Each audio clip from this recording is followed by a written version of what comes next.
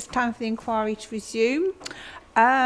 So just the usual things. First of all, mobile phones, please make sure you switch those to silent.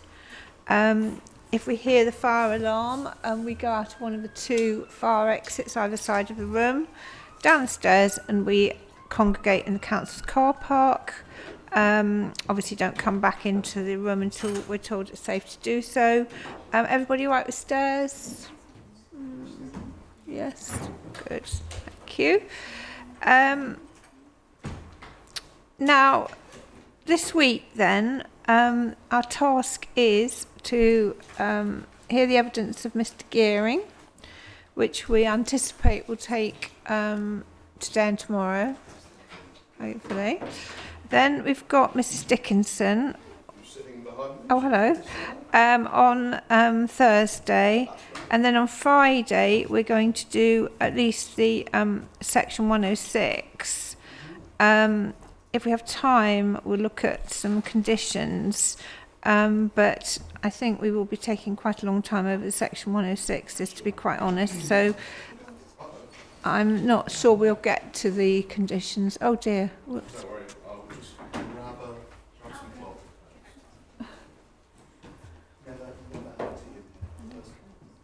Anyway, sorry, you were saying. Do you want me just to wait for a minute, just while you... I mean, yeah.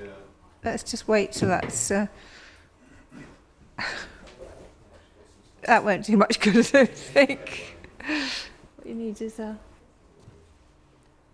perhaps just while you're doing that, there were some site visits, weren't there, that need to be done. On my list, there's Bexon Farm, there's the chalk pits, isn't there? There's the nursery. Was there anything else? Particularly? No, I think that's it. It's Bexon Court rather than Bexon Farm. Bexon Court, sorry, yes. But yeah, no, otherwise I think it's just the nursery and the chalk pits. Yes, now, so we can either do those sort of, connected with this bit of the inquiry, or we can do those sort of later on at some stage. Do you have a preference? Not particularly. I don't particularly want to do anything next week. I'm hoping to have a bit of a rest then. But and I know lots of people will be away in August, but I mean I'm not actually, as it happens. So if anyone was available first week of August, we could do it then, or we could leave it. I think we could do first week of August. I mean, see if this works. Yeah. Benefit of doing it in August, I guess, is you're going to get, and by the time we come Better back in weather. October, visibility is going to be a bit, you'll be constrained in the middle of the day, sort of, and mud, yeah. Probably more likely that we'll get better weather, but it depends if the council is available. There will be somebody available. I'm not available in the first week of August, but somebody can be made available. Yeah, okay. And Rule 6? Councillor Bonney's not here at the moment, but I'm sure we can find someone. It won't be me, but I'm sure someone. It won't be any discussion of merits. Obviously, it's just someone there. I don't know whether Kent County Council probably weren't particularly interested in that. No. Okay, fair enough. National Highways, I shouldn't think were particularly interested, or Duchy for that matter. So I would think it is just the applicant's council and the Rule 6. Obviously, you've got 2 Rule 6 parts, I quite understand that. So I'm quite happy to have one from each. But, and of course, we need to make sure that the owner of Bexon Court and the nursery are available. So that's something we can do. When Councillor Bonney arrives, I'll make sure that she makes contact. Yes, so I was thinking of the week commencing the 4th of August. Really just when everybody can do it. Let's say, I mean, we could try for the Monday, but I'm happy to do it on one of the other days. Is that all right? Yeah. So perhaps you could all get together and sort it out. We start with, as you say now, we'll hear what Councillor Bonney can do, and then we can probably work it out. Yeah, well, just let's do it offline of the inquiry. Yep. Okay, we'll come back to that anyway. I've got the folder of Mr. Gearing's evidence. Thank you very much. I think that was a joint effort, was it? Or was it just Kent? Well, I've just been asked that one. Oh, okay. Well, it was started by Kent anyway, and then it was you. So thank you both very much for all of that. It'll be very helpful. I will probably stick to the the copies of the actual rebuttal proofs, because I've sort of highlighted stuff. But the appendices will be very helpful there. The only other thing I was just wanting to make sure we didn't forget is obviously we're not doing planning now until the 2nd of October. We're starting that. Now, as was said, circumstances there might be other things that crop up between now and then. So there might be a need. We haven't got any rebuttals for planning, I don't think, have we? So I'm presuming that as things stand, no one actually wants to put any in. But if there is a need for anything just to address any change of circumstance, then we do need to have a date, I think, when that should be submitted. And I was thinking of the 18th of September, which will be 3 weeks before the inquiry, and that would then give people a chance, if they did want to put any sort of rebuttal to that, to do it, 2 weeks before. I think that's full fine by us. Thank you. Is that all right? But obviously, if there's not any change of circumstance, I wouldn't really welcome revisiting things you've already. We won't do it just for the sake of it. No, thank you. Okay, so we'll say the 18th of September then. Okay.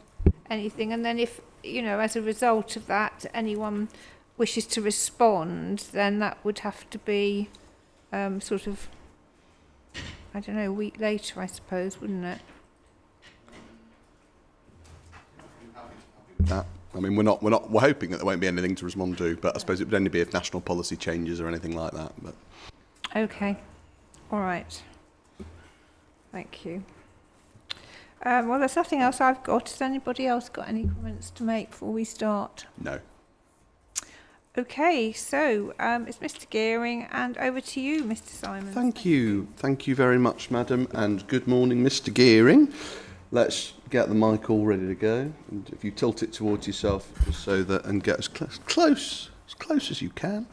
Now, Mr. Gearing, you've produced 2 rebuttals, as we know, and the inspector's got them in a folder now, but they are core documents, just for anyone watching. 37.14.1 is your first one, and your second one is 37.14.3, and there's a number of appendices to both of those. You tell us who you are on the second page of the first one. You're Ben Gearing. That's correct. You are a director of planning for Quinn Estates. Can you talk us through your different qualifications? You've got a degree in human and physical geography, a master's in planning. You've got postgraduate in strategic leadership. You've been MRTPI since 2005, mentored several members through their APC. You've got over 21 years experience in public and private sector. You're a chartered town planner, but you're also the manager of the Highsted Park project. Not a cost consultant or surveyor, but you've worked extensively on this project with colleagues and with the team. And you're also previously head of planning at Folkestone and Hythe District Council, where you manage development management. You're responsible for the planning policy process, including the core strategy, site allocations plan and core strategy review. And that included extensive work on Otterpool Park Garden Town, which is one of the many schemes that's come up over the inquiry so far. You worked on that one from its inception through to its designation as a garden community by the government and its draft allocation, the now adopted local plan. You were part of a senior leadership team, worked with a number of key stakeholders, including Kent County Council, National Highways and other people as well. And then you moved to Quinn Estates in 2018, where you worked there on this project and indeed a number of other projects as well. So, is all of that broadly correct? Yes, that's all correct and gives a good summary of my experience as set out in my book. Now, you're a planner by background, but you're not giving planning evidence to this inquiry. Correct. For planning evidence, questions should be referred to Ms Dickerson or Mr Bashforth, who are our planning witnesses. And could you broadly explain, I mean, the inspector's got a lot of the key chronology in the way the scheme's come forward from Mr Wild's evidence, among other people, but you've been on this project, the Highsted project, managing it for how long? So I as you set out, I moved to Quinn Estates in August 2018, so almost 7 years ago, and I immediately started working on this project. At the time, we were promoting the scheme through the Garden Communities programme, which we've heard about in evidence so far, and through the local plan making process, which was fairly live at that point. So my initial work on the project was responding to the Garden Communities prospectus, engaging with Stantec, Peter Brett and Associates, who they were at the time. Oh yeah, we've seen those pieces of work that were produced way back in 2018, 2019, all of that stuff. Yes, exactly. So providing information for those pieces of work, and that also included working with the council's plan making viability consultants at the time, who were Aspinall Verdi. Following that period, so that was 2018, 2019, I think, as I set out my proof, there's been a number of political changes in Swale. The local plan work on the garden communities stalled, and I think that's set out in the core documents and that are submitted. And we moved towards preparing a planning application. We were engaging with Swale and their head of planning, James Freeman, at that time in detail, carrying out pre-application advice. And the applications were prepared, I think they were originally submitted to Swale in late May or early June 2021, and first validated in September of that year. There's been mention of a 2022 date, but that was the revalidation after original responses to the environmental statement. I see. So there was an initial validation, and then they were revalidated again after environmental statement updates. Correct, yes. So, we've had 5 case officers on the application. 3 we never met. Five different ones? 5 different case officers. And Mr Diagono has been leading for a couple of years and has moved the applications forward a lot more than the other officers did. Okay.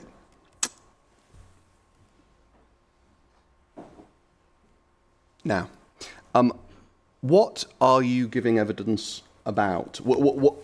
Originally, you'd not been tabled as a witness at all.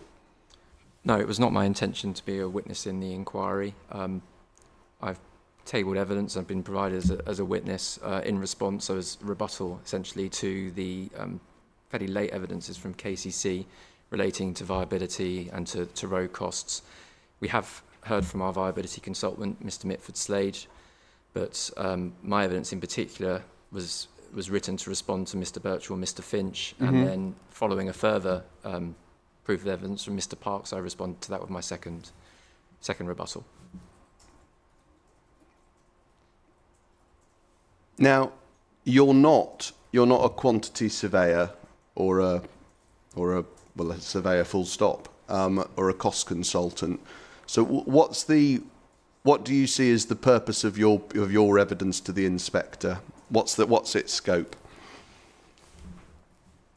My evidence is I'm here really to tie together the matters of fact and information for the inquiry. There's been a number of questions that have come up since March, where they're not matters that could be answered by the expert witness team, and they relate to the role of Quinn Estates and how we would bring the project forward with the landowners. And so that's the main aim. And then secondly was to respond to what Mr Finch and Mr Birchall have said, and some of the comments from Mr Parks as well. So there was the specific comments that came about through their proofs of evidence, and then secondly was some of the questions that have arisen from the inspector and others, where they've kind of been directed towards me as a kind of catch-all and someone who's been working on the project and managing the project for nearly 7 years.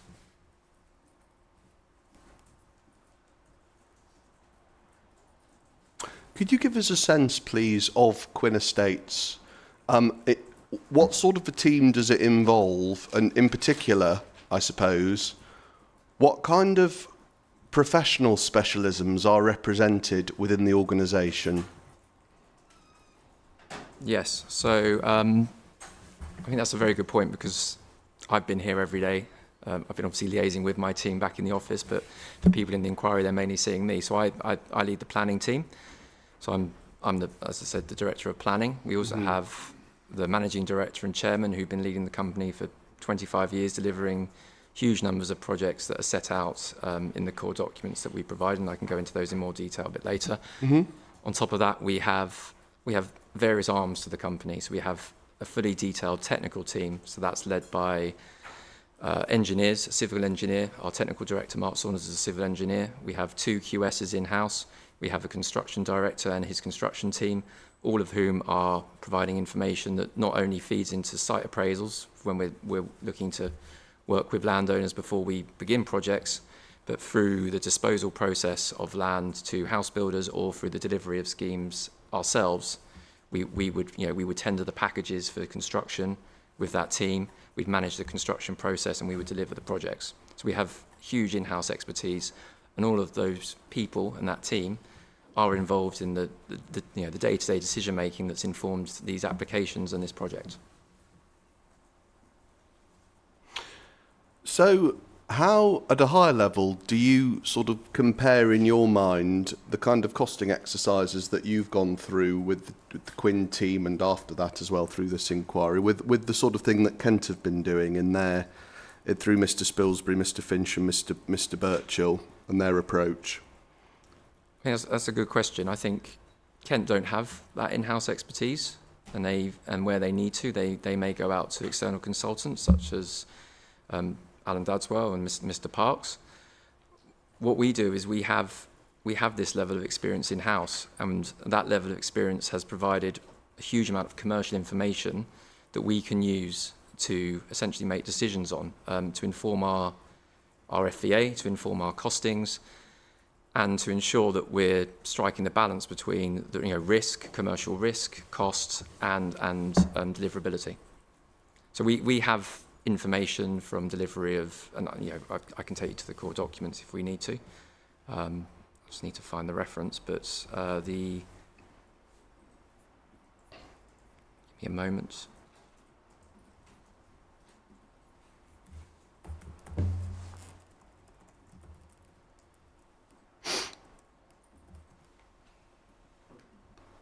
So it's the Quinn Estates experience document. I just don't quite have the reference. At the moment. Is it the 31 point? Hang on. Is it 31? Sorry, sorry, no. 21.1.6. Is it 26.1.6? You're absolutely right. Sorry, 26.1.6. Sorry, I found it now. Yeah. So yeah, within that document, which I probably won't get up, but others may want to, we talk through the track record of delivery. And when we talk about delivery, we're talking about partnerships with house builders such as Barratt Redrow. I mentioned Conningbrook Park in that scheme, and Wisers Lane, which is an urban extension to Sittingbourne, and Beeston Park, which is a strategic site which we're acting master developer on. So they're very different projects. For example, at Conningbrook Park, we are delivering on site the local centre and a bowls club, but off site we secured the nutrient neutrality solution and delivered a strategic wetland. And again, we costed that, we delivered that, and that unlocked that scheme. At Wisers Lane, we're currently building a new sports hub. So, in terms of delivering sports hubs, we are actively delivering sports hubs at the moment. We know how much it costs to build changing rooms, facilities, pavilion buildings. We know how much it costs to build new pitches. We're doing that now, and we've done it in the past at Herne Bay Sports Hub, which also mentioned. At Beeston Park in Norwich, we're delivering an east-west link road for a scheme. We're delivering major foul and surface water drainage and a new wetland there. And we're delivering service plots. So they're just 3 projects we've worked on very recently, and we're working on where we have live costings and historic costings that are fed into the information that informs our internal teams, which are made up of technical directors, which includes civil engineers and quantity surveyors. So we have our in-house expertise that we use. Mr. Parks, I think someone asked him a question of what would you do about a high-level project at this kind of stage? And he said we would use our in-house expertise, my 20 years of experience. We would use broad assumptions over cost, and we would look to other projects. And that's what he essentially did. what we're doing. We don't need to go to an external consultant to do that because we have those figures in-house. And And I think we trust our figures more than if we went externally. If we went externally, they wouldn't know the project. They would probably have to add large contingencies on, and they would have to rely on other projects to inform them, and not ones that we've delivered. You'd say if you went externally, they wouldn't know the project. They'd have to add large contingencies on. And what was the third thing? They would have to use... They'd base it on schemes that you hadn't delivered. Yeah, they'd base it on schemes they haven't delivered. So we, as a company, and our business model is this. We have to get this right, otherwise we wouldn't have been doing this for 25 years. We have to be able to get our costs right, otherwise the landowners don't make any money, the house builders don't make any money, and we don't make any money. And the Section 106, which we have always delivered, isn't delivered. That concern about deriving costs on the basis of incomplete information, massive contingencies, and schemes that have nothing to do with the scheme that you're actually trying to deliver, do you see any of that in what's before the inquiry? That's exactly what I see in the ADCC cost report. It's information that was not based on the information in the application. For a start, it's information that was based on indicative drawings that were treated as if they were drawings to be used for construction. And on top of that, it was treated as a business case, which we've heard. So, if KCC were delivering the infrastructure, particularly the highway infrastructure we are delivering, and they were seeking government funding to do so, I think that's very much the approach they would take. And that's their approach. That's their business as the county council, but that's not our business as a private developer. Let's talk about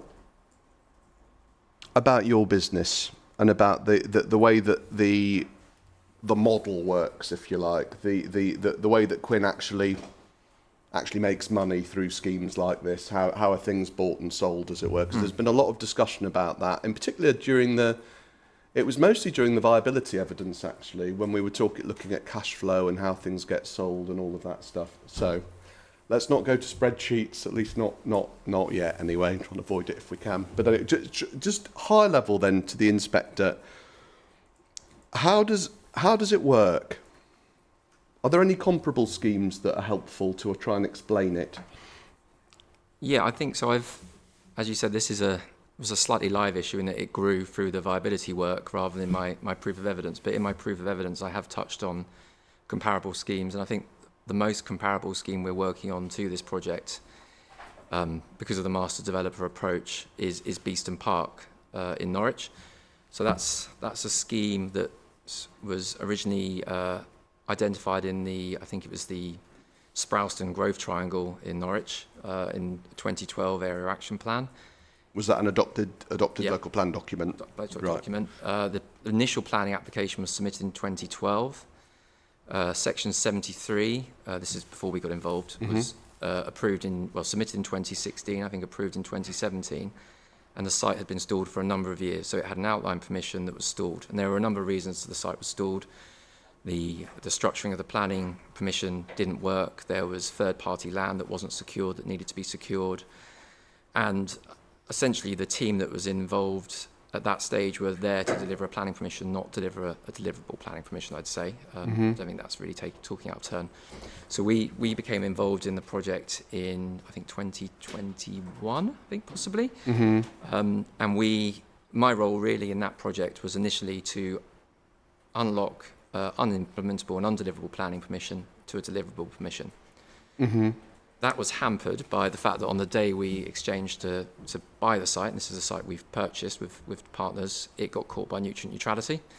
So we originally looked to work in Norwich because it's not caught by nutrient neutrality, because it's made delivery in Kent very difficult. And on the day we exchanged, that was thrown as an additional hurdle. So notwithstanding nutrient neutrality, essentially on that site, we've done a huge amount of work to resolve the ability to deliver highway improvements, off-site highway improvements. We've secured a large area of land that delivers the missing link of an east-west link road. So we've secured the land for that so that can be delivered. And we have solved nutrient neutrality, which is not an easy thing to do. And how many homes are we talking about there? So that scheme is in 3 phases, and it's for 3,520 homes in total.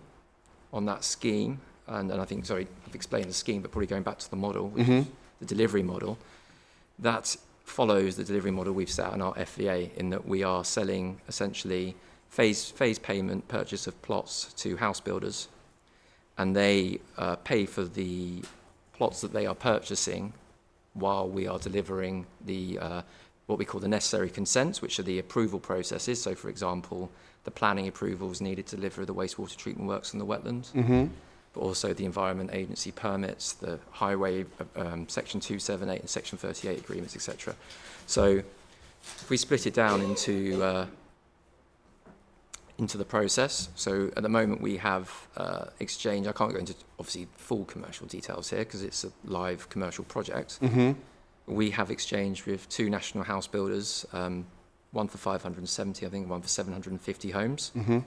They have paid upfront deposits. I know Mr. Young mentioned deposits, but actually the deposits are a low sum. A low sum associated with what? Essentially associated with the exchange of contracts. So it's the legal fees, it's the back and forth. Right. It's a sum in the hundreds of thousands, but it's not a significant payment. But essentially, it covers that initial work. Right. And then there are 4 payments over, I think, over 3 to 4 years on this project. So this is the Norwich model, is it? Well, this is the Norwich model. This is the delivery model that we are delivering, and we have exchange contracts on. Okay. 2 major house builders. So how does it work? So the first payment, 30% of the plot value. So again, it's not the sale value of houses; it's the value of the plots. That's you just pause on that for a minute. I don't want to sort of overlabour this. You say it's 30% of the plot, not 30% of the house. Could you just explain that? What is the thing that they are paying 30% of? So they are paying 30% of the value that they are paying of 570 homes, essentially. So if one plot purchaser is buying 570 plots to build, so it's land, they're buying land for 570 houses. That's what they're buying. They're buying land. That's what they have at the end. And on that land, they are building their 570 homes in accordance with an outline and a reserve matters approval. Sorry, is Not still. the value of the land is presumably determined, is it by the, how actually is that determined then? What you paid for it, or? No, essentially it's appraisal led from both us and from the house builders. So it's a commercial, not from the FVA, from an appraisal, but this is a commercial. It's a commercial valuation. It's a commercial valuation here at the moment. Okay. Land with planning permission and services on which a builder can go and put some houses. Exactly. Yes. So the first payment they make would be, this is the situation, is 30% of that plot value. So they pay. So say that what you said. One of them was 570 plots. Yeah. So for 500, the first thing they do, you say, is after they've paid for the legal deposit and all of that, that the first payment is a 30% payment of their overall value of the land that they're buying. Exactly, and that is payable upon us achieving necessary consents. So the term necessary consents I touched on before, but that is Section 278 works, demonstrating we have all the land acquisition needed, which is for sometimes third-party land for things like wetlands, planning permission for the wetlands on this case, and the wastewater treatment works, EA permits in place for the wastewater treatment works and the wetlands. So those are all the things that are needed that ensures that, from a box-ticking exercise, you can get on then and start building. So those necessary consents are really important, and we would take the same approach here. So the necessary consents for Highsted Park are those detailed requirements that we've been discussing at length with the County Council to be able to deliver the road in particular. So they are the Section 38 agreement, they're the evidence of the contracts, they're the everything that's set out in, I think, Section 3 of my proof. So the detail of the Section 106. So that's the first payment. The first payments then, that's 30% of their total land cost. And at that point, they're not on site, they're not able to start building. No. Because no one's building at that point yet. We're just about to start building the infrastructure. Mm-hmm. The second payment, which is upon the commencement of that infrastructure, is a 20% payment. So by that point, when you're starting to build the infrastructure, Mm-hmm. so in that case, the wastewater treatment works, all the surface water drainage, all the foul waste drainage, everything I've just discussed, we've received 50% of the plot value, as it were, from the house builders. So the 20% is the plot value, is it?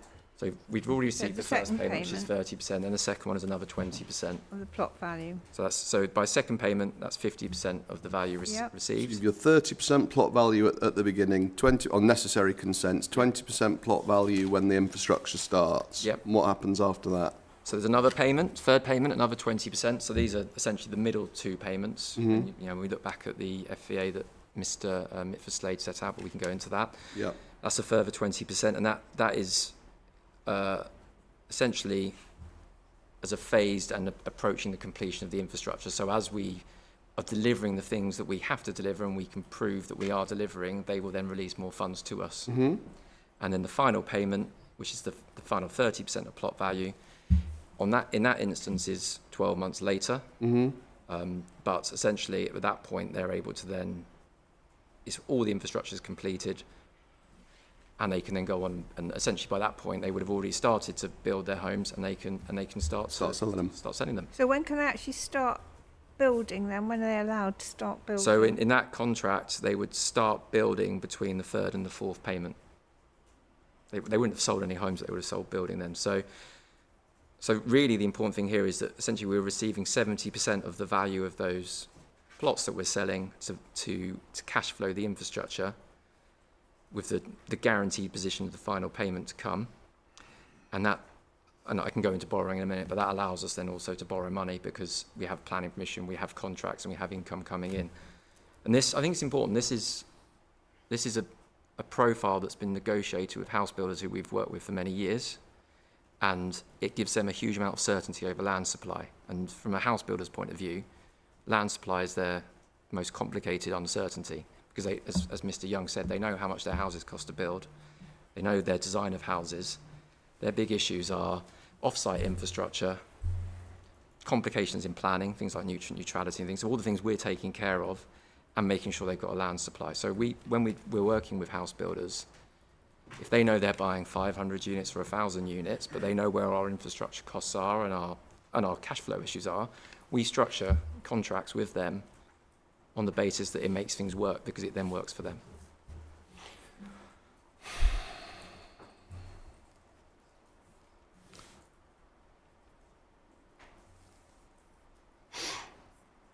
To what degree is that model that you've explained represented in or consistent with what Mr. Mitford-Slade has worked on in the work that he prepared for his viability work for the inquiry?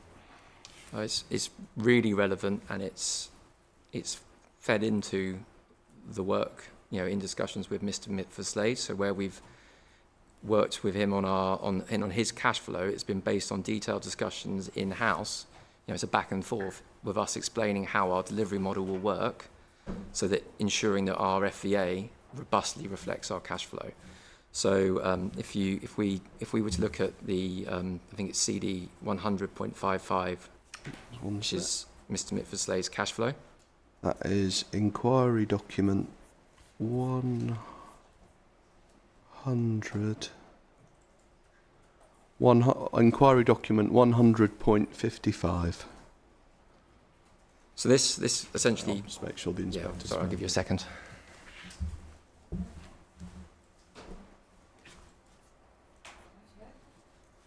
So I'm not going to go into the figures. I'm trying to avoid going into figures too much, because I think it's a lot of what I'm talking about is principles, and we've had a chance to look at figures. Yeah. This demonstrates that the funding of the Southern Relief Road, for example, if we're looking at the southern one here, the Southern Relief and the Junction 5A is predicated on receipts being received between years up to year 5 for 1,500 plots, and Mr. Young's looked into this in detail. I'm sure I have further questions on this, but essentially that is based on a tranche payments model. So we are receiving the funding, the payments for 1,500 plots from a number of house builders, and it could be 2 or 3, for example, over that period. So we have modelled that money coming in, and of course, as Mr. Mitford-Slade mentioned, we'd also be selling land which further on, so you'd have payments coming in year 4 to 7 or 8 for the next tranche of land, and then further on. So your payments are coming in reflecting different stages of the project. And I think going back to Beeston, the important thing here as well, and I think, someone may say, well, who would pay that because they can't get on with their reserve matters? They're not going to be able to get on site. I think that is what Mr. Young says, isn't it? Yeah, well, yeah, I've heard exactly that. Exactly that. Exactly that. So at Beeston Park, we're at the point where we're getting our tranche 1 payments. We've got 2 reserve matters in for phase 1 and 3 of that development because the house builders have been working up the reserve matters alongside us and alongside the contract work. So, they know that a reserve matters planning application could take 2 years. Let's be honest, the planning system isn't quick. They want to get their reserve matters in as soon as possible. We work with them on the nature of their reserve matters, making sure it meets all of the requirements of the 106, the design guides, things like that. Essentially, we go through with them to make sure that the work they're submitting is up to the standard it needs to be, so that when their reserve matters are in, they are being considered by the local authority at the same time we are delivering the infrastructure, so that by the time their reserve matters are approved and there's other pre-start commencement conditions can work through, that is being worked through alongside the delivery of the infrastructure. So do you help them then? Do your in-house team help the house builders with their reserve matters? So or have they got their own? They must have their own. They have all their own team, but our team engage with them. So for example, our technical team will have numerous meetings with their technical teams to talk about drainage strategies. Does it align with what the expectations are in the outline application? Are there any changes? If there are changes, does that mean we might have to make a non-material amendment to some of the outline parameter plans or something like that? So there's been a constant back and forth on that project in Norwich, where we've worked in particular on phases 1 and 3 to make sure that the reserve matters coming forward and the outline permission are completely aligned. So there isn't that, because there's always that risk. There's that kind of, when you've got a large outline application and you've got reserve matters coming forward, there needs to be that dialogue and discussion between the two. And if you've got a phased delivery and with multiple house builders bringing forward reserve matters, someone needs to oversee that, otherwise it could go very wrong. Yeah. And the overseer, you're talking about the master developer model then? That's what a master developer does? Exactly that, yeah.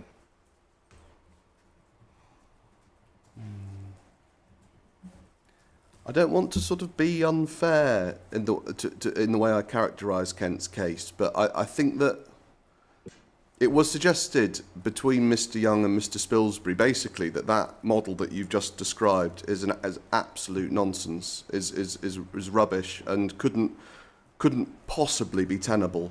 And we'll go into the piece of paper that they produced in a minute to kind of I'll try and unpick that a bit. Yeah. But the idea, for instance, that house builders would engage in those sorts of terms that you've just outlined without a major discount, for instance, was one of the things that was talked about. Is just fictional, that kind of thing. I mean, headline. What's your reaction to Kent County Council's position on your business model? It was quite difficult to hear, to be honest. What do you mean by that? Because I'm sitting in the inquiry, listening to essentially being told that our entire business model is nonsense and no one would buy houses like that, and house builders. There was talk of it was very much a option. I mean, it was kind of written around. The thoughts were around options, so option agreements. So the thoughts that were coming from KCC seemed to be around option agreements. Yes, option agreements. And land purchases and payments being made when houses are occupied, and it's completely at odds with the way our business model has worked for 20 plus years and delivered huge, thousands of houses in Kent, millions of pounds of community infrastructure that KCC has benefited from and spent, and also other infrastructure that we've delivered, sports hubs, apprenticeship centres, all sorts of things that are essentially enshrined in Section 106s that we haven't gone back on. So it was difficult not to respond to that at that point, and that's one of the reasons I'm here today, really, to try to do that. So let's respond then to the sort of crystallisation of Kent's questioning of this business model. It comes in the document that's at inquiry document 100.56. 100.56. Let's let everybody get it. This was the Mr. Spilsbury produced table with 4 notes that was put in the other day. Yeah, so this... Hang on, sorry, everybody get it first. Rushing. No, there's a lot to talk about. Yeah. Right, This was tabled by Kent a week or so ago, or whenever it was, and it's got some numbers in, and then it's got a number of notes in, and I think the point of the notes is, well, it is exactly what they say. I think that they're saying that, well, they do say, don't they, that it's not at note 3 and at note 4, they say 3 lines from the bottom of note 3 and 2 lines from the bottom of note 4, that what's being put forward in here, which is not realistic or credible, and in any event would flood the market, undermine the whole concept. They're saying that what you're suggesting is not realistic and not credible, which is what I've just tried to put to you a minute ago. But what does this table or this page reveal to you about their understanding of your business model? I think actually this note, and the notes in particular, are very helpful because there was a difference between us that was quite hard to understand, and I think this does articulate it and allows me to explain it quite well. So there was lots of talk, and I think Mr. Young had his calculator out, and he was saying, well, is the deposit 10%, is it 20%, is it 30%, well, you need to sell 5,000. There was discussions going on there about the number of units that would be needed, and this is articulated in this note quite well. So I think as I've set out, the top line is correct, is 1,500 units. So what we've said is that we would receive the equivalent value of 1,500 plot sales. So plot sales, the value of the plots, not the houses. As Mr. Mitford-Slade explains, these would be phased over payments between years 2 to 5, and however there could be other sales coming forward, for example in years 4 to 7, but it's not been modelled on that basis. This payment profile is, as I've just set out to you, as an example from Beeston, how we've achieved that exact payment profile elsewhere commercially, and we often have phased payments. Phased payments are not a concept that particularly linked to us in any way. I'm sure there's hundreds of examples from other master developers and others who receive phased payments for sites. So looking at this note, year 2 you would receive the first payment, which is in this case we have £38.985 million. Year 2, third row down is where you're looking, and that number, just to unpick it, that represents, I think it's about a third of the total plot values of the 116 million. That's plot values. Yeah. So this is a slightly more simple model. In year 2, you receive the third, and that would correspond with all the necessary consents being achieved, which allows us to then begin delivering the infrastructure. Mm-hmm. Years 3 and 4, and alongside, so years 3 and 4 is why we're building the infrastructure. So that's mid-build coming in. Mm-hmm. And each one of those is essentially half of a third, so 16.5% or so each. Mm-hmm. Yeah, that's the 19.49. Just under 19.5 and 19.5. Okay. And as I set out, whilst those payments are being made and we're providing the service plots, you would have RM approvals, reserve matters applications coming in from the house builders, conditions being discharged by the house builders, pre-commencement conditions also being discharged by us. There's all sorts of... So all this stuff's happening at the same time, is what you're saying? 100%. Has to happen at the same time. If you did this in a linear way, you're years away. It just wouldn't work. And then year 5, you'd have the first homes being constructed, which is, there you have so the homes are being constructed, moving towards occupation, and that final payment being received, that 38.9 million, which is the last third. So you're summarising the grey bit at the top of this table. That's the top section. What I'm confused about then, you're saying that kind of approach is possible with what? You said 2 or 3 house builders or something like that. Yeah. So if you had 3 house builders, each buying 500 plots, for example, and paying for those 500 plots in phased payments over that period, at the point of year 5, they would own 500 plots on service land each, and they would be delivering homes in accordance with their first reserve matters, which maybe, we use a theoretical 120 units. They may put reserve matters in for a larger number, but I would say each house builder would probably be delivering 58 to 80 homes each per year. Thereafter? Yeah, thereafter. How many? Probably 50 to 80, but on top of that you would have affordable housing delivery, which Ms Dickinson will go into in more detail. So where Mr Young and Mr Spilsbury, I presume, worked on this note with Mr Young, I think they've kind of foreseen a world, I think, that we would need 5,000 plot reservations at 33%, which is in note 3. Let's just try and work it through. Yeah, sorry. There's a lot of numbers now. So Sorry. if we just go to note 3, note 3 says, based on 30% plot deposits, this would necessitate 5,000 plot reservations by year 5, 70% of the total plots. And just going down a couple of lines, it says, assuming 50 sales per outlet average, this would require 50 house builders, not 2 or 3, but 50, selling simultaneously. Not realistic, not credible, bracket 6 to 8 is a typical maximum. Yeah. So something on the numbers is between you and Mr. Young in a pretty seismic way. You're at 2 to 3 house builders, he's at 50. Can you try and explain it? Just for the avoidance of doubt, this is Mr. Spilsbury's note. Sorry, sorry, I didn't mean it like that. I just help you. So I did the maths, which is the 5,000, 7,500, 15,000. The note with the extra comments is Mr. Spilsbury adding his points about 50 house builders and so on. So I didn't. I meant Kent's case. Kent's case in general. So Kent, or through Mr. Spilsbury, are at 50 house builders, as it were, on the assumption of under note 3, as it were. And you're saying it's not 50, or indeed they're at 45 house builders in note 4, just for what it's worth. But anyway, they're at loads, big numbers, and you're at 2 to 3. So how is the inspector to reconcile these differences? What has happened?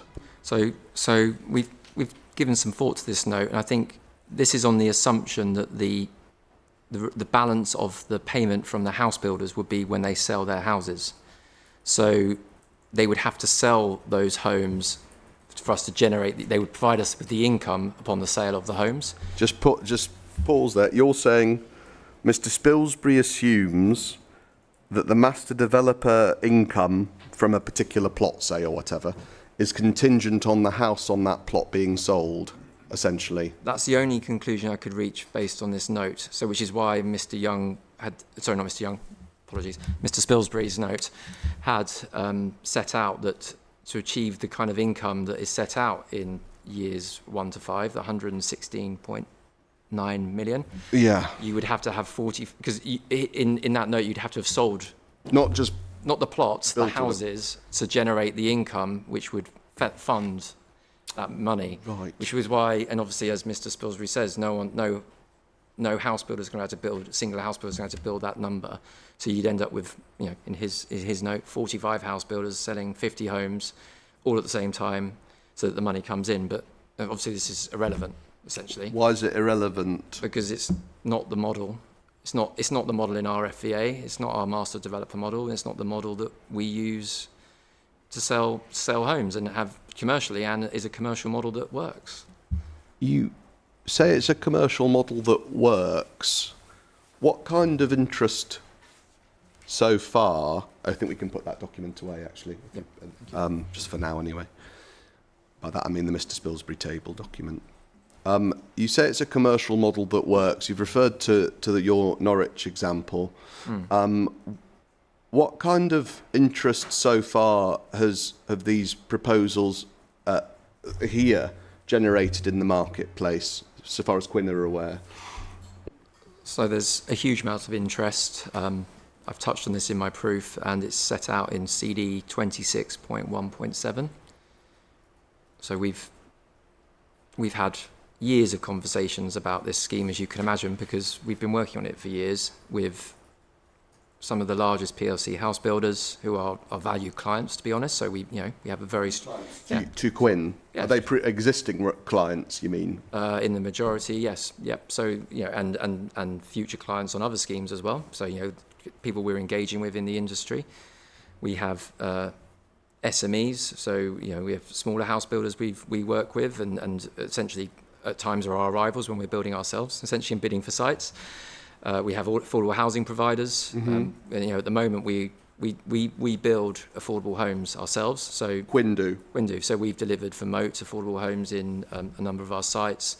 I think there's interest from, I have to open the document, but Town and Country and others who, we build a length for, and we've got long-standing relationships with affordable housing providers, because not only do we deliver homes through Section 106 on our sites, we also deliver sites as 100% affordable, and we've sold sites as 100% affordable through additionality.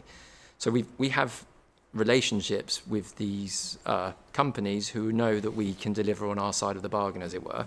And what your side of the bargain is to deliver A viable and valid and deliverable planning permission, that, and then on top of that, the necessary consent, as in the requirements, mean that they can come on and build homes, which is what they're. And the thing they're buying from you as a master developer is a service plots and an implementable planning permission with all of the kind of off-site infrastructure works resolved, so they don't have to do that because it's not their business model and they don't really like doing it. On top of that, we've spoken to care home operators. We heard from Mr. Dobson as well, where we've had strong and detailed engagement with the commercial sector. And on top of that, of course, Trinity are a joint applicant, and the Kent Science Park are, a part of the scheme. So we have huge amount of interest in the commercial land next to the, next on a new junction next to the M2. That's a very rare thing to happen, and there's huge amount of desire and demand for that type of commercial land. We've heard from that from Mr. Dobson, so I'm not going to go into the merits and the detail there.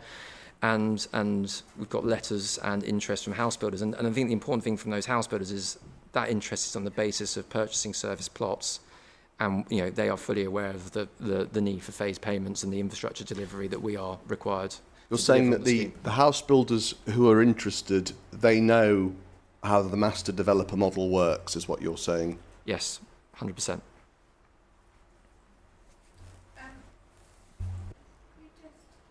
Tell me, you were talking about major house builders that you have connection with and so forth, but does Quinn itself, you said they build affordable homes, are they actually a house builder themselves?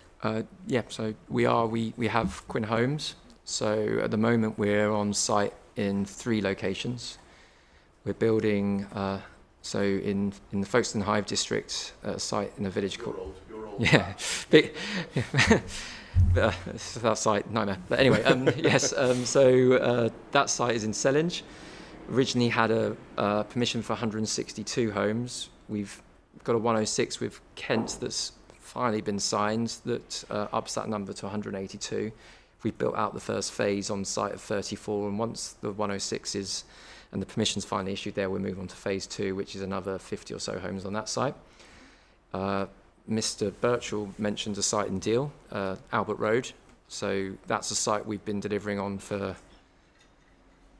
probably 5 or 6 years now, and we're moving on to another phase of that site at the moment. Again, we're building all the homes there and have sold the homes. I think we've sold over 150 homes on that site. So you do the master developer model, but you also, Quinn's itself constructs both market and affordable homes. Yeah, I suppose described as a kind of SME house builder. So, you are? Yeah, Quinn are.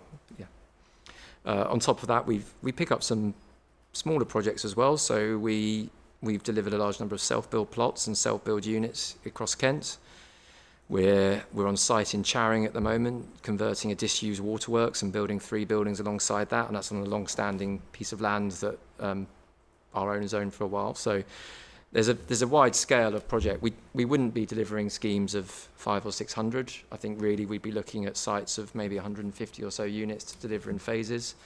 And as I said, you do some actually at Highsted, would you? Is that the intention or not? I think it's an option, yeah, certainly. Certainly where we looked at some of the self-build plots, I think we would be involved in delivering servicing for the self-build plots because we've got experience of doing that.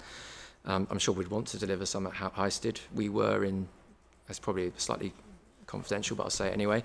We were in detailed discussion for one of the plots at Otterpool, where they were working on, before the planning permission was held up, they were working with a number of SMEs and national house builders, so they had a range of disposals. So they were looking at, you may have a Redrow and Barrett's, for example, taking 1,000 land for 1,000 units each, plots for 1,000 each, and then they may have the kind of Penland Homes, Esquire, us, others who would take 20 to 150 or so. And I think it's really important from a delivery point of view, and Ms Dickinson will go on to that, to make sure you have that that mixture. That diversity. Yeah, and it also offers a diversity and a difference in product as well.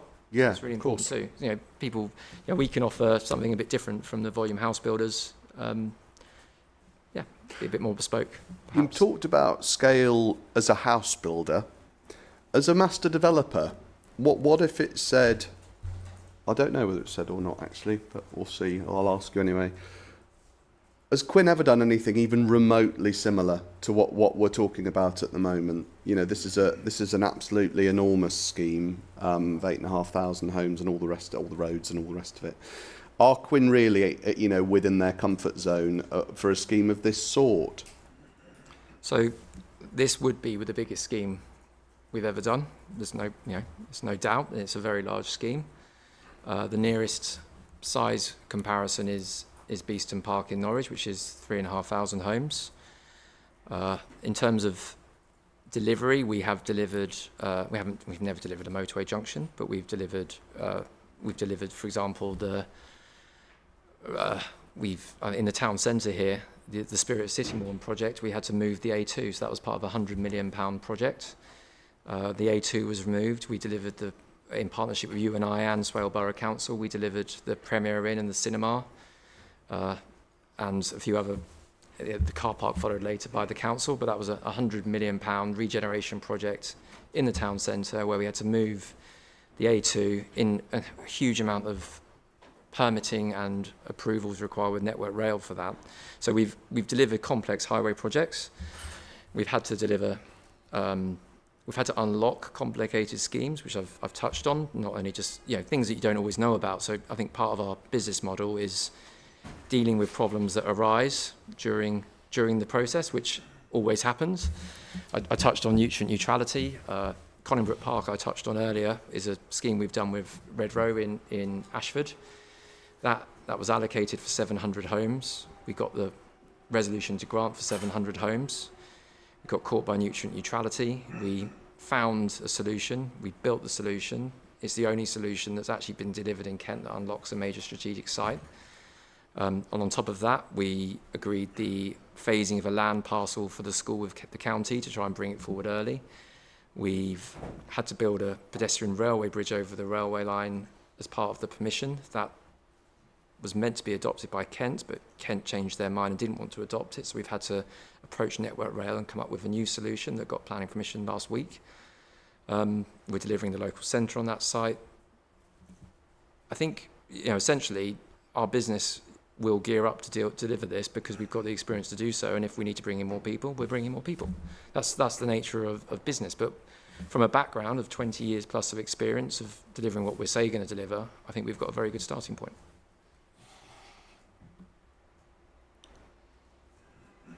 What about Homes England? Because I think going into this tranche of the inquiry on costs and viability, Kent's starting point was not so much, at that stage anyway, an objection per se. It was a note of caution raised by Mr. Finch and others that, in their experience of delivering schemes like this for Kent, that you're not going to get very far without public money, or anywhere without, I don't know, without public money. Public money would be necessary. To what extent have you engaged with Homes England? So it's no secret that we have engaged with Homes England. So the Garden Communities Prospectus cross-references that we've been talking to Homes England. So that was 2018, 19. Or 19, yep. That's our initial engagement with Homes England was in 2018 on this scheme. We engaged with Homes England, it's mentioned in the DAS as well, that similar engagement. We had further engagement with Homes England in 2021, talking about the submission of the applications. We had a huge amount not a huge amount, an amount of engagement with Homes England last summer, so the summer of 2024. We met with their infrastructure finance team, but infrastructure finance team. Yeah. Just to unpack that, what are you asking? Or what are you talking about? I think it's important. So this isn't. I think there was talk of government intervention being needed, but this is infrastructure finance in terms of commercial loans that Homes England offer. So this be a loan? So it's a loan, not a grant. So Mr. Birchall and Mr. Finch, but mainly Mr. Birchall talked about Newtown Works, which received levelling up funding of 18 million. That's a grant. So that's money that's given to the scheme to deliver something that isn't viable, and because of a viability gap. Whereas Homes England have years of experience of offering commercial loans to large-scale housing and infrastructure projects. So they've delivered it for Urban and Civic. They've done them for, I think, Wellborn and other places as well. And that's a decision that is made on a commercial basis by the master developer and the landowners as to whether to progress a loan with Homes England or with a bank or a private equity. They'd be a potential source of financing, basically. Yes, 100%. Along with other and with banks or whatever. We've done some modelling work with them, some initial modelling about what kind of based on the model where we would, as I've set out with the master developer model. And obviously, the model sets out that we need bank funding because the infrastructure cost is higher than the money we get in the early phases. So you obviously need bank funding as well, and that's really important. So. And what have they told you? I mean, where are things at? So the most recent communication we had with them. So prior to the call-in, we were talking to them. We put things on hold following the call-in to prepare for this inquiry.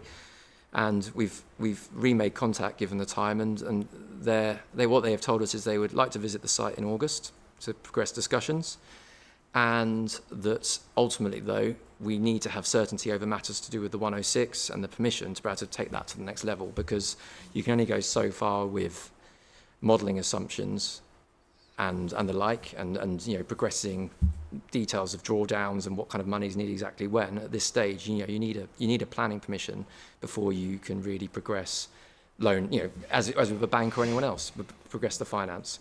So at the moment, that's where we are. We'll respond to Homes England. I'm hoping we can meet with them over the summer before the inquiry reopens in October, because what we want to do is, as with any other funders, is be able to hit the ground running when we get planning permission, so that we can move towards the delivery phase.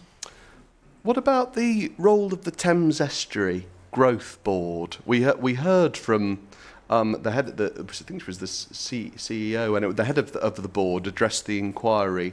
You've had engagement with the Growth Board. Is that correct?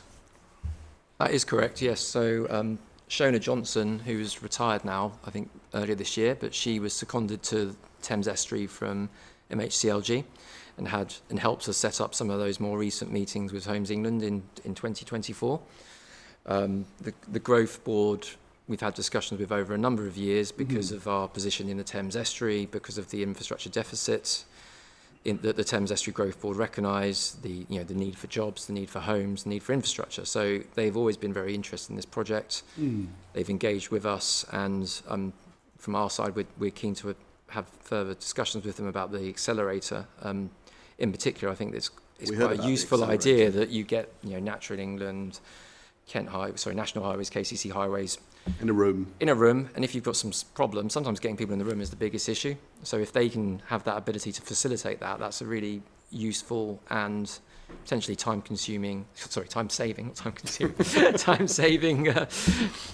benefit. Yeah. So something we'd be happy to engage with, but again, really engaging with them is post-determination. There's only so much theoretical discussion you can have.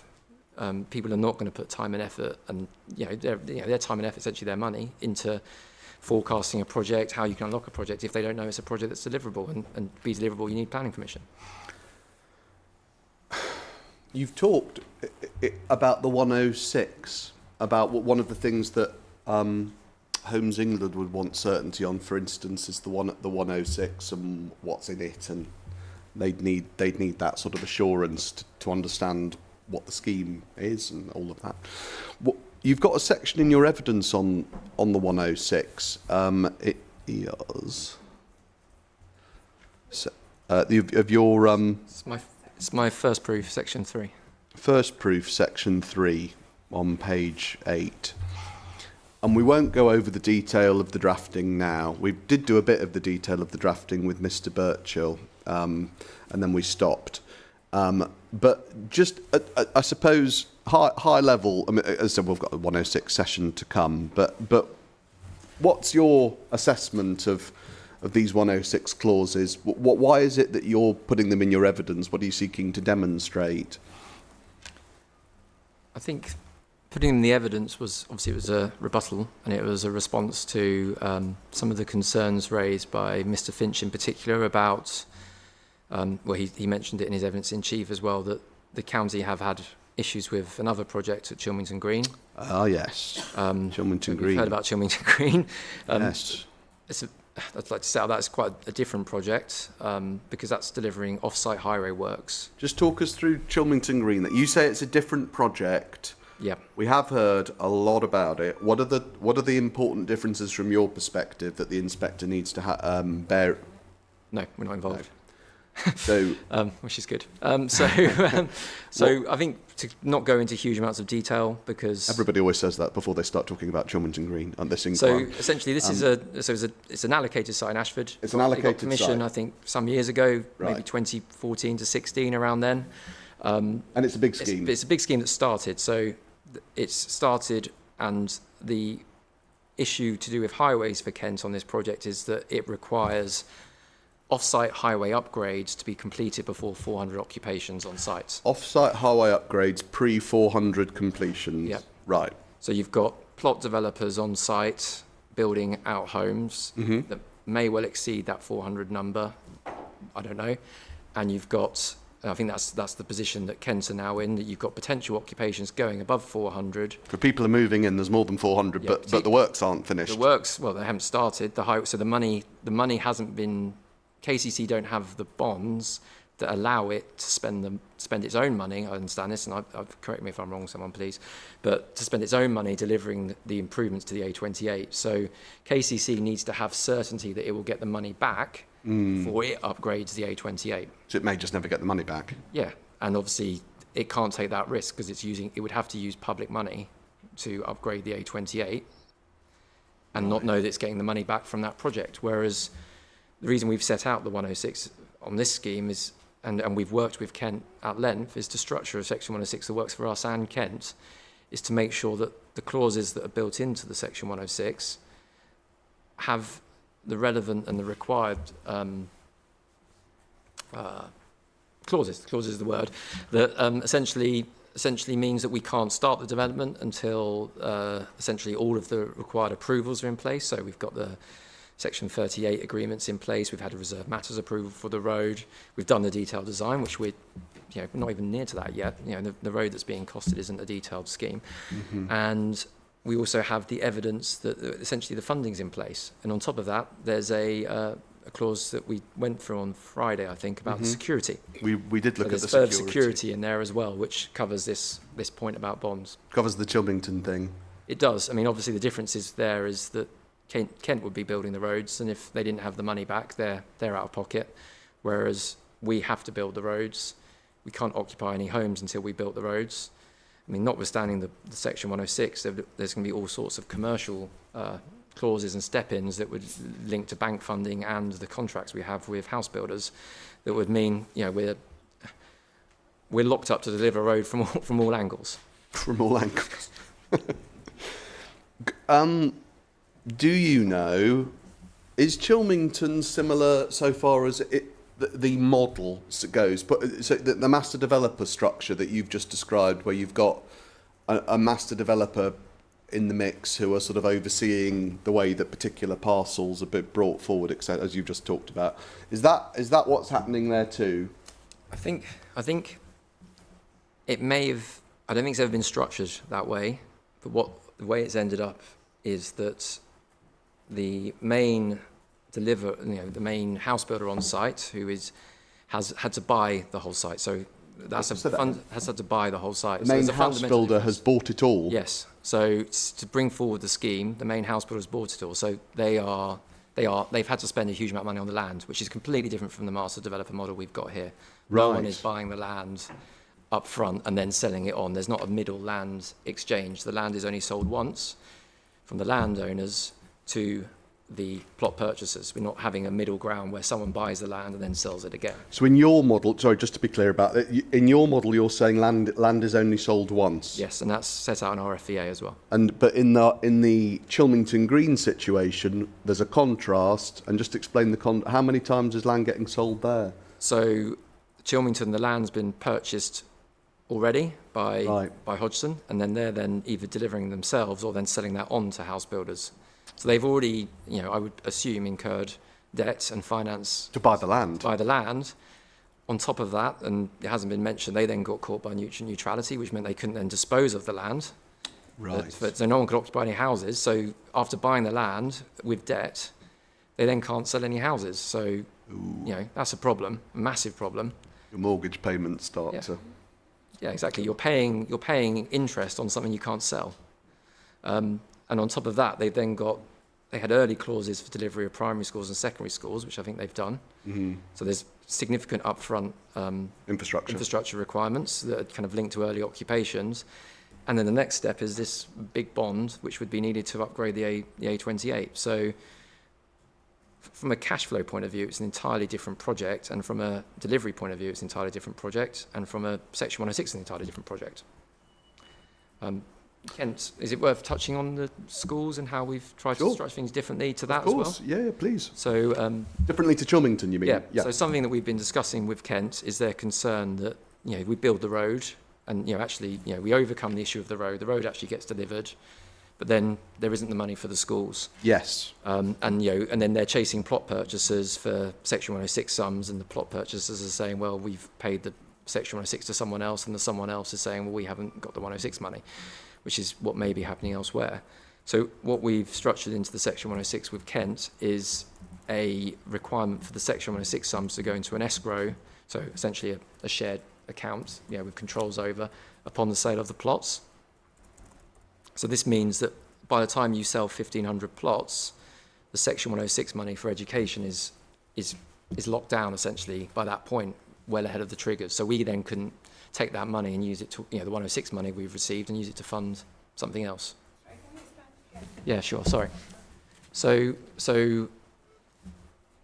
you could have. There could be two ways you require the 106 to be paid to Kent. It could either be as the plot purchasers are coming forward, they may make kind of phased payments of the 106. So as every 200 occupations or something, money may come in. But instead, we've structured the Section 106 so that money comes in at the point of the sale of the plots. So that essentially we have a bank of Section 106 building up that can forward fund the infrastructure that is needed, the community infrastructure that's needed ahead of the plot sale. The microphone, madam. I thought that the money that's coming in from the sale of the plots goes to building the road. That's correct. So the plot sale value doesn't include the Section 106 sum, which is a separate amount that would then be paid to us. Right, so the house builder has to also pay on top of the money they pay for the plot. That doesn't come with all the Section 106. Correct. So they would pay that on top. So when would they pay that then? So they would pay that. They would pay that in tranches, probably towards the latter. It would come towards the latter part because we wouldn't need it too early. We would need to negotiate the exact timeline of that, and at the moment we're still in discussion with Kent about exactly at what point the triggers are needed for school delivery. But I think. So that money would go. So the Section 106, when they say after they've paid you for the tranche, the third payment, they might be required to pay half of the Section 106 money or whatever. Yeah, exactly that. know. Yeah. And you're saying that goes into a particular fund. Yes. Which wouldn't be able to be touched. Yes, that's how we've structured the Section 106 with Kent, because there are. We'll get onto this into the further Section 106 sessions, and we're still in negotiation over the timing. But there are clearly, you need education facilities on site, in particular, relatively early in a large-scale scheme like this. Mm-hmm. So we need to protect ourselves as well and make sure we've got the money, so that as the master developer, that those funds are building up, and we're not chasing house builders who are kind of moving forward occupations to get the money to then pay Kent. So it helps from a model point of view.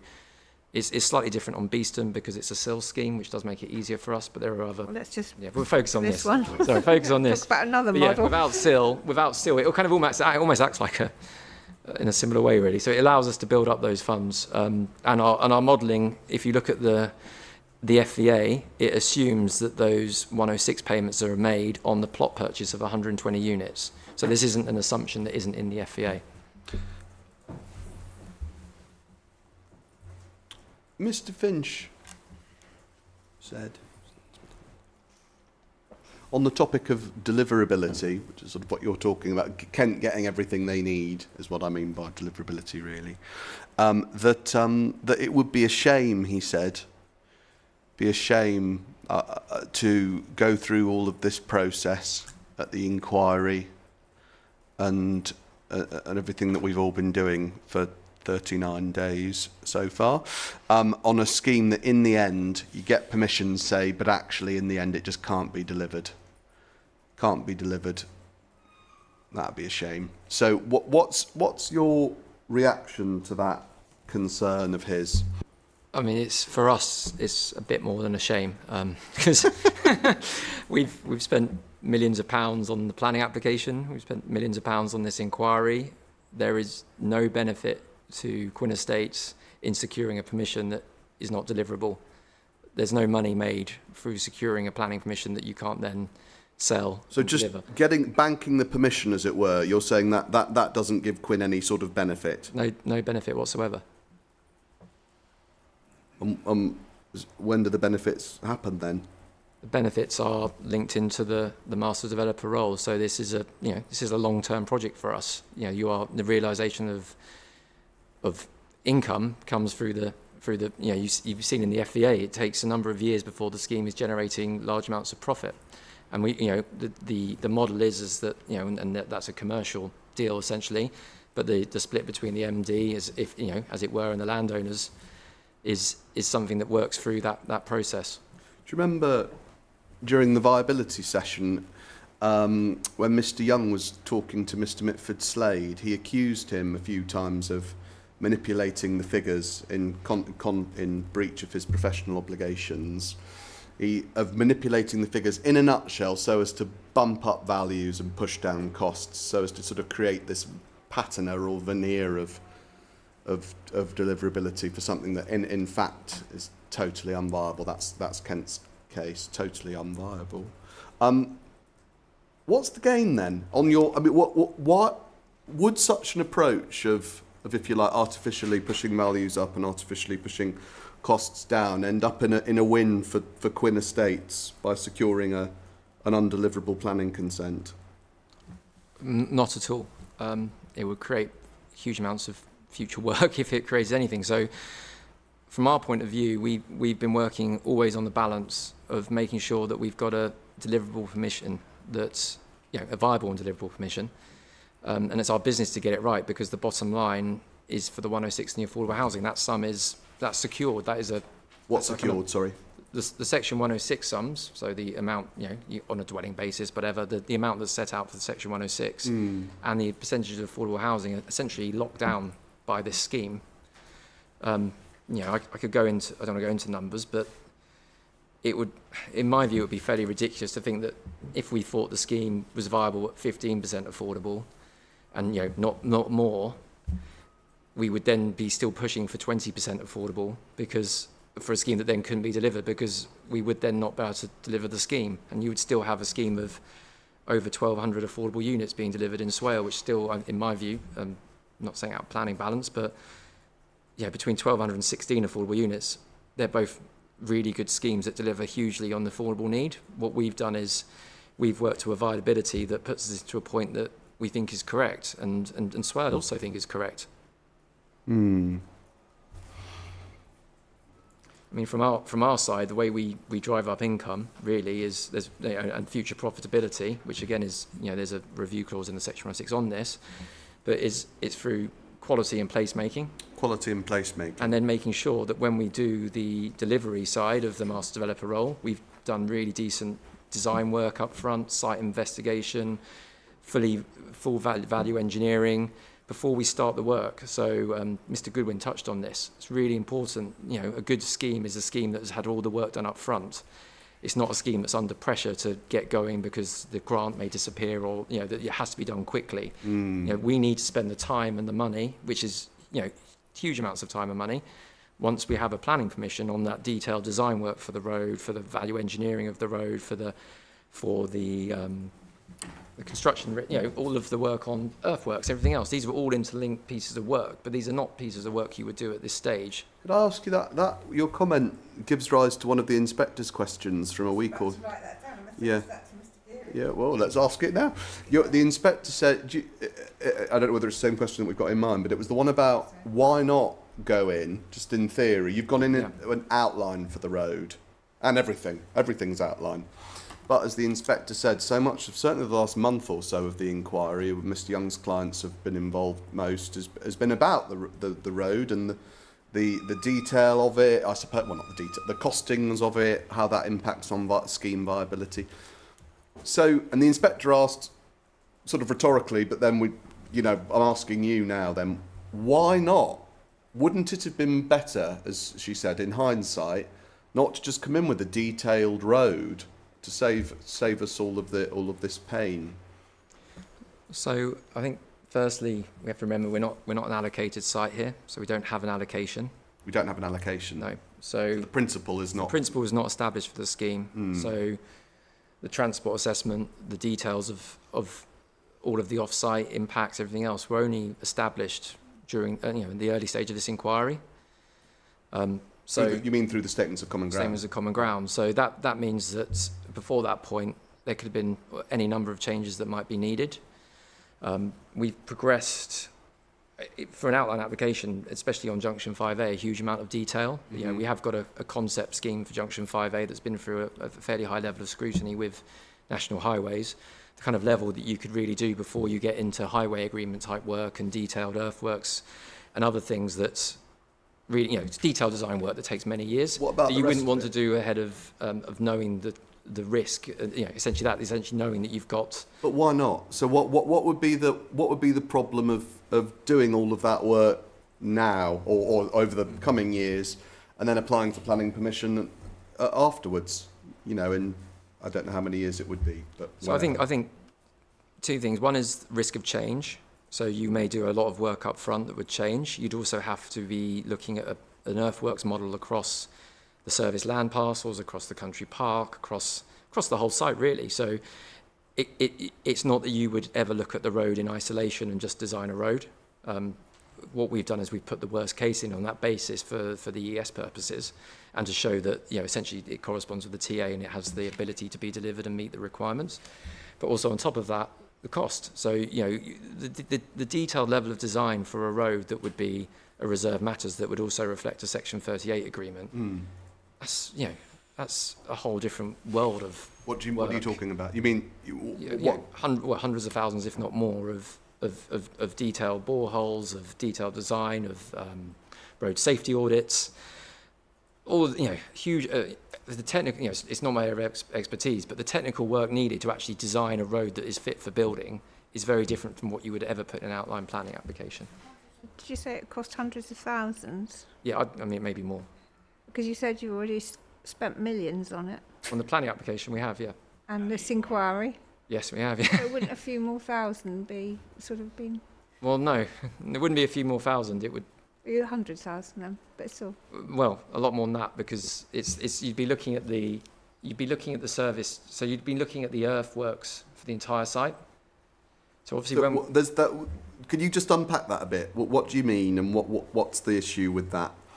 So essentially, to design that road, you'd be, once you've got the principle. I mean, from my view, once you've got the principle of a road established, you would then start to do the detailed design work of that road. Without knowing that you've got your TA established, all the vehicle movement numbers, you can't then design a road, because the design of the junctions, the design of the capacity, everything has to be established through the transport assessment, which has only been agreed within this inquiry. So firstly, you've got the data behind the road. You've then got the actual design of the road itself. So you would be working with, getting all that information that Mr. Parks talked about as being needed for a cost plan, essentially. So all that, drilling down into that detail, making sure you know everything that you can to deliver the road. And how long would it take to secure that information? Is it weeks or months or years or what? I mean, I don't know the exact answer, because I don't work on the design of road, but I would say it's I think we've identified it say a year to do all that design work. because that is essentially needed to secure the necessary consents. And Sorry to interrupt. Yeah, that's okay. But, I mean, you wouldn't need, for a planning application, you don't need the same detail, do you, as for a section, section 38? Yeah, that's right. Yeah, section 38, when you're actually looking at the, obviously you're going through it with the Highway Authority. I mean, it is a bit different, isn't it? I've seen loads of applications with basically spine roads put in. But which is essentially what we've done, really. But perhaps that's exactly what we've done. So it's always been stressed. It's not, It's not for approval because we've put the worst case for the ES in, but the actual detailed design of the road will take a lot more further work. We would look to reduce the cut and fill work, try and reduce the scale of some of the junctions. We've got an outlined surface water drainage strategy, for example, but we haven't done detailed flow path analysis and model of how we would separate out flow paths with storage. It's a whole, we are where we are, and then with the work we've got a large amount of information that's relevant to an outline application. We think for that level of information that would take a lot more work, and we need to do that at a later stage. I suppose it's hindsight, isn't it? Because you've been on this for several years now, and you say it would take about a year. I suppose if you'd maybe it's unlocking the funding to know that with the certainty that what you're looking to do. Unlocking what funding? Sorry, what do you mean? As in spending money. So sorry, you would spending that money beyond the money we've already spent. On taking the road as far as it has. Taking the roads as far as they are. We've taken them to the point where they allow, there's no objection to the roads. There's an acceptance. I don't think anyone hasn't accepted that they are a worst case. Mr. Wilder said that at length and no one's disagreed with that. And what we've done is we've costed... You're saying the road is worst case scenario, so... What Mr. Wilder? Yeah, and he said nobody's disagreed with that. So this witness specifically went into that issue about what is a worst case, and he hasn't looked at a worst case in the costings. But if it's so Mr. Parks made clear it wasn't worst case, but I think what's being suggested is Mr. Wilder's talking about the road and a worst case for the road. Yeah. The road is what it is. It's a concept, and the vertical and horizontal alignment is not fixed. It's varied. And so all of that is not set at all. But I think it's been suggested the worst case for the road. That was put to and agreed by Mr. Parks. And when he tried to disagree, but the thing he was disagreeing about had to do with the reference case, highways modelling stuff with the Duchy. He accepted, and we can again, going back to the print off the bit where he does it if you want, that the road was a worst case concept design. Yeah, there's no dispute about that, and right. I agree with you. That's all he's saying. Yeah, not the costings. The suggestion the costings are the worst case. He didn't say anything about costings. No, okay, that's fine. I figure not at all. Obviously, we have. Sorry. So going into costings and not disputing what anyone said, we have our own costings, which are costing that worst case alignment, as in the horizontal, vertical alignment, etc. So we feel that within the viability work, the FVA, the input of the costings is robust. I'm going to come back to them potentially after the coffee break, maybe. I was going to say, are you looking for a sort of 11:30-ish? Then now would probably be quite a good moment. We're about to change on to a different mini topic, so it'd be a good moment. Okay, thank you very much. So we will have a break until 10 to 12. Thank you.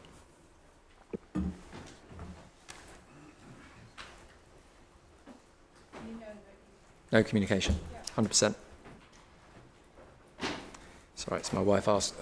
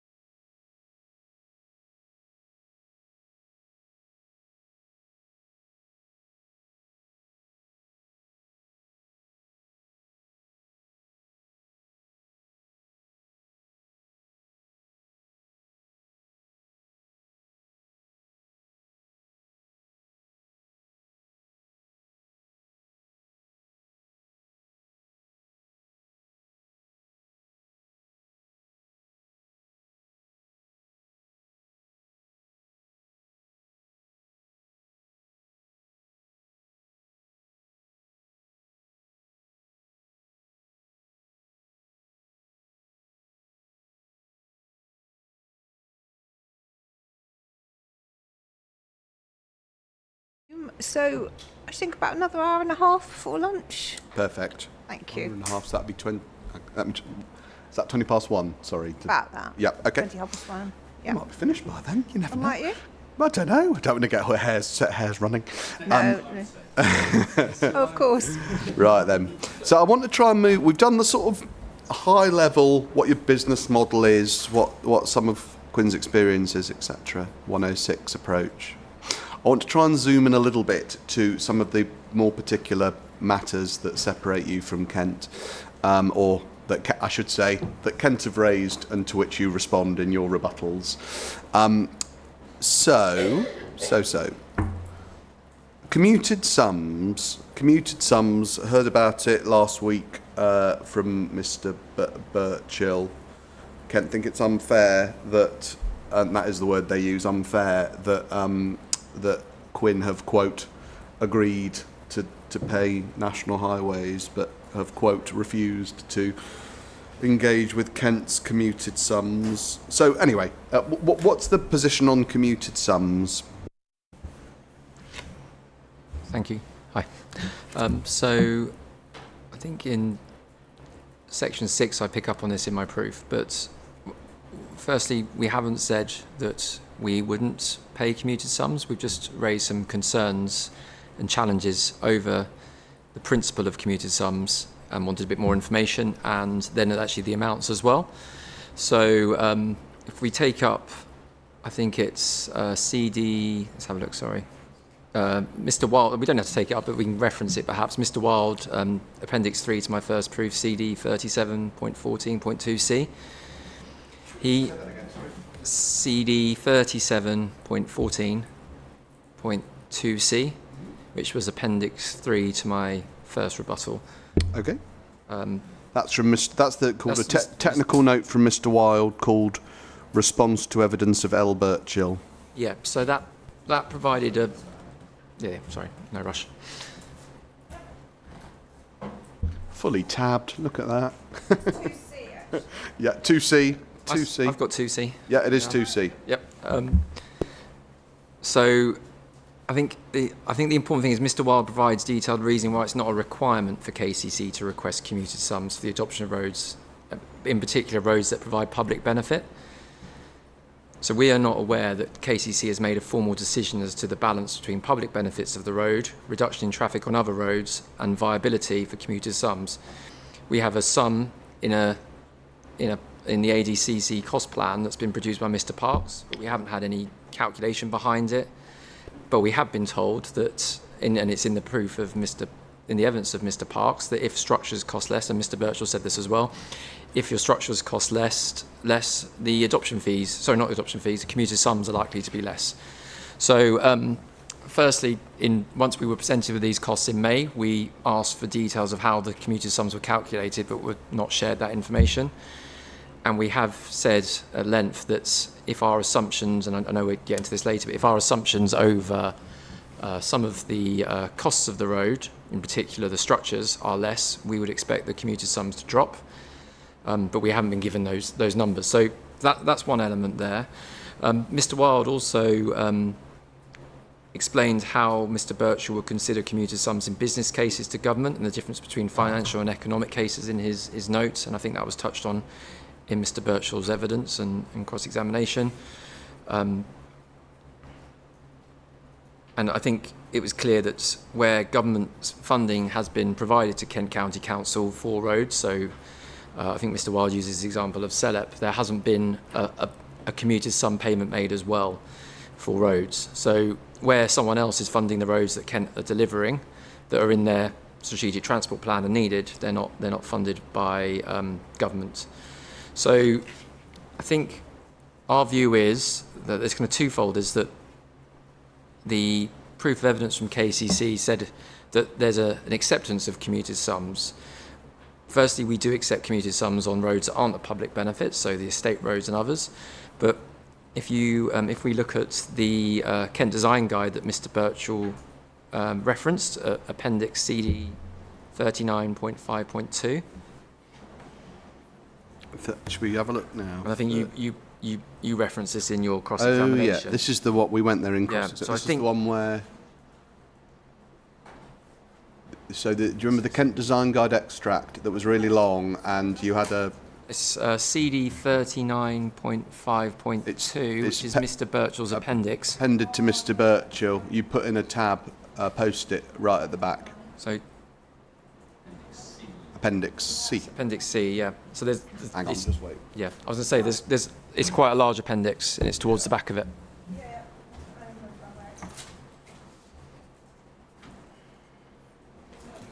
So it's Kent Design Guide, but it's Appendix C, Making It Happen, Technical Assessment and Adoption, brackets, Commuted Sums, and then which page? Well, there's only one page. Page 265, I think that is, Yeah. the PDF version.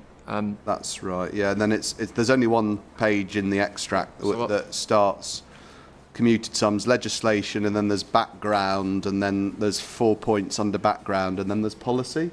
Exactly that. So yeah, Spectre's got it. So which bit do you want to show us? So in particular, I think it's the line that refers to commuted sums that are required to serve the development and provide no general public benefits. So and it also says commuted sums may be required, and our understanding is this is the Kent policy. So there is discretion there as to whether they are required, and certainly it doesn't suggest that they will be required if there's schemes that deliver public benefit. So, where does it say about public benefits? Sorry, if you're looking, there's a heading under the number 1. There's a bold text under this category. Oh, yeah. You may be asked to, and then there's 2 bullet points, and the second bullet point says that are required only to serve the development, etc. No general public benefits. I think obviously there is common ground between parties that there are very significant public benefits of the road, and that was discussed in the evidence. Then further, Mr. Birchall raised, and it's, again, it's an appendix to his proof, the ADEPT guidance. Yes. And so on page 273, this is the same CD, but it's the next appendix of that appendix, next section of that appendix. So there's a number of things that the ADEPT guidance makes clear that we wanted to raise in our rebuttal, because we thought it was important to have, to be able to raise those points. He includes it, but he says it's not Kent guidance. He says it's not Kent guidance, but it was jointly written by Kent, and my understanding is Kent use the ADEPT guidance when they calculate commuted sums. Okay. So firstly, on page 273, and you did touch on this, it said they should not harmfully impact on the viability of schemes. And Hold on. I'm going to bring that up myself as well, actually. That's on paginated page 6, if you've got... Oh, yes. Yeah. Yeah, but to be fair, Mr. Birchall said he didn't know if Kent had any policy that was similar to this or not. True. The only policy that I've seen of Kent is that Kent Design Guide, which is the earlier document I referred to, which says commuted sums may be sought, and then references that they essentially the schemes do not deliver public benefit. So it's my understanding that whether a commuted sums are sought or not is a decision that needs to be made in line with that policy. A decision for Kent, you mean? For Kent to be made, and it is a future decision. It's a decision that is made as part of the Section 38 agreement. Is it something that needs to be resolved at this inquiry, in your opinion? I don't think it is, because it's part of the adoption process for the road, and we would need to go through that process with Kent, in line with what the Section 106 requires, and at that point, we would then, I think, be having those discussions with whether there is a commuted sum made and the extent of the commuted sum. The reason I've flagged it in particular is that the sum that's within the Dadswell cost plan that we've reflected in our FEA is, over £16 million, and then it then has contingencies added on top. The commuted sum thing itself is contingencyed up. Yep, so that gets the 2 layers of contingencies added again, the further 26% of costs that they combine make the 15% and the 10%. Right. And therefore you end up with almost another £4-5 million of costs that then go into that overall £366 million figure that Kent have identified as their cost against ours. Mm-hmm. I think it's also worth mentioning, and this wasn't mentioned on, I think it was Friday, that the guidance also says that, as we discussed, it shouldn't be secured at the planning stage, but in 3.1 management of commuted sum income. Hang on. It does. Hold on, are you Wait a sec. still in the adept guide? I'm still in the adept Same guidance. page, Section same 3.1. document, sorry. Same document. Section Over the 3.1. page, 3.1, yeah. management of commuted sum income. What do you want to say about that? It says that commuted sums are not ring-fenced. Right. So it says, in an ideal world, monies received would be spent on the specific asset for which they were collected. However, this is impracticable due to the volume of commuted sums and the assets in question. They've got a lot of money coming in, a lot of assets to manage, combined with the complexities of local highways, budgeting, disaggregation, etc. So what does the lack of any ring fencing, what's that got to do with it? I mean, I think it makes it impossible to secure it through planning for a start, but I think that may be a planning witness type question from a kind of SIL regulation compliance, but I probably shouldn't go into that. But secondly, if Kent spent a lot of time telling us how they have a lot of assets that are in a poor state of repair that need immediate funding, that they haven't got the funding for it. And then we've got a scheme here which is delivering public benefit they don't need to collect commuted sums for. And then we've got a document that suggests they want huge amounts of commuted sums that wouldn't be ring-fenced. And I think it's right that we raise that as a concern. Okay. Because, ultimately that does impact, and again, in the adept guidance says commuted sums need to be considered in the realm of overall viability, or a lot of words to that effect. Clearly, if the commuted sums are higher, that does have an impact on viability. So I wanted to raise that, really. So what you mean, you're worried that Kent would use your money to patch up their, The network. their Yeah. network, yeah. Yeah, so that money would, we build a new road that doesn't need any maintenance. Kent collect a commuted sum from us through the Section 38 process, and they spend all that money on other roads that need investment. That's essentially that was one of our concerns, and what we did ask, and I mentioned this before, is that it was impossible for us to put our own figure into our side-by-side costs because we weren't shared with the spreadsheet or the the formula for how Kent calculated their sums. You're saying that you asked for the basis upon which the commuted sums had actually been calculated, but you don't know. No. So we know it's been done in accordance with adept guidance. So I think we were told that, which I think is why it's been appended. But I don't. So if we use our costs, I would For things like? for structures, for the delivery of the road, I would envisage the commuted sums, maybe not so for Junction 5A, because we're a bit closer together on some of the structures there and other things. But again, we don't know the exact number. I would envisage that the number will be different. And Mr. Peters mentioned this in his evidence in chief that when someone asked him about the commuter sums for national highways, he said they would be sought, but we don't know what they are yet because that's at the detailed design of the road stage and to do with the adoption process. So it's a number we're disputing, and the concern was that not only the principle and whether KCC should be seeking it when they want these roads, and they've spent the time saying they want the roads, but also the amount and the fact it potentially wouldn't be ring-fenced. Right.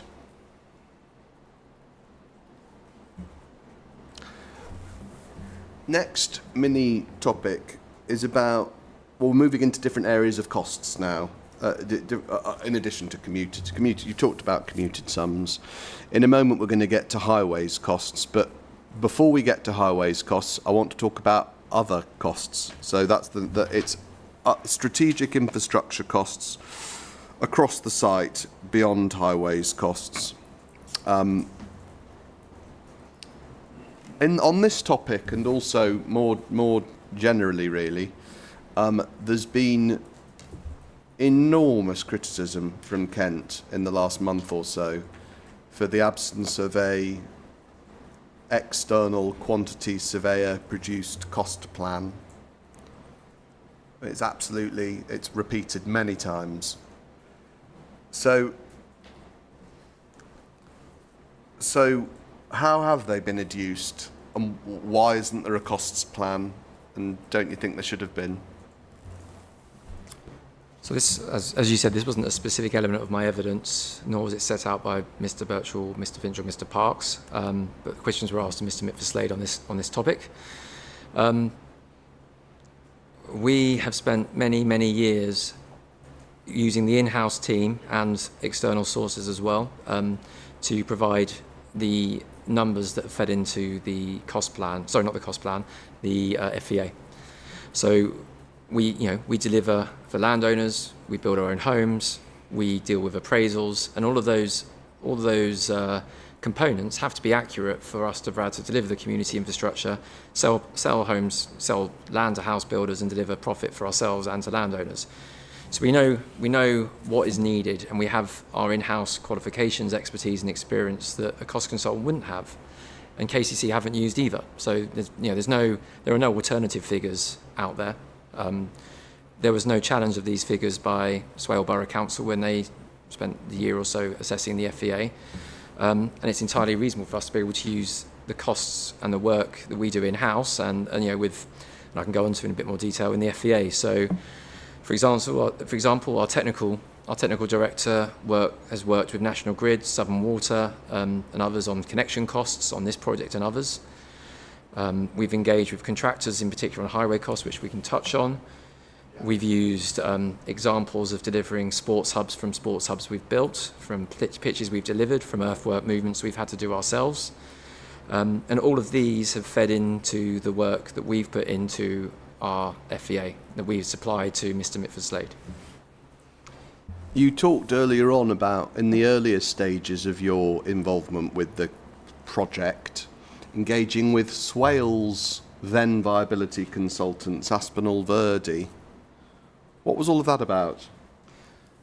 Yes, so Aspinall Verdi were, as my understanding, and Mr. Dyken maybe want to give his version later in his own evidence, they were appointed by Swale Borough Council alongside Stantec to do the Garden Communities prospectus assessment work. So what they were doing is looking at the, I think there were 5 schemes that were put into the Garden Communities prospectus, and reviewing those to see what level of affordable housing they could deliver, whether the infrastructure was broadly and appropriately costed at that stage, and to help the council reach conclusion on which schemes could go forward into a future local plan. So we worked with Aspinall Verdi, and I think it was the same team who were advising Homes England on national garden communities at the time.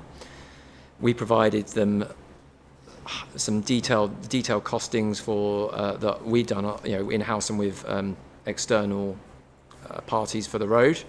But we also gave our figures in relation to the broader site-wide infrastructure costs as well. And it's my recollection that Aspinall Verdi concluded essentially that those figures were reasonable and accurate, but would support a scheme of around 20% affordable housing. That's the position they saw at the time. And what about Mr. Orst, Pathfinder, who is the independent consultant appointed on behalf of Swale Borough Council to review the viability of this project over whatever it was, about a 12-month period or something leading up to, I think it started last year perhaps. Yeah, we looked at all of those dates. Where did we get to with him so far as those inputs to do with all of the site-wide infrastructure costs? So Mr. You're correct, and I think we'll go on to that in further evidence from Ms. Dickinson and Mr. Bashforth to do with DM8 and DM8C and all that kind of policy requirement. I'm not going to go into that. But essentially, we produced viability evidence to support the scheme and demonstrate it could deliver affordable housing.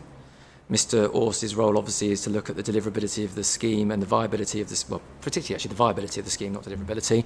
Viability as an FVA in accordance with the requirements of the MPPF and the MPPG. So he would have been looking at, are the Section 106 sums affordable? Is affordable housing deliverable? And is the quantum of affordable housing appropriate?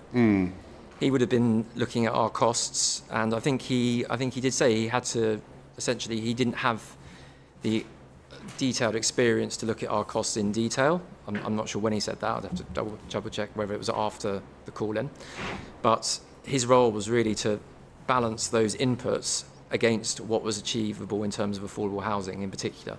So I don't think he was looking at those costs to try and push them up, which is perhaps where Kent may well be. I'll come on to highways costs then in just a moment, but in particular, because obviously that has been the focus. But just before we do, in your last answer, when you were talking about what Mr. Aust's job was, you first said something like he was tasked to look at whether the scheme was deliverable, and then he said, no, I meant tasked to look at whether it was viable under an FVA approach.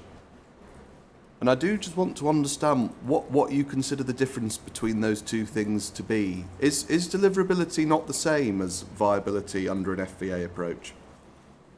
My understanding it isn't. I think the aim of the FVA is to look at the inputs and essentially reach a conclusion as to, based on the inputs, what level of affordable housing, what level of Section 106 and the scheme can deliver. Mm-hmm. Does it deliver a profit that's in line with the guidance, in terms of a percentage profit? Yep, 15% profit. And does it deliver an acceptable benchmark land value? So that's a viability issue. That's an FVA. That's an FVA. That's in my view. That's the planning matter. Okay, that's a planning matter. What about deliverability? Deliverability is a different matter, because there are plenty of examples of schemes that may not have been viable that have been delivered. Mm-hmm. And there are probably examples of schemes that were very viable that haven't been delivered for other reasons. So deliverability is a different matter, because that's post viability. It's about the process you go through to ensure the scheme can come forward. Let me put it like this: is the Quinn's business model that you've just been working us through, the master developer model, is it the same thing as an FVA model? Are they doing the same job?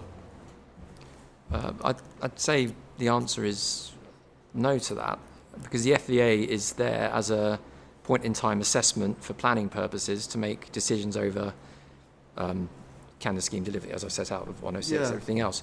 Whereas the Quinn model, in terms of the master developer role is delivery focused. It's about making sure you can get the cash flow to work. It's making decisions, constant decisions over design and other matters to make sure that you can continue on the path to deliver a scheme. So, from that then,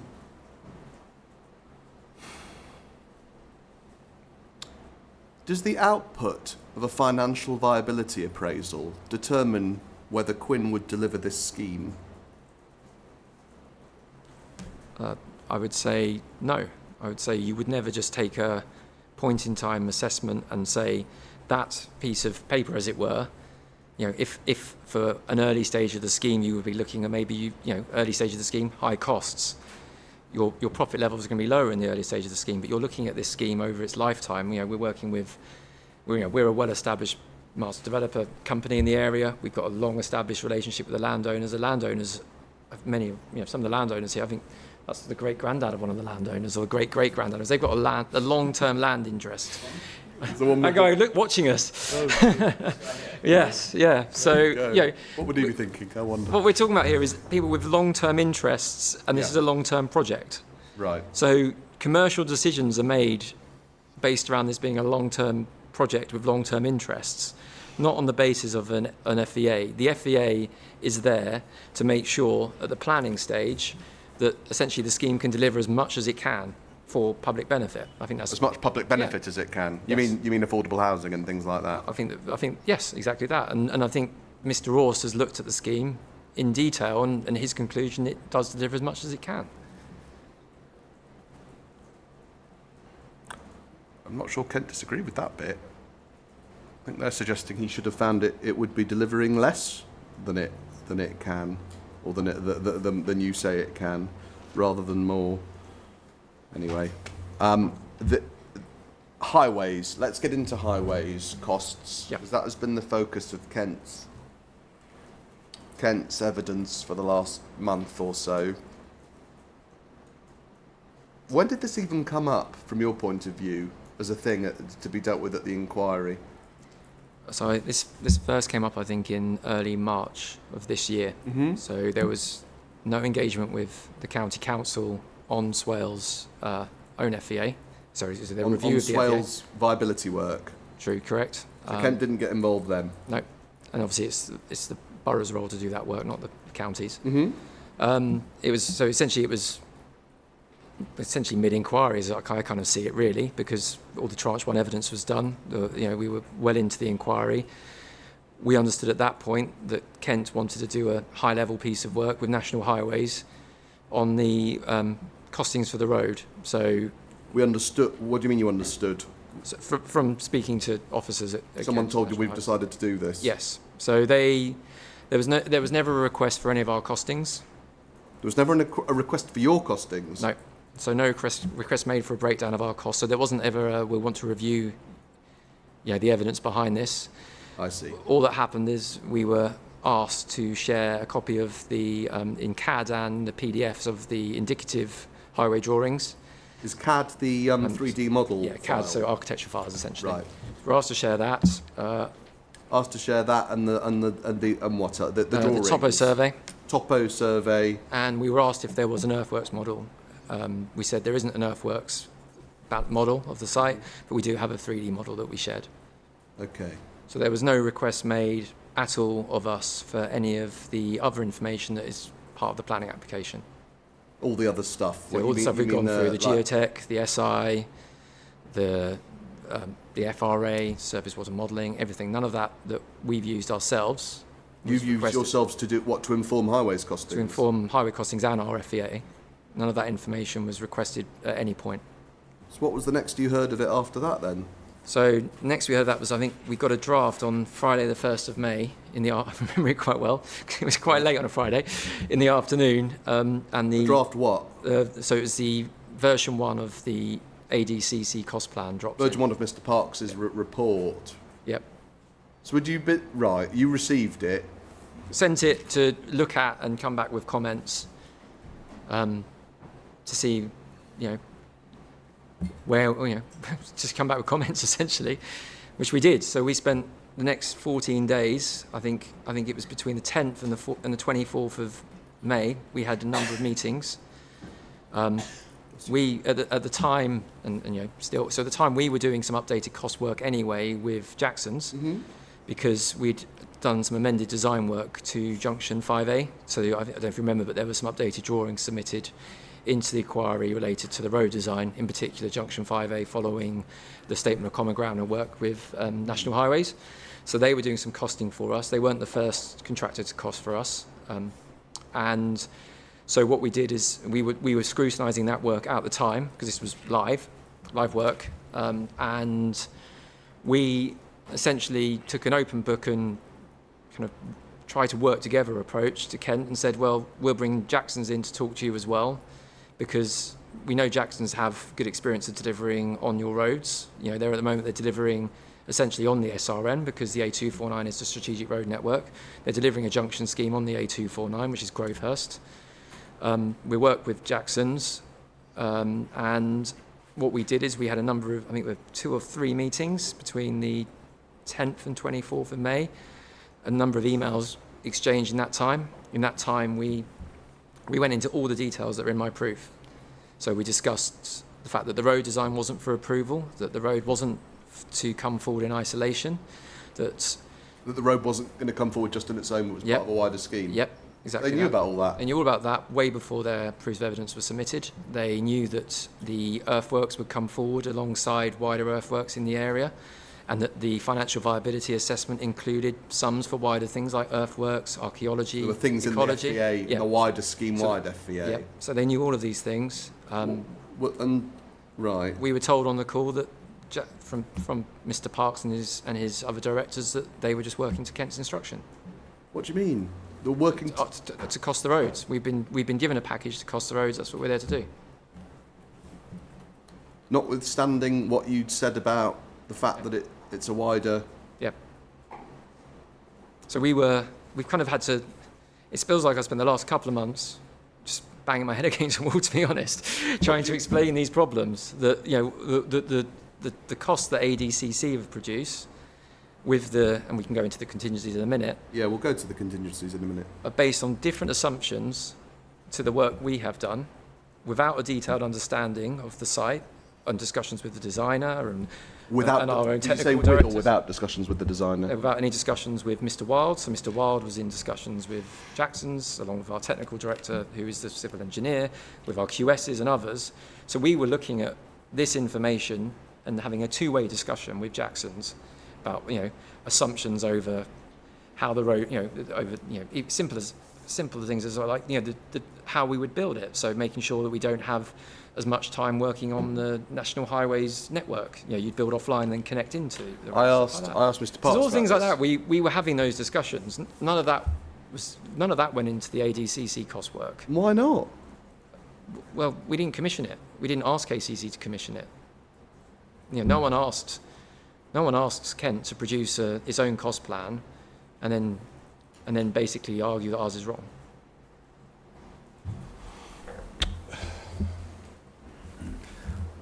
You talked about Jackson's. You also talked about other contractors as well that you over the years who have been involved in deriving the costings for the road. Why was it that you went to Jackson's or any of the others or whoever? Yeah. Why did you take that approach? So we've worked with in the main 3 main contractors.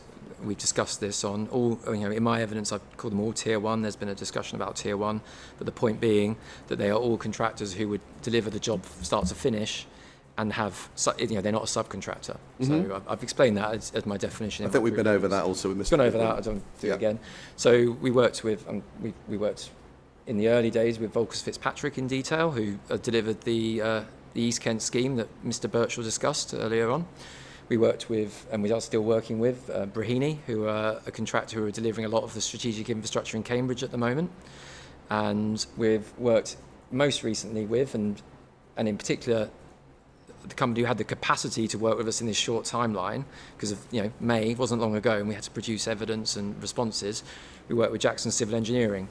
I know there were questions, and I wasn't really overly happy with it, suggesting that Jackson's was some, the kind of outfit that wouldn't work with Kent, and the questions from Mr. Young to Mr. Parks on this. But Mr. Birchall made very clear that Kent have no problem working with Jackson's. They're delivering the Grovehurst scheme, they're delivering other schemes with Kent, and they're a perfectly suitable contractor with a good relationship with the county, and I don't think that's disputed. So we went to them in the main because we knew they were working with Kent. So we thought, well, if we're going to work with another contractor, let's work with one who's got a good working relationship with Kent, and who actually have live projects at the moment. They have they all have live experience at the moment. And we learned a lot from them about some of the problems with that live experience at the moment, and that helped inform our view on why it's different delivering between a private developer and a county council. So, is there anything? Let me just have a think. I mean, further with Jackson's, yes, they've really taken on this process. I mean, with an open book approach. They met with Mr. Parks and his colleagues. Their initial costing, which has been raised by Mr. Young, that was a preliminary piece of work that didn't inform. Sorry. On the motorbike. Sorry, it didn't inform. You talked about their preliminary costings. Yeah. Mr. Young has gone on about how it there was one of the items that went up by 3,000% or whatever. And, yeah. So sorry, I'm just a big percent. I think the important thing is. Well, what? Okay, go on. Those numbers weren't in our FEA. What do you mean? So our financial viability assessment already was based on work we'd done with the other contractors. So we didn't see those costs come in from Jackson's and say, oh, do you know what? We actually think that the junction's going to cost £20 million to build or something like that. I haven't got the figure in front of me. We thought, do you know what? We need to do some more scrutiny on these figures. But at the same time, that was also the point where we had the ADCC report. So that led to Jackson's talking directly to Alan Dadswell. So the important thing is we were also going through our own piece of work, looking at their costings, evaluating those, to see how that sat against the numbers we already had from other contractors and the figures in our FEA, because ultimately the figures are on our FEA are the important one. Because they're the costs, the broad numbers, the broad costs that feed into the viability work, which we're here to discuss, really. So the figures? I thought the figures in your FEA came from Jackson's. in terms of cost? So No? the initial FEA was obviously January 2024. We hadn't engaged with No, Jackson. Mr. Mitford Slade's.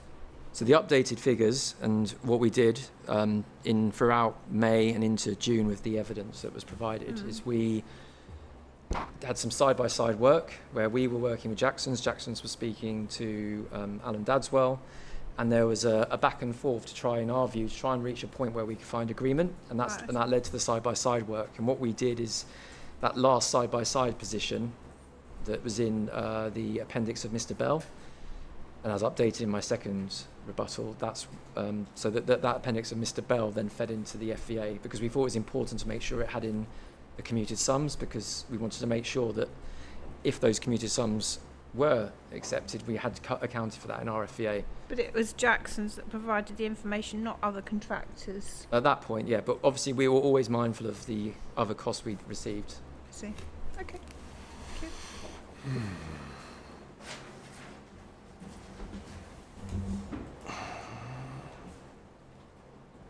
So something you may, sorry.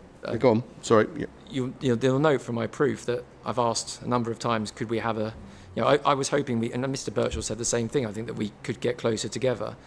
I think it's quite clear that we should be closer together now, because Mr. Parks' own proof refers to a number of the costs, and we might go into these in detail, should be lower, could be lower. Let's go over them then, the ones that could and should be lower. We'll come to contingencies separately, because obviously that those are all the percentage of the other things. But the things that could and should be lower. So, other than contingencies, there are three big items, aren't there? There's prelims, there's structures, and there's earthworks. That's correct. I also raised site clearance in my note, but although it's a smaller number, there's a big difference between us for site clearance costs. That's covered in my proof of evidence, and it was mainly on the basis that I think they're over £3 million and we're something like £1 million. I think we've walked the site with you. I think it's quite clear that there's not a lot of site clearance that's needed. But anyway, looking to the main three costs: prelim, structures, and earthworks. Yeah. So if we look at Mr. Parks' own proof for a start, he does say... So give us a sec. Mr. Parks' proof. I just need to find the references. He deals with these three issues from page 8 for prelims, and then 11 for earthworks, and 12 for structures. Don't know where you... I'm just going to find those as well.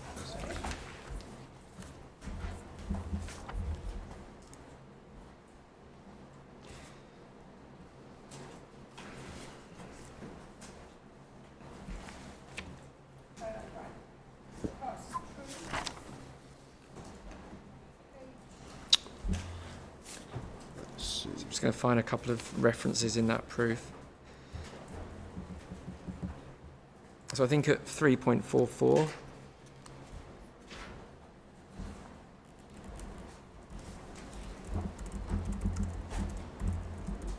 just going to find that myself as well. Sorry, give me a moment. 3.44 is on page 9. This is in Mr. Parks' section about prelims.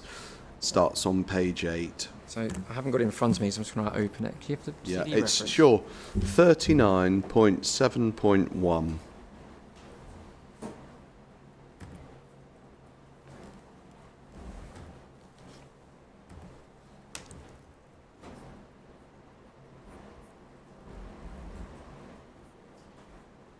Sorry, I was in the inquiry docs. No problem. In the right so 39.7.1. Okay, so And then prelims begins on page PDF page 9.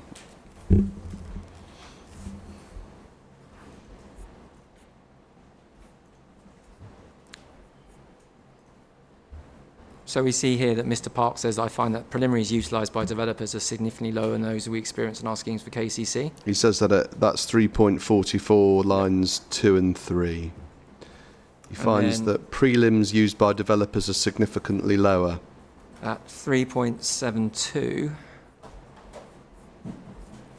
At 3.72, so this is the bit about earthworks strategy. So this follows some assessment by Mr. Parks, but he does accept that I anticipate that the overall reduction in the earthworks cost would be in the order of 23 million if he accepted our costs.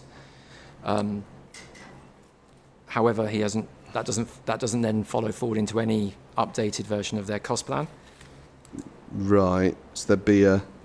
And then at 3.78. So you're saying on earthworks there'd be a reduction, but it's not yet been factored in. Or he does say in practice. He says at the end of 3.72.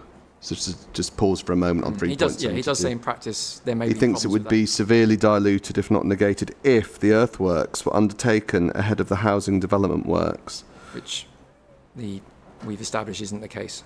Which we've established isn't the case. Isn't the case. And then on 3.78. 3.78. So this now is the bit about structures. So he says here, I would anticipate costs to be lower than the 30 million included within the cost plan for the bridge solution if a culverted solution was found to be accepted. But this seems unlikely at present. Obviously, he was wrong about that. We've gone in detail about this. So the number of the costs, I think, in Mr. Parks' own proof, suggests that they could be lower. And this is important because if those costs reduce, prelims also reduce. If those costs reduce, prelims reduce. What? Just explain why. Because if you don't need to build such large structures, for example, your length for your project may reduce. Are there any other things that would reduce if those costs reduce as well? I would think the commuted sums would, we know the commuted sums would reduce. The professional fees may reduce because they're all done as a percentage in Mr. Parks' document as a percentage of overall costs. Mm-hmm. And all the contingencies would reduce as well. So there's a slight domino effect that if certain things reduce, the outcome of reductions is going to be exponentially greater, which means we'll be far closer together than the 366 to 229 million pounds in the last version that we have. And you put these points to Mr. Parks, or to, I don't know whether it was specifically him or Mr. Dadswell, in any event. It was to KCC copying it. So all of these points were raised in early May. These points were raised in early May. Between version 1 and 2 of the cost plan, so not after version 2. And we also then re-raised these points. And I think I've picked up in my proof that we were surprised following those 10 days or so of discussions that the figures hadn't got closer together.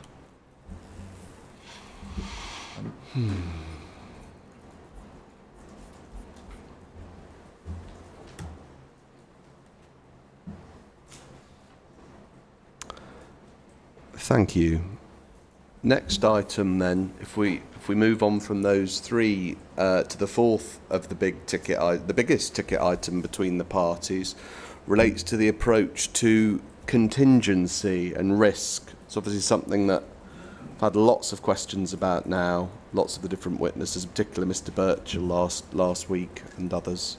So we know what Kent are suggesting should be the case for risk and contingency.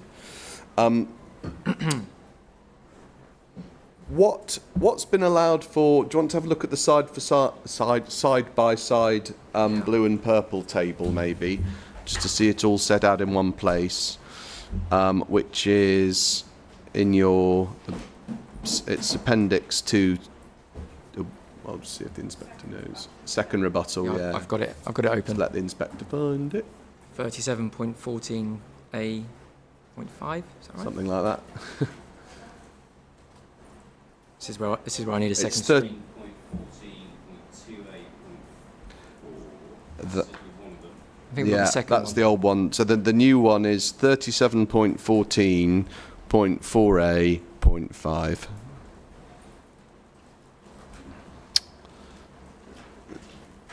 So Bottom figures in that are 366 million against 229 million. I'm hoping. Is that your? Just to check, madam, have you got those as well? Great. So these are tables we have. I think we could say the inquiry is familiar with these tables now. Right then. So what approach have you or you and your team taken in respect of risk and contingency? We've talked quite a lot about the Kent approach, not so much about your one. So you'll see that there's a. Phone. Sorry. So, firstly, you'll see that the Jackson risk and Jackson contingency, as it's labelled, is identified following the subtotal to give the construction cost with contingency. So there's a construction cost. It might be worth if we just use Junction 5A numbers. Use Junction 5A as an example. 37.997 million. Mm-hmm. We then have a Jackson risk of 5% and a contingency of 20%. The 20% sum there for contingency is higher than it is on the Southern Relief Road and the Northern Relief Road, Mm-hmm. which are 15%, because in discussions with our team and the designers and Jackson's, there was a view that working where we have to work on the national highway, it's likely to have slightly higher contingency risks, a risk of contingencies being needed. Mm-hmm. So that gives a total construction cost with contingency, which is across the line 47.49, 102 million and 24.5 million for the three different items. Okay. So Separate to that, and I think you may be going there anyway. no, go on. We then have, and again, these are lines that we've taken from discussions with the ADCC report to provide a comparison. Mm-hmm. We've got lines that set out professional fees, statutory approval fees. Those are the adoption fees of the county. So that's what they would take to adopt. And we've replicated what's in the ADCC work, so site surveys, utility works, and then finally commuter sums Mm-hmm. to give a total non-construction cost. It's important to note that, and it was seen in the earlier Mr. Park's appendix, that a number of those costs and some of those costs that that are included in the broad Series 100 and 100 to 3,000 costs are already costs that are in our financial viability assessment because they're site-wide costs, not specific to the road. Could you just repeat that and slightly slow it down and unpack it? So could you say that again? Yeah, so the non-construction costs, some of the non-construction costs, So give us an example of a non-construction cost. utility works, for example, site Utility surveys. works. So it's 250,000 in on this table, but what are you saying about it? They are already sums that are accounted for in our wider FVA. So if we had the wider FVA alongside, and we can go back to it if we need to, there are sums in there for site surveys, there are sums in there for utility works. So although they form part of this table, in Mr. Mitford Slade's update, we have excluded some of those costs to avoid double counting, because otherwise we're layering cost twice. You can say the same for landscape and ecology, for example, Series 3000. We have separate budgets for landscaping and separate budgets for ecology. Archaeology has been mentioned as well. So you're saying there's some duplication between the costs in this table here and the wider FVA. But are these like so let's take the utility. Yes. So are they for the whole site, or are they're not the utilities just connected to the road then? So these, or the junction in that case? we've mirrored the assumptions that Dadswell used, which is why the figure is the same. You've mirrored Daswell's assumptions.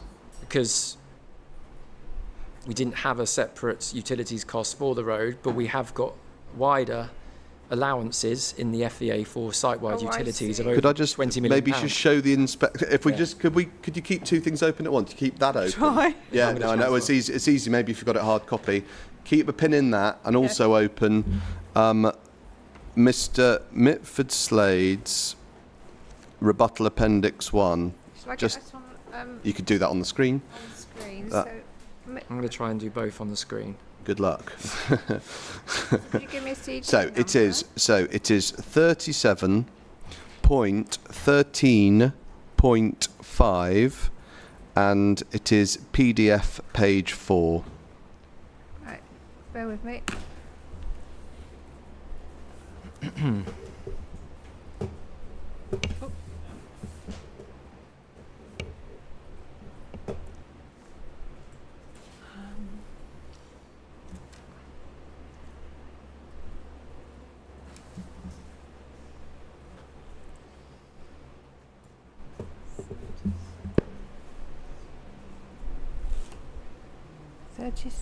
Oh, 13.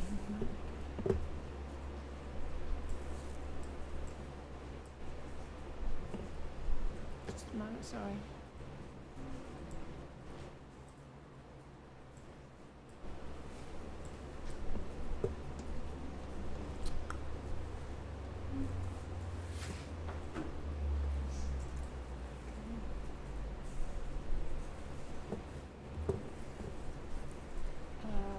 PDF 4. Oh, sorry.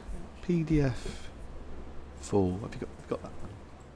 Okay, So this is, we've seen it many times before, but just by way of an example, what this is, as the previous page explains, is Mr. Mitford Slade's master developer appraisal for the southern site, and it's really just to show the inspector an example of what's in here, of what's being accounted for on a scheme-wide basis, rather than just looking at the roads. And if you look, Mr. Gearing, on PDF page 4, do you have halfway down the heading construction costs? Moping. Yeah, so Marm, if you look, for example, site-wide ecology, we have an allowance for 10.725 million. Yep. Site-wide archaeology, 4 million. And utilities, 36 million. Yep. So. Oh, sorry. I've opened up the appendices, page 4. So it's Appendix 1. Archaeology, internal roads, sports hub. That's it. Yeah, that's it. Okay. All these different things. 35.7. So what you're saying is that the 250,000 would be included in that sum. Exactly, yes. And importantly, those sums are subject to their own... Sorry, I lost my mic. Sorry. On top of that, you'll see the second line there, there's a contingency of 5%, 8.48 million. 5%. Hold on. So if you look construction costs, the first... Sorry, you're looking at the yeah. Sorry, on your screen. Yeah. So you'll see there's a further allowance of 5% of contingency. Oh, yes, I see. Of 8.48 million. So importantly, that doesn't replicate the contingencies that are in the side-by-side cost for the road. So the 111 million and the 49.575 million already have contingencies accounted for there. And we didn't want to double count contingencies because, again, we're trying to make sure the FEA is robust. But what it does show is that, and this was a criticism I think that was levied at us, is that we haven't got contingencies for non-construction costs. Right. But we've got 5% contingency for a number of the non-construction costs, and that's shown in that table. Can I just make a note of this? Yeah, no, it's all right. You carry on. Oh. Well. I didn't say professional fees. I'm not trying to trip you up. I just want to be clear. The two lists are not the same. You're not suggesting that. What's included in the costs and what's included here are not the same, but some of them are included in the FEA. Exactly that. So in Dad's world, costing the roads as a standalone piece of infrastructure, they've made assumptions over landscape and ecology, utility work, site surveys, archaeology and other things, and put them into their costs without considering that those costs are already in the FEA, because no one's considered the FEA alongside it at Kent. And that's your FEA? Correct. Yes. Yeah. I think I made this point last week that Mr. Spilsbury, in his FEA, has excluded some of the costs that are in the road FEA. So I made that point clear, and I indicated we produce a note. I think the answer to this is probably to get the two experts to provide a joint note to you, Madam, making clear what was excluded from each of their FEAs by way of items included in the costs, because otherwise we're going to have a lot of cross-examination on individual items, professional fees, and I think the two experts can probably resolve that for you. And it may be similar, it may be different, but I'd be very up for that if it saves time. And could you just repeat what you said about what Mr. Spilsbury did? What Mr. Spilsbury has done has been to exclude. What Mr. Spilsbury has done is to exclude some of the fees, or some of the costs, I should say, that are covered by the road costs to try and avoid duplication.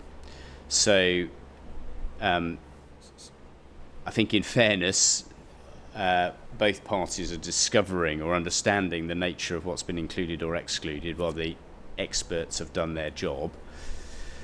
And so I've asked for a note to make clear what has been excluded. Put it into context, sorry to say, just very quickly, because of course, just for the inspector's note, Mr Spilsbury also adds in 5% contingency in his, to construction costs in his FVA. And so you'll find, if you look at Mr Spilsbury's stuff, it's a similar line, construction costs 5%. I think what Mr Young's saying is that we want to get to the bottom of what that's 5% of, what it applies to in both appraisals. Because there is an extra layer of contingency on top of the ones we've been talking about for the last month. There's an extra 5% that both viability appraisers add, basically. Yeah. Just to confirm as well, Mr Mitford Slade's his rebuttal, essentially, it sets out which elements were excluded from his FVA and explains why, because we discussed it at length before we produced the evidence. Yeah. It's really helpful. I think what CBRE did, their appraisals, I've got it here, we entirely removed the following applicants' costs and all TMS's associated professional fees and contingencies, say, for example, issues around adding any contingency in the FVA to the 111 million for the 6-kilometre link road. So, well, I think maybe the best way is a note. Okay. I mean that we can deal with that. So it's going to be a joint note between Mr Spilsbury and Mr Mitford Slade? I think it might just be a note from Mr Spilsbury. I mean, I think we have explained already what we've done. It'd be quite useful to have a joint one. Well, maybe if could we do it like this? Mr Spilsbury sets out what he's done and sends it over to us, and we'll set out what we've done. So it will be a joint note. Yeah, fine. I favour a joint note. That's fine. We're not presenting it to you as a dispute. Yeah, no, that's a fair point. Let's fine. We'll take that away then. Okay.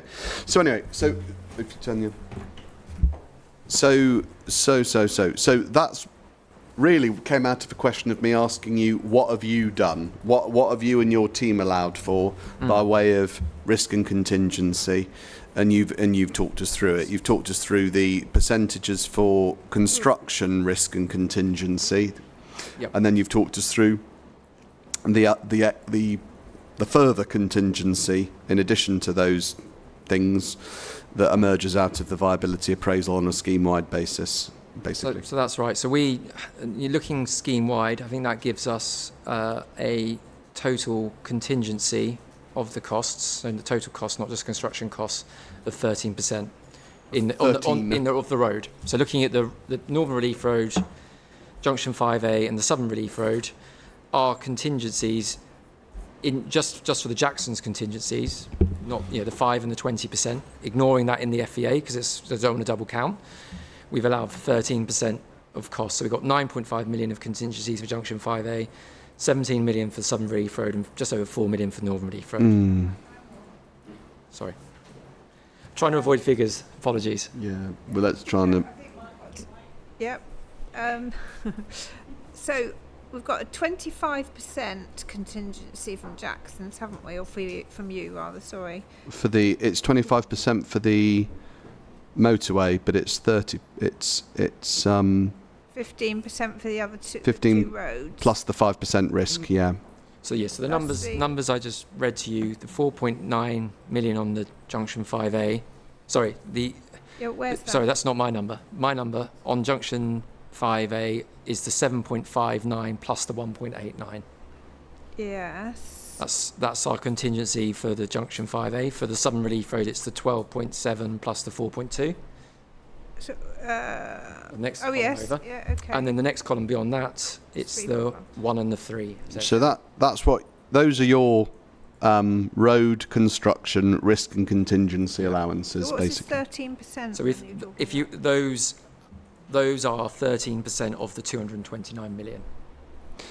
229 million is Total the cost. absolute. It's the total bottom line figure right at the bottom. Yeah, and those numbers, if you add them all together, amount to 13%. Okay. Of 229 million. Right, there we go. So that's what you've done.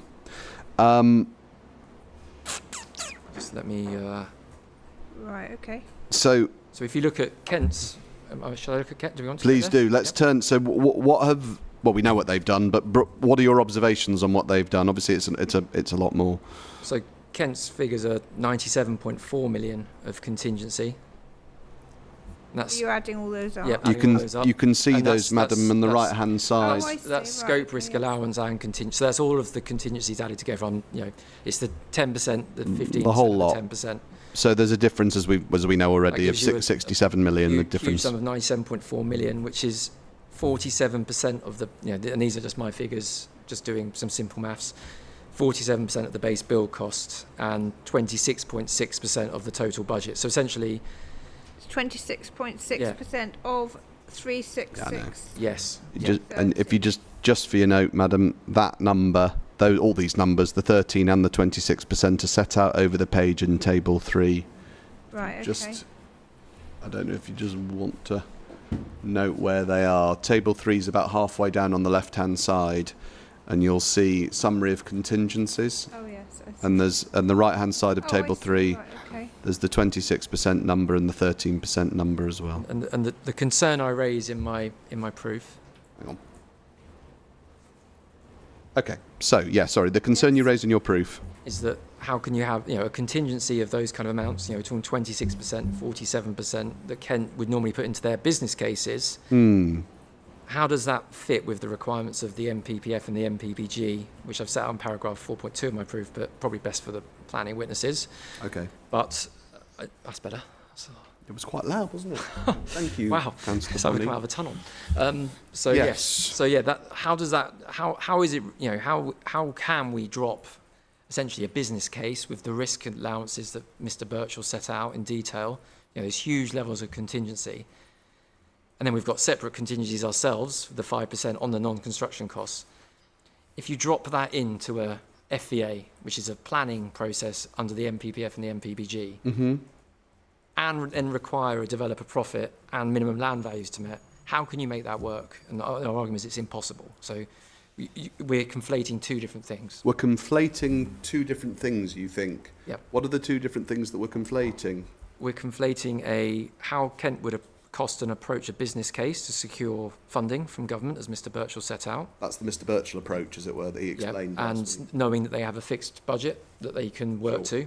And if they spend beyond that budget at length, you said they'd either have to go into reserves or request more money of government or not finish a project. That's the first thing. And what's the second thing? Whereas an FVA is, I think the MPPF and the MPVG set it out pretty clearly, you have to take a balanced approach to risk and contingencies against viability and develop a profit. And obviously we have to build in profit to the FVA process. As you said, profit is essentially a cost. Profit's a cost. And is it a cost that shows up on Kent business cases to central government when they're seeking their money? No, of course not. Have you seen any evidence from Kent? I mean, you've read all of Kent's evidence in preparation for your giving your own evidence, obviously rebutting it, which you've done. Do you know why they've tried to do this? Why have they explained to you why anyone ever thought in the first place, in the sort of sliding doors moment, that actually trying to do an FVA approach and drop in all of these business case contingencies into that FVA approach was going to be a useful thing for the inquiry to consider? No, no one. That's never been set out by Kent in any of their evidence, nor is there any mention of the MPPF or MPPG at all in any of their evidence about what approach should be taken to an FVA and what are those balances. The other point we've. You mean not doing one, but what it show? You mean the outcome of one? So what is the approach to risk that should be used in an FVA? So no one at Kent has said, well, is this an appropriate approach to risk and contingency for the process we're undergoing here? Is this, or would this have been an appropriate risk for the applicant to take to risk and contingency? I mean a risk. If we adopted their approach, would that be appropriate? To a piece of work that a financial viability appraisal. All right. Well, would it be? I mean, do you think it would be appropriate for us to assume that the approach to risk that Kent would be prepared to take when seeking public money for a business case funded project is the same approach to risk that a private developer or master developer would want to take when delivering something in the model that you've explained? should we assume that they're the same? No, we can't assume they're the same. The process is completely different. The funding is completely different. One of the reasons why there's such a difference between our appraisals is because obviously if you put in higher contingencies, as a nice to have perhaps, all of those have finance costs associated with them and MD profit. So the outcome of if we look at... Can you just explain why? Sorry. So you're saying if you bump up the contingencies as per Mr. Birchall, you lead to more finance costs from the bank. Because you say you also lead to more profit. Yes. Why is that? Because profit is calculated against those costs. So the master developer profit of 15% is a response to those costs. So if you have higher costs, your profit level goes up. And all of that has an impact on viability. So the other thing we haven't really ever got to grips with, and there hasn't been an answer on, is why Kent originally in their V1 started with a 5% contingency and 10% risk allowance. Just slow down. In their you're talking about Mr. Parks's version 1 work, is that right? And he had, what did he have originally? He had a 5% contingency, 10% risk allowance, and then there was an 23% optimism bias. Yes, we've talked about that. Sorry, 10% what? Contingency. Sorry, that was 5% contingency, 10% risk allowance. Oh, yeah. And then a 23% optimism bias. Now I think he accepted, and actually someone has accepted, I think it was him who accepted that it's not appropriate in a privately developed scheme, FVA approach, to include any optimism biases. And so his version 2 rejigged those numbers. Yeah, so rather than just removing the optimism bias, removing that 23%, which is what we would have expected to have been done, the 5% was increased to 10% of contingency, and then the first risk allowance was increased from 10% to 15%, and then a scope risk allowance was added of another 10%. Something new we hadn't heard of. Right. And the outcome of that is essentially the figures are virtually the same for risk. Oh.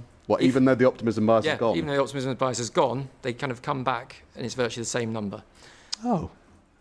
Well. What's interesting is if we were, and I've just modelled it, is if we went back and still applied the 5% contingency and the 10% risk allowance after removing optimism bias, so kind of kept things how they were, that would reduce KCC's cost by £59 million alone.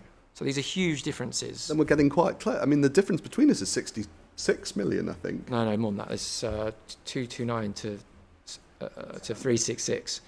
No, I just meant on contingencies. Oh, sorry. On contingencies, yes. On contingencies, it's 66.8 million difference. It does bring us a lot closer together. Yeah. And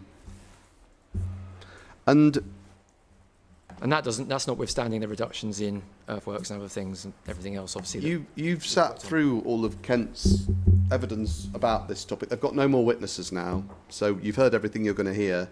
Do you know why the contingency for construction is what it is at 10 not 5 or whatever, and why the risk is 15 not 10, and why it's called scope risk, and why it's whatever it is 10 or whatever, not 23? Why these numbers are as they actually are?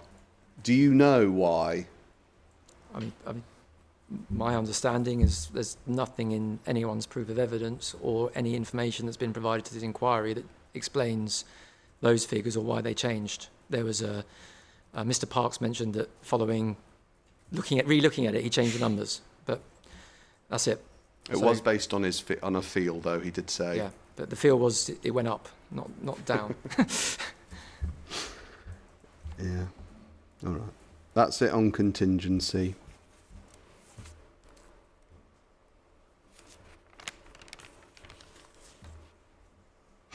Before I ask you to sort of round things off in terms of your conclusions for the inspector, I want to ask you a few particular questions on matters that have come up over the last few days or week or two even, in questions to other witnesses with which you might be able to assist. The first one relates to something that the inspector raised the other day, and it was something that, since the inspectors raised it, Kent have raised it repeatedly, and it is the spectre of partial delivery of the road. So it's and I asked Mr. Birchall about it quite a lot, actually, with reference to things like what's in the 106. You've talked about the 106 already a bit, but I just want to put it to you as a particular question, because obviously the inspector raised it.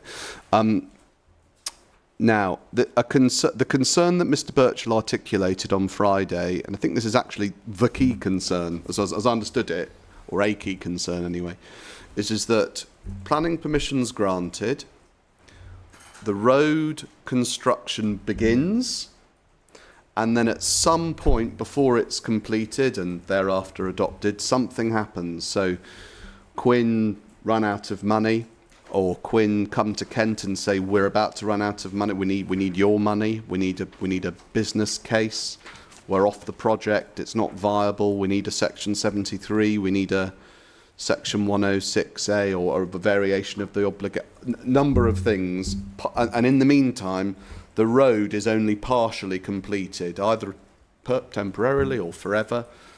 And that risks, Mr. Birchall was saying, that gives rise to reputational risk for Kent County Council, the partial completion of the road and the potential need to draw on public funds.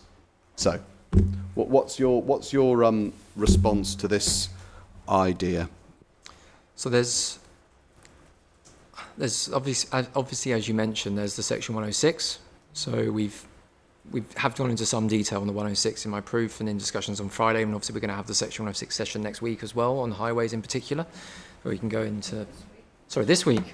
We won't be here next week, hopefully. Oh, let's hopefully not. I feel like I'm always going to be here. So we've got the controls in the 106, and they are in particular, and I've mentioned already, but essentially we have to have all the detailed design of the road done. We have to have the Section 38 agreement in place. We have to have security secured via the Section 38 agreement, and we have to have evidence that we can fund the delivery. So that's the controls are in place. So that's a high bar already.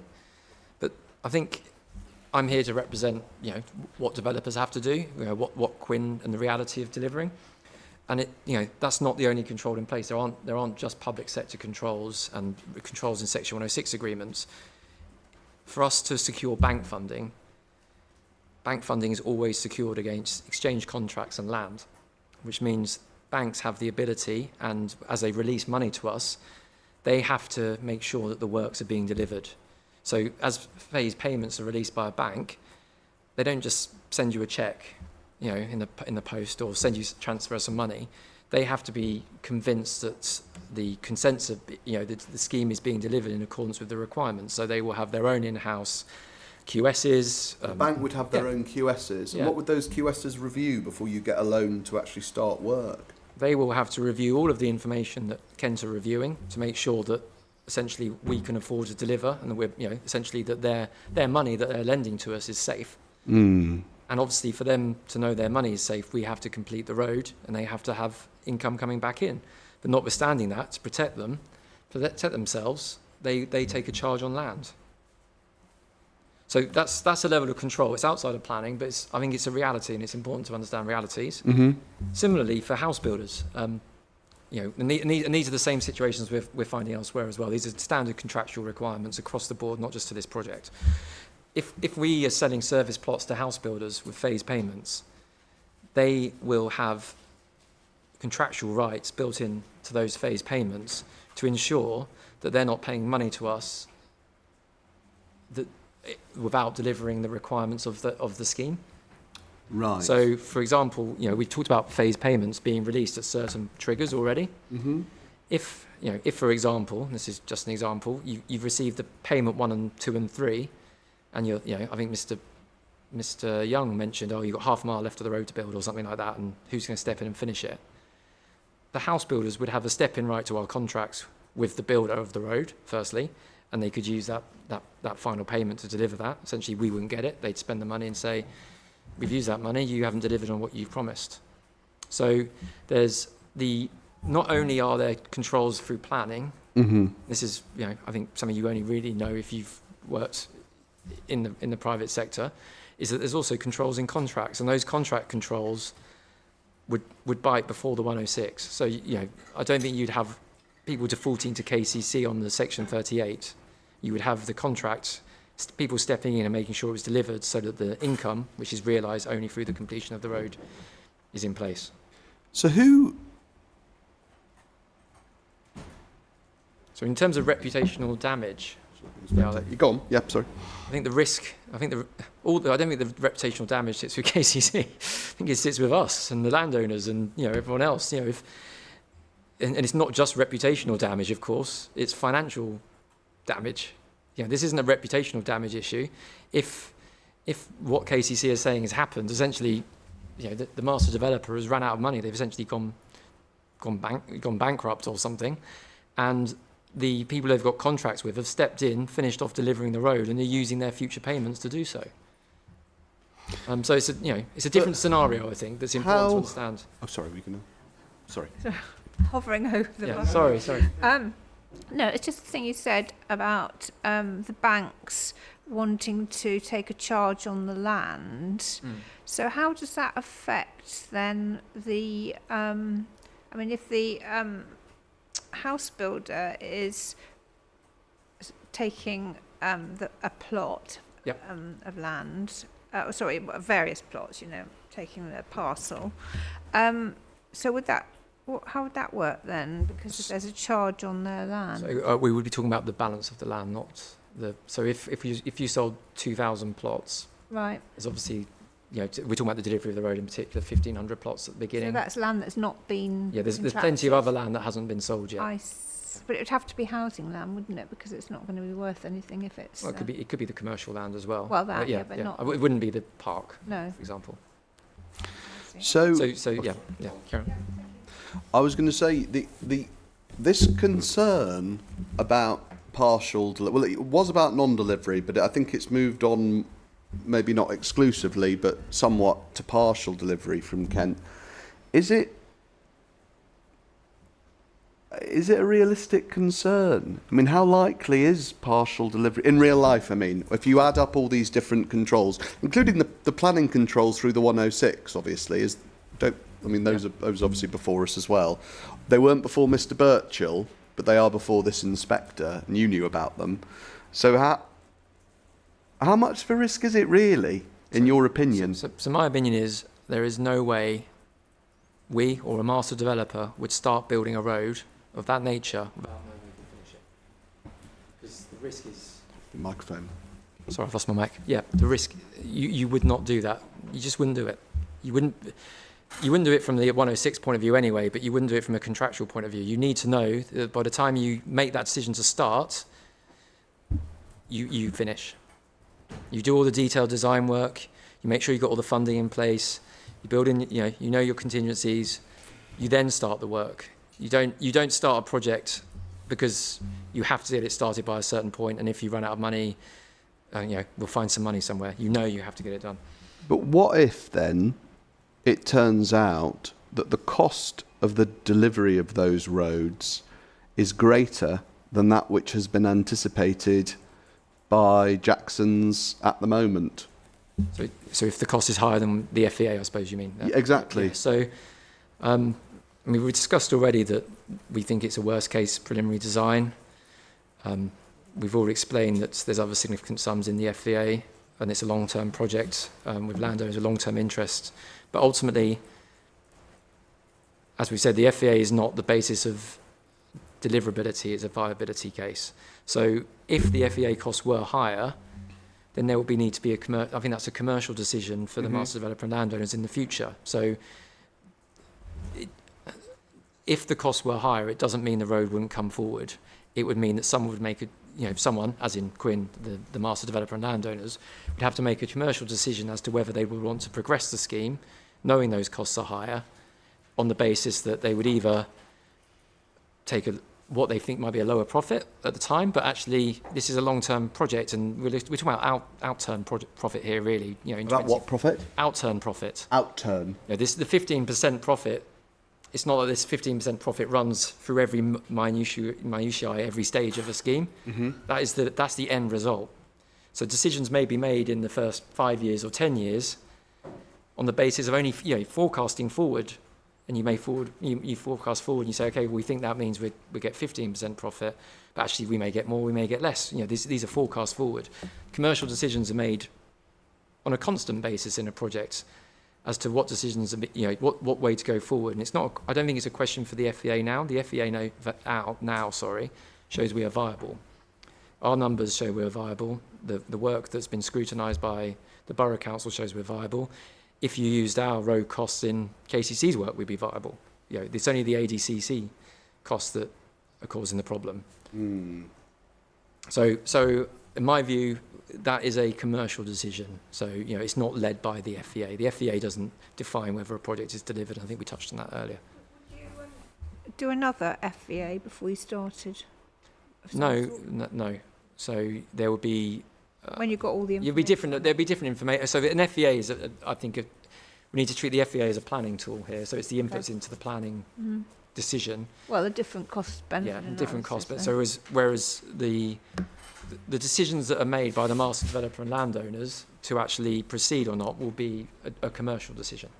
I see. On the basis of, we do know, sorry, just get the 106 back up.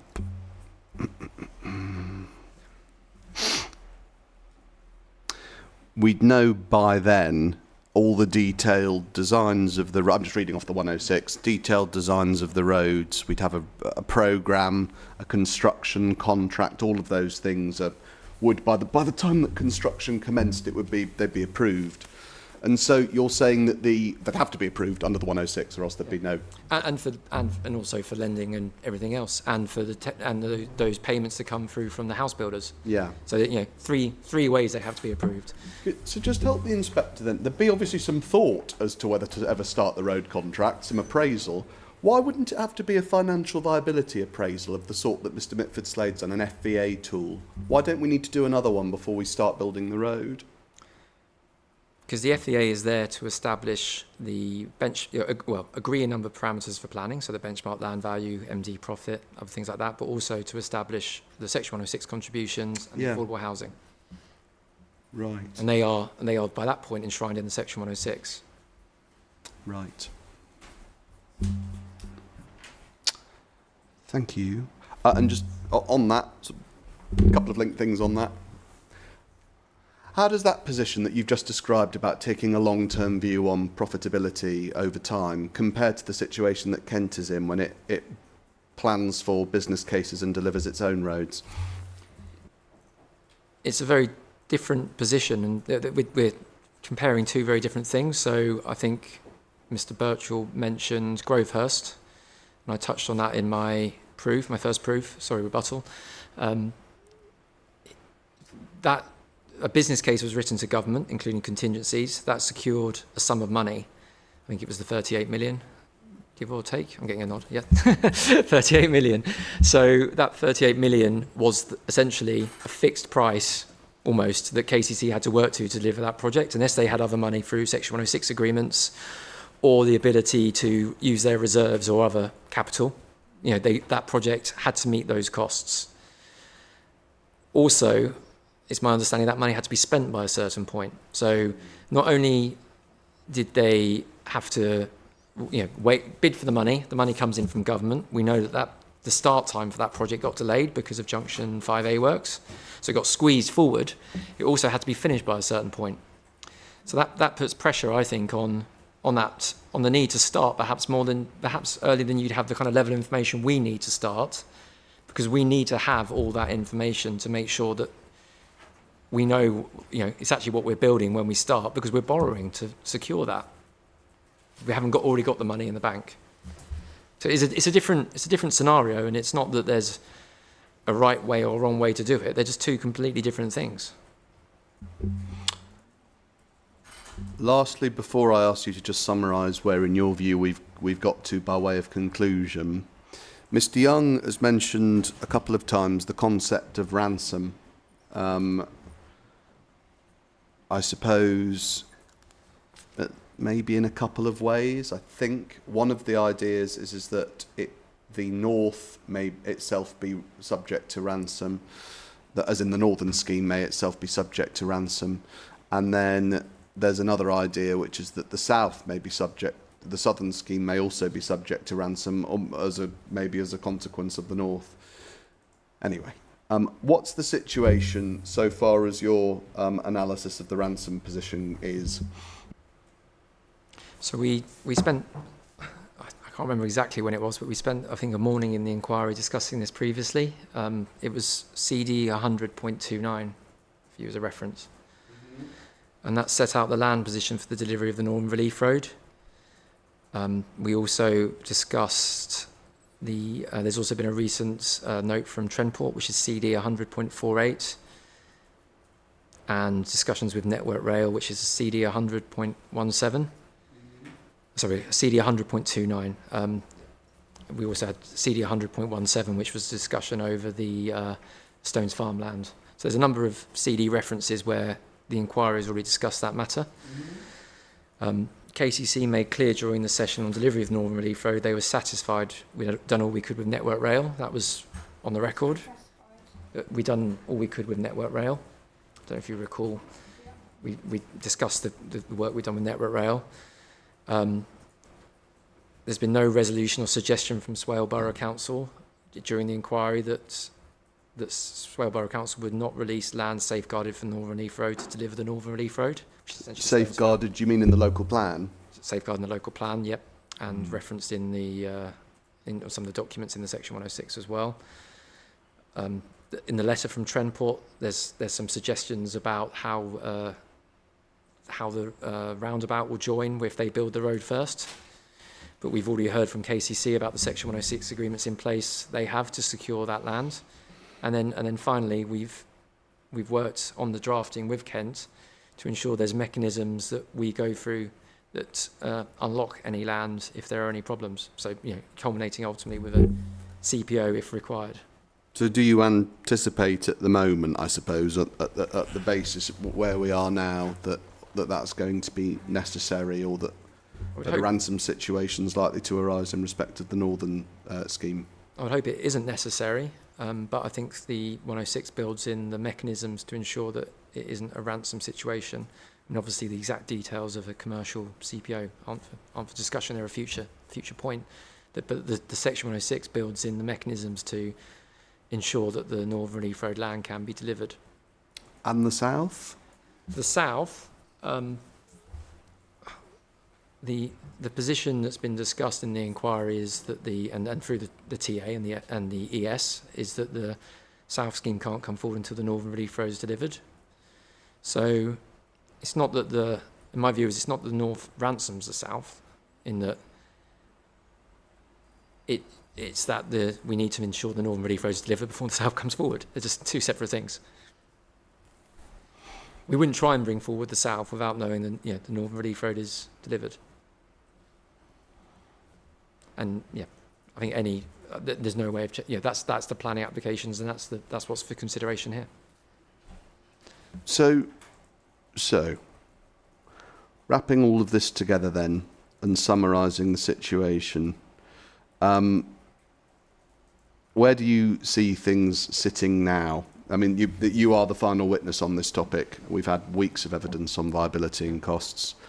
It's gone back to the beginning of July.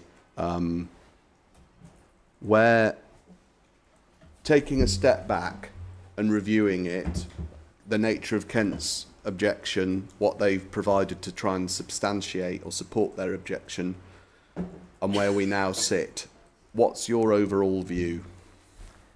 So it's been a bit of a roller coaster. I think we've had some changes in the last, towards the end of the week as well, last week. But my view is KCC have said they support the schemes, but they've made clear their interests are only ensuring the highway infrastructure and contributions towards education are met. So they're looking specifically at limited areas.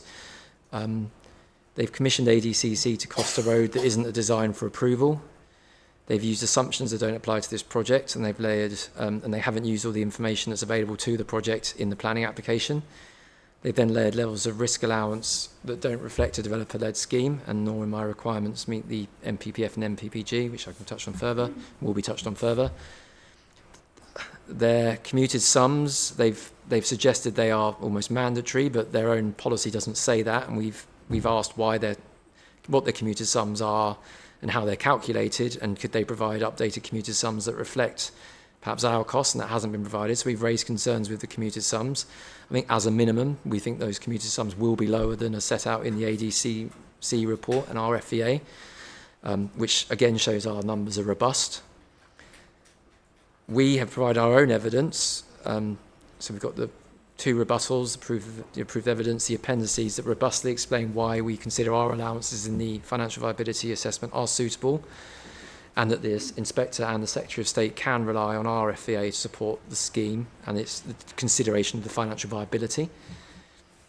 On top of this, we've agreed Grampian conditions and clauses with KCC, or we're in the process of agreeing them. They're well along the way of being agreed, that provide protections that alone should give comfort to KCC that the development can't commence without the technical approvals, land rights, contracts, and everything else we've discussed in the last hour or so being in place. We've explained, well, I've explained today and also in our proofs why delivery from KCC and the business case approach is very different to how we would deliver, and also how government money is sought is different from how developer funding is given, and that developer funding is only released once we have all the design and cost work done, so once the project is de-risked.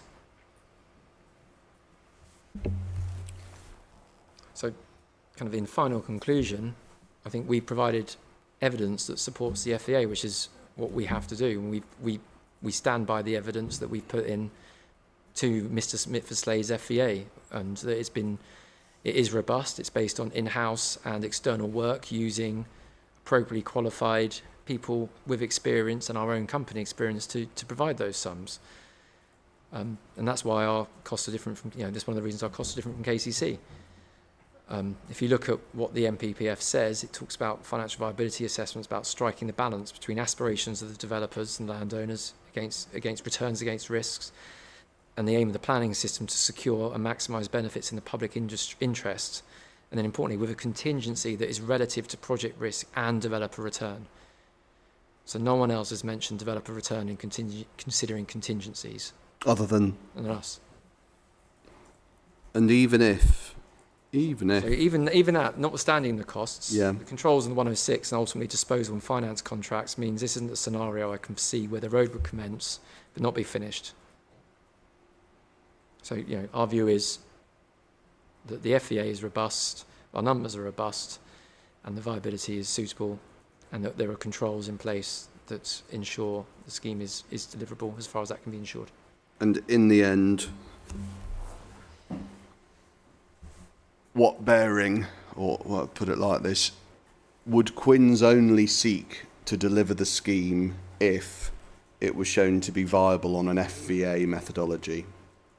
As I've explained, no, that's a point-in-time assessment that's required for planning purposes. Very different from the ongoing and many-year discussions that will be going over this project for delivery. And does Kent have any evidence that they say goes to deliverability outside a financial viability appraisal methodology? Not that I've seen.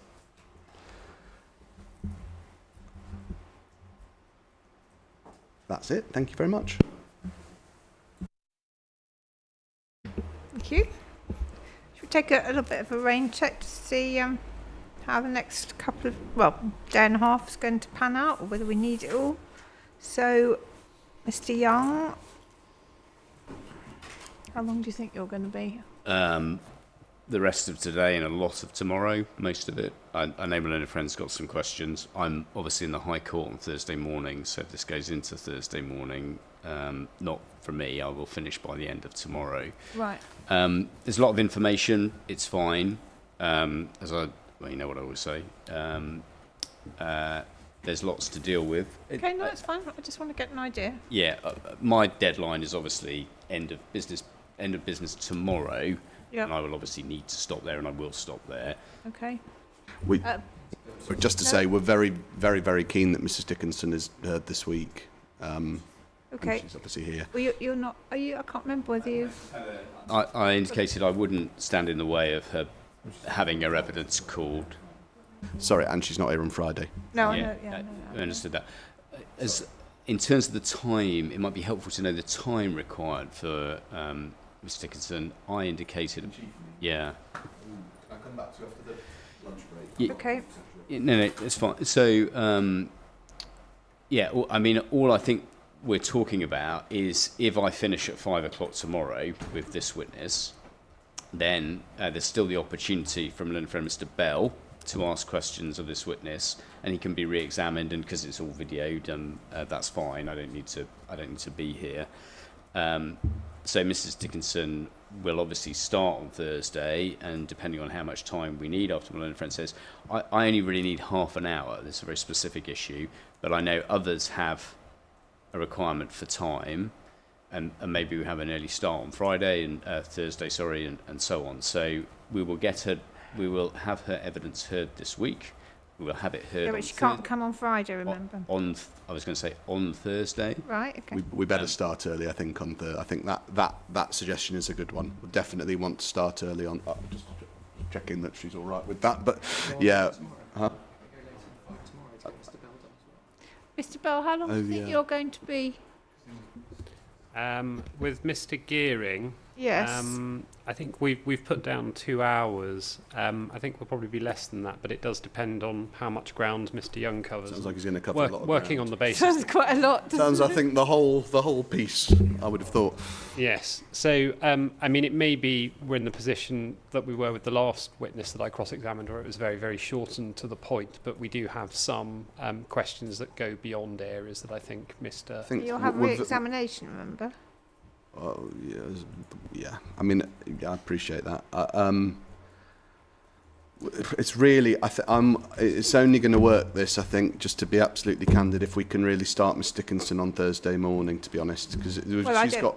I think that's likely if Mr. Young is going to be the whole of tomorrow. Yeah, I don't see a problem. I don't see a problem. The reason is I'm giving you my full realistic time estimate.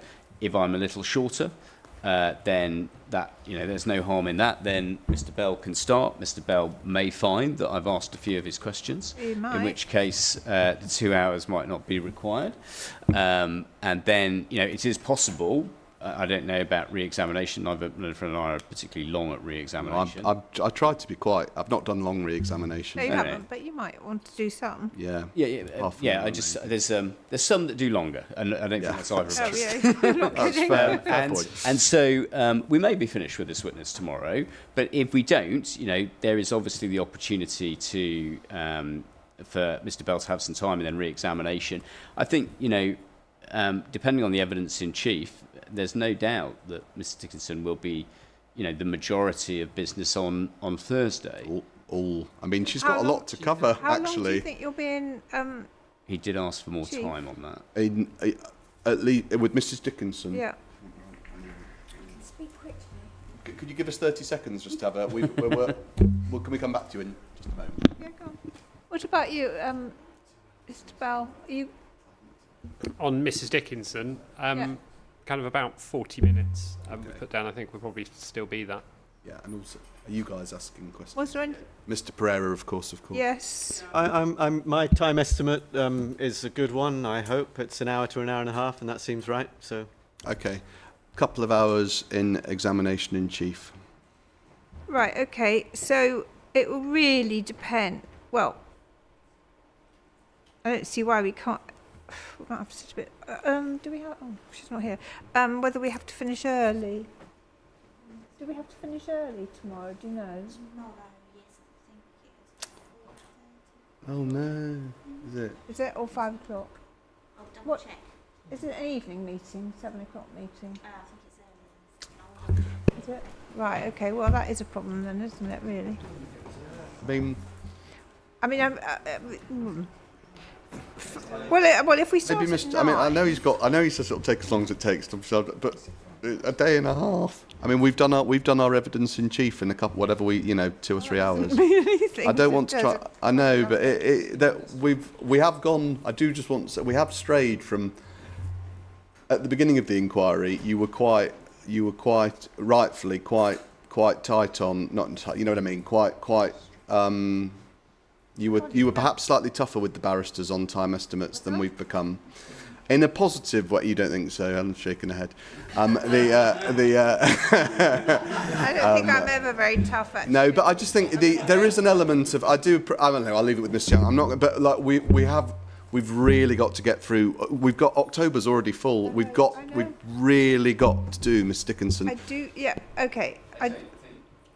Go on. Yeah, I don't think it's a problem because an inquiry day that starts at 9 o'clock, which I think is suggesting, is sort of 6.5 hours with lunch and some breaks and so on. So 6.5 hours. My friends said 2 hours in evidence in chief. Mr. Pereira said, I think, an hour and a half. And I'm 30 minutes, so that's 4 hours total, 30 minutes. Okay, no meeting tomorrow. 40 minutes, 40 minutes. Oh, sorry. That's good news. I didn't know there was no meeting tomorrow. Yeah. All in all, that's about sort of 5 hours for Mr. Dickinson when we've got 7 hours. I might have a few questions. And of course. Maybe we could start early tomorrow as well. As another thing. Maybe, yes. Maybe. We'll see how we go. But I think the 7 hours on Thursday, it makes it perfectly.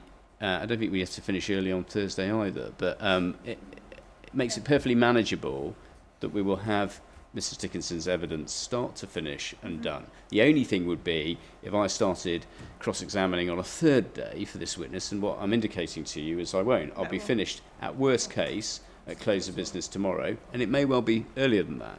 I mean, you did say. I mean, you said about being tough on time estimates, but I didn't mean tough. That was the wrong word. But the whole thing is that this topic has really grown like Topsy, hasn't it? Because I mean, it wasn't even in the agenda when we started. I agree. I totally agree with that.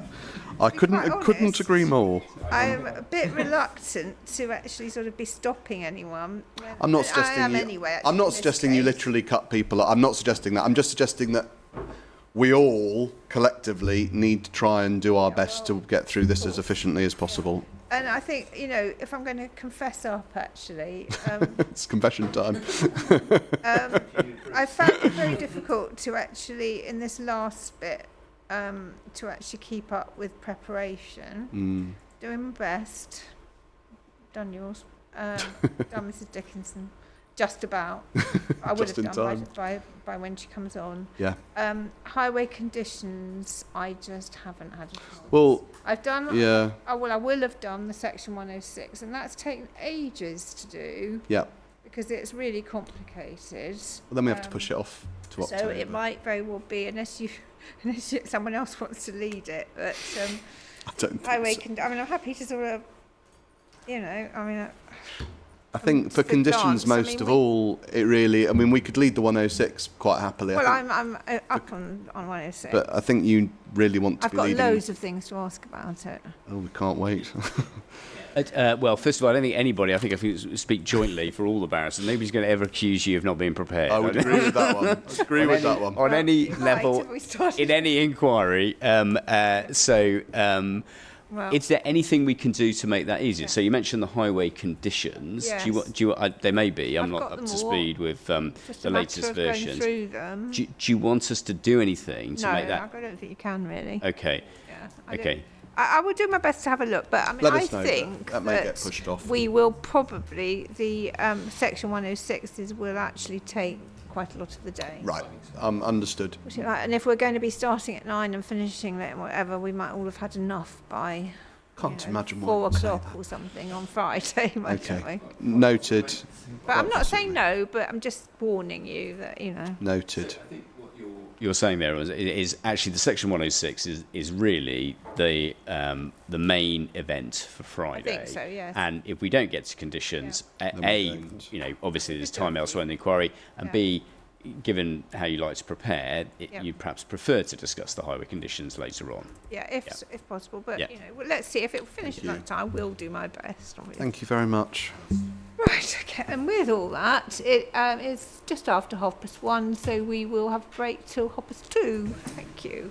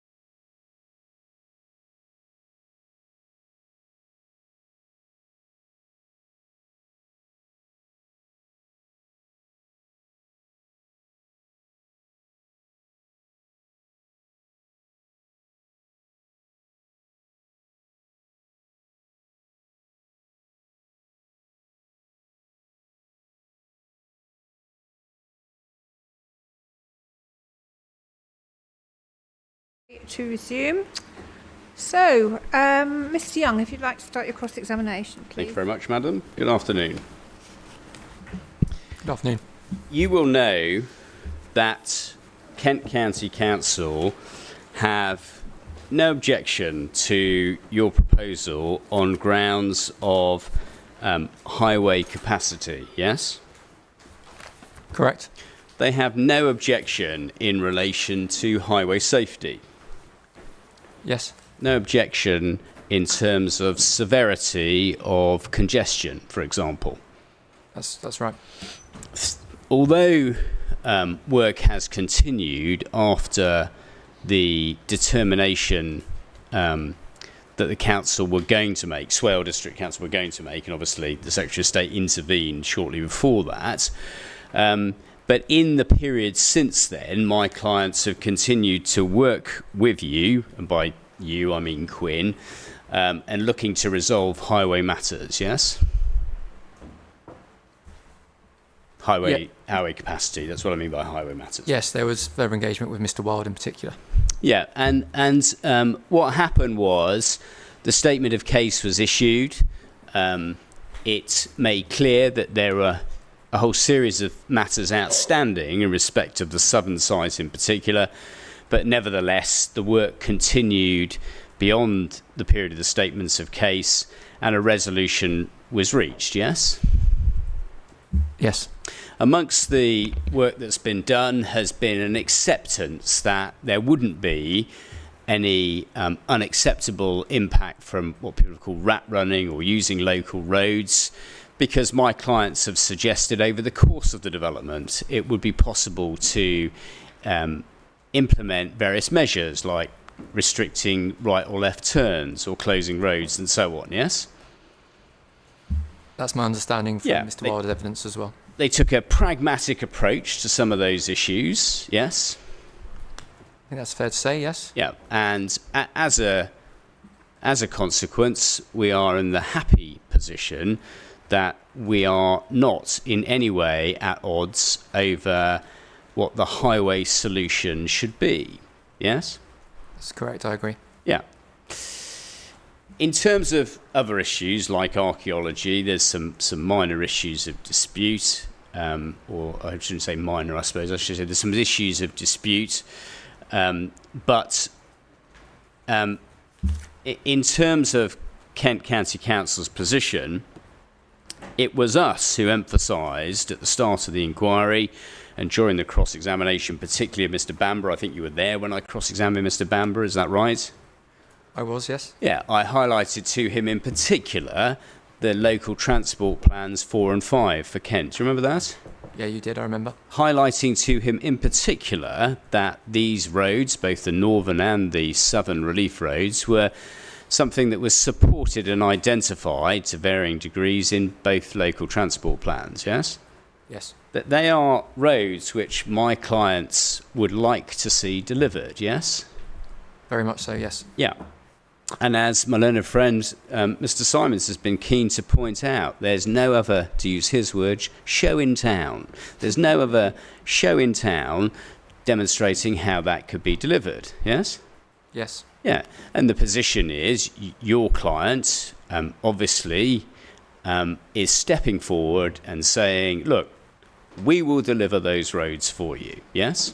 Not my client, but my employer, but yes. Yeah, so I'm really sorry. That's it was fine. not your client. Yeah, you, if that's all right, Quinn. Mr. Quinn and Quinn are looking to deliver the roads, yes? Yes. Yeah, and, you know, I'm sure there is a degree of altruism in it, but of course he is also looking for planning permission for over 8,000 homes and the science park, yes? It's one and the same scheme, but yes. Yeah, so, you know, there's obviously a benefit for Quinn, because of course what that would mean is the ability to deliver a major housing scheme, yes? A major mixed-use scheme, but housing-led. Yes. Yeah, sorry, housing-led, that's perfectly fair, housing-led mixed-use scheme, of which, of course, both roads, and by that I mean the northern and southern roads, are absolutely fundamental to the delivery of the mixed-use scheme, yes? Yes, that's what the applications say. Yep. Yeah, so we're in a position where those roads are obviously, both of them, fundamental to delivery of the proposals that are before the Secretary of State. Yes, they are components of the proposals as well. I know they're components, but they're fundamental. There's nothing controversial about that. No, that's not controversial. Agreed. Good. Okay. So we've got that understood about the proposal. We've got no other apparent funding mechanism to achieve that. What then becomes obviously really important is the deliverability of both roads, the motorway junction, and obviously the schemes that provide, in your case, the financial backing for them, yes? Do you mean deliverability or viability? I mean deliverability, yeah. I mean the deliverability of those schemes is an important issue for this inquiry, isn't it? Yes, in particular in the context of the FVA. Yeah, so let's break that down. The deliverability of the Northern Road is fundamental to everything. I think we all agree that, don't we? Yes, we agree. Yeah. The Southern Road is fundamental to the delivery of the Southern housing site, yes? The Southern application, yes. Southern application. The motorway junction is fundamental to both the science park, so the employment, if I can call it like that, and the housing on the southern side, yes? Yes. Yeah. You don't need the motorway junction to deliver the northern site, do you? The Northern application? Yeah. No, nor the Southern Relief Road. No, and the Southern Relief Road, as you rightly say, isn't needed as well. So we understand the components of this exercise. So my clients want the road delivered, your clients want to deliver the road, and your clients obviously want the development that comes with it, yes? It's a fair summary, yes. Yeah. So what we need to do is make sure that obviously all of that is deliverable, yes? Well, in the context of financial viability appraisal, which we've discussed, yes. Are you sorry?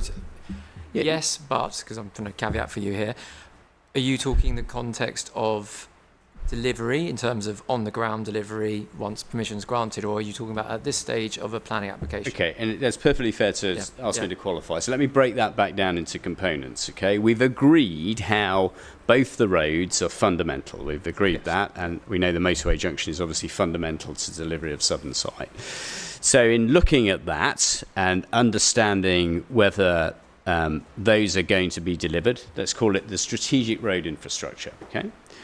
We are aware of the fundamental link between those and the development sites, yes? Yes. Yeah.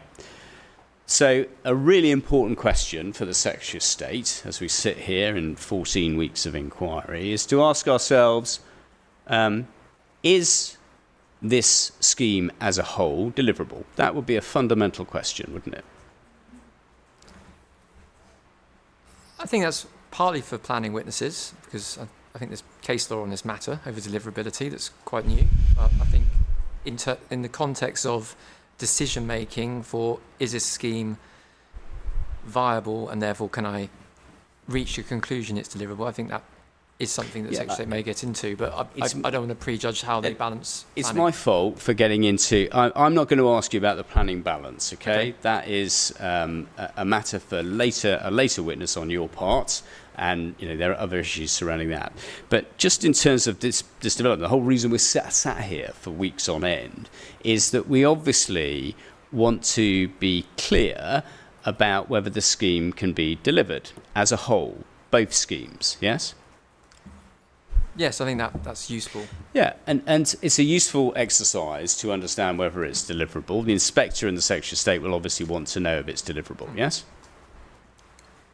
I'm not objecting, but just to say that there's an important crossover here to case law on deliverability, on which this witness is not giving any evidence at all. The role that deliverability plays in the planning balance as a material consideration is a whole issue in itself. Now, I'm not prejudging it. I'm just saying it can't just be assumed, and certainly this isn't the witness to test on it because he's not a planning witness. So I just note that, obviously, I'll just stop talking. But I do just want to draw a line around that, because that we will be making submissions and adducing evidence later in the inquiry on whether the premises on which Mr. Young's putting his questions are in fact correct. Okay, so for the sirens, of course. Afternoon. Okay. So, yeah, I'm not going to ask you about the law, first of all, and about this new Wimbledon case, nor am I going to ask you about matters of planning policy, interpretation of deliverable, developable, etc. But what I'm interested in is sort of to just make clear from Quinn's point of view why we're all sat here. We're sat here because, obviously, what you want to achieve is the delivery of these schemes, obviously. Yes. Yeah, and my client would like to see the roads delivered, and obviously the schools are necessary because of the development, but the road is in the transport plan, roads 4 and 5, particularly 5, and so obviously it's got an interest in whether they're deliverable, yes? Yes. Yeah. Yeah. Now, the roads are not cheap, and to be absolutely clear about it, we're talking about some enormous infrastructure costs, aren't we? They are significant infrastructure costs. Yeah, and so, you know, on our figures, you've seen the figure of £366 million. On your figure, I think £213 million. I don't want to get to the precise detail, but what we're talking about is hundreds of millions of pounds of infrastructure, yes? Yeah, I think we can agree that. Yeah, and the position adopted, because it's been necessary for the highways case and the agreement on highways, is that the northern site cannot come forward until the Northern Relief Road is in place. That's right? That's correct. Yeah, and when I mean come forward, occupation. Yeah, fine. And the same with the southern site. The southern site obviously requires the Southern Relief Road, and the intention is to deliver it all, including the motorway junction, before that site opens, yes? Or before the occupations, I should say. Yep. Yeah, as you say. And in addition, of course, the southern site is also parasitic, if you like, on the Northern Relief Road. So it needs the Northern Relief Road in place as well. Yeah. That is exactly how the transport assessment works as well. So Yeah, yes. and to be fair, you've been perfectly clear about that. I remember at the case management conference, I've known a friend being, pellucidly clear on that point, that they weren't bringing forward just the southern site on its own. That was a non-option and not one that's pursued at this inquiry. That's right, isn't it? Yeah, we've been consistent on that throughout. Yeah, okay, good. So when we think about that and we think about the approach that's been taken then, we obviously need to think about whether the development can afford to pay these enormous road costs, which are a precursor to the occupation of anything, yes? Not pay, but fund. Fund, okay, that's a better word, thank you. Because it's a precursor to occupation, then it's obviously really important to make sure that the roads are capable of being funded, yes? Just again, sorry to interrupt, on the question of how important it is, I don't know what that's meant exactly, but if that implies a question of it must be important as a planning matter in the planning balance, then same comment as before. Okay, so from Quinn's point of view, so you're giving evidence as opposed to Mr. Bashford, Quinn obviously want to know themselves, if nothing else, in light of what you said, and any lenders that you're going to lend to, that actually the development itself can fund the roads, yes? That's something, certainly as the applicant, we need to know. Whether that's something the county council needs to know, given the controls that are in the Section 106, is perhaps a different question. Yeah, okay. So you need to know it. Do you think the Secretary of State would want to know that issue? That's, again, sorry to interrupt again, but that seems to me, I don't think there's any other way of interpreting that question as asking a witness about what they think is a material planning consideration and how important it should be. And if I might be wrong, obviously, if that's what these questions are about, this is not the right witness, because I've not asked him about planning considerations in the balance. Yeah, I understand the point being made. I mean, I'm perfectly happy to put questions to Mr. Bashford. I think it's going to be increasingly obvious that I need to. But for now, I'm just asking you about common sense, okay? So you're the developer, you're bringing forward the site, the Secretary of State has called this in, Secretary of State wants to take the decision for herself, yes? That's exactly what's happened, yes. And obviously she's going to be reliant on the reports and the recommendation from the inspector, yes? I understand so. Yeah, and I don't think you would suggest, would you, that viability is somehow something that isn't, something we ought to be looking at? Same. What's being asked, madam, I think you'll see this 4 or 5 times now, is viability and deliverability a material planning consideration, and isn't it fundamental? Mr. Young suggesting all that's common sense, and is asking for a developer's point of view or whatever. With respect, I think he knows now, having read that Wimbledon judgment, that it really isn't as simple as that. And this is a matter, as I've said a few times, for detailed planning evidence. It's not. To be honest, it doesn't matter what this witness thinks. And it's certainly about this particular topic, because it's a detailed planning balance matter, and it's also for legal submissions as well. So it's not, with respect, Mr. Young, I'm sure it's not an appropriate question for this witness about how important he thinks something is for the Secretary of State, or whether she's going to put weight on it in the balance or whatever. And why there's a sort of issue around the planning balance and so on. I suppose the way my learned friend would prefer it to be framed is, the developer, as a developer, because you can speak in that capacity, you recognise, don't you, that, looking at whether the roads that you're proposing can be afforded by the development is something you ask yourselves, yes? Certainly through our own work and through the FVA, that is, so firstly we've asked ourselves that and obviously done our own work. We have fed into the FVA, which is obviously the document that we've been discussing at length over the last 3 weeks, really, or in a roundabout. But the figures we've put into the FVA are based on our detailed analysis of what we believe the costings of the road are to deliver it. Yeah, and that's your view of the world. That's the position for Quinn. I understand that. You'll appreciate that others might have a different view on that.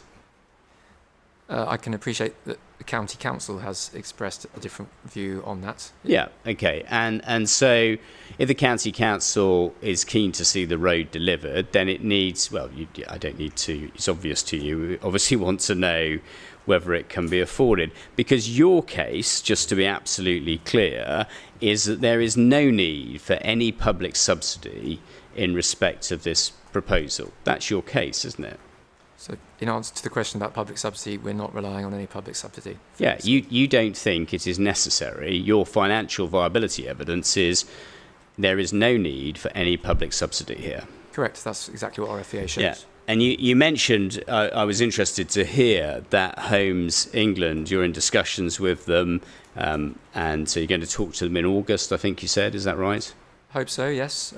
You should have been aware because it's been in our documentation, so I think the county council have been aware. Yeah. I just being clear that it's in August. It's not now. It's next month. We haven't set a date. Okay, so I haven't set a date. Okay, so you're going to talk to Homes England, and I think what my learned friend was talking about, and correct me if I'm wrong, was in relation to loans as opposed to grants. Is that right? That's correct. Yes. So yeah. in particular. Infrastructure fund, Homes England provide loans, and they have done a number of large schemes, but these are essentially commercial loans that Homes England provide to on a commercial basis to developers, and they've done it to a large number of schemes. Yeah, so what you're not talking about is we need on your case, we don't need a grant. That's you're not suggesting you need a grant, no? You're correct, yeah. We're not asking for non-commercial or sort of zero interest rate loans. What we're looking for is commercial loans, yes? That's exactly right, yes. Yeah, and Homes England is a potential provider of that, but equally you could go to the banks or the money markets or whatever it is, yes? Yep, that's exactly right. Yeah, so that very helpfully makes clear that your case is that the Secretary of State should be aware that Quinn does not believe there is any need for public subsidy at all in this case. Yes, correct. Yeah. And to arrive at that conclusion, of course, you needed to have some financial viability evidence, yes? Yes, yeah. Yeah, because you need to look at all the figures. Good, okay. So what would be unfortunate then would be if the scheme actually does need public subsidy and you've said it doesn't, and then that's reported to the Secretary of State. Secretary of State adopts the position, well, this scheme doesn't need any public subsidy, and that stops any public subsidy in the future. That would be unfortunate, wouldn't it? Do you want me to repeat that question? I'm struggling to understand how you've joined those two things together. Yeah, so you've presented evidence to this inquiry and you've just confirmed in your answer to me there is no need for any public subsidy of this project, yes? Correct, and that's what our FEA shows. And as you say, that's what the FEA shows. So the FEA has assisted in establishing that you can afford the affordable housing that you are putting in the Section 106, yes? Yes, correct. You can afford all the Section 106 contributions, I think roughly 13,000 per plot for the schools and so on. Yes. Yes, I think it's 15,000 and an amount overall for one scheme, and just over 16, nearly 17,000 for the other. On the educate, yeah, not education, but in general pot. Yeah. Okay. So all of that can be afforded. And the FEA has helped in that exercise, which obviously includes all the costs, like the construction costs, yes? It does, yes. And includes the cost of the roads, yes? It includes the allowance for the road, yes. Yeah, so, well, you say the allowance. Your work and the evidence you presented seeks to provide, consistent with your planning case, the entire cost of the roads, yes?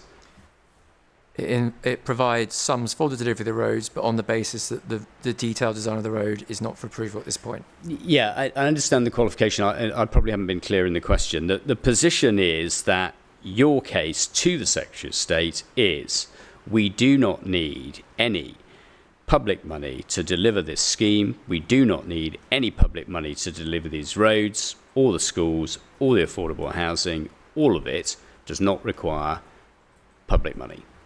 Fully agree, yes. Yeah, and as a consequence of which, my question, the inspector asked me just to rephrase it, is if this scheme does need public money, okay, if it needs public money, it would be unfortunate, wouldn't it, if the developer has suggested to the Secretary of State that there's no need for public money.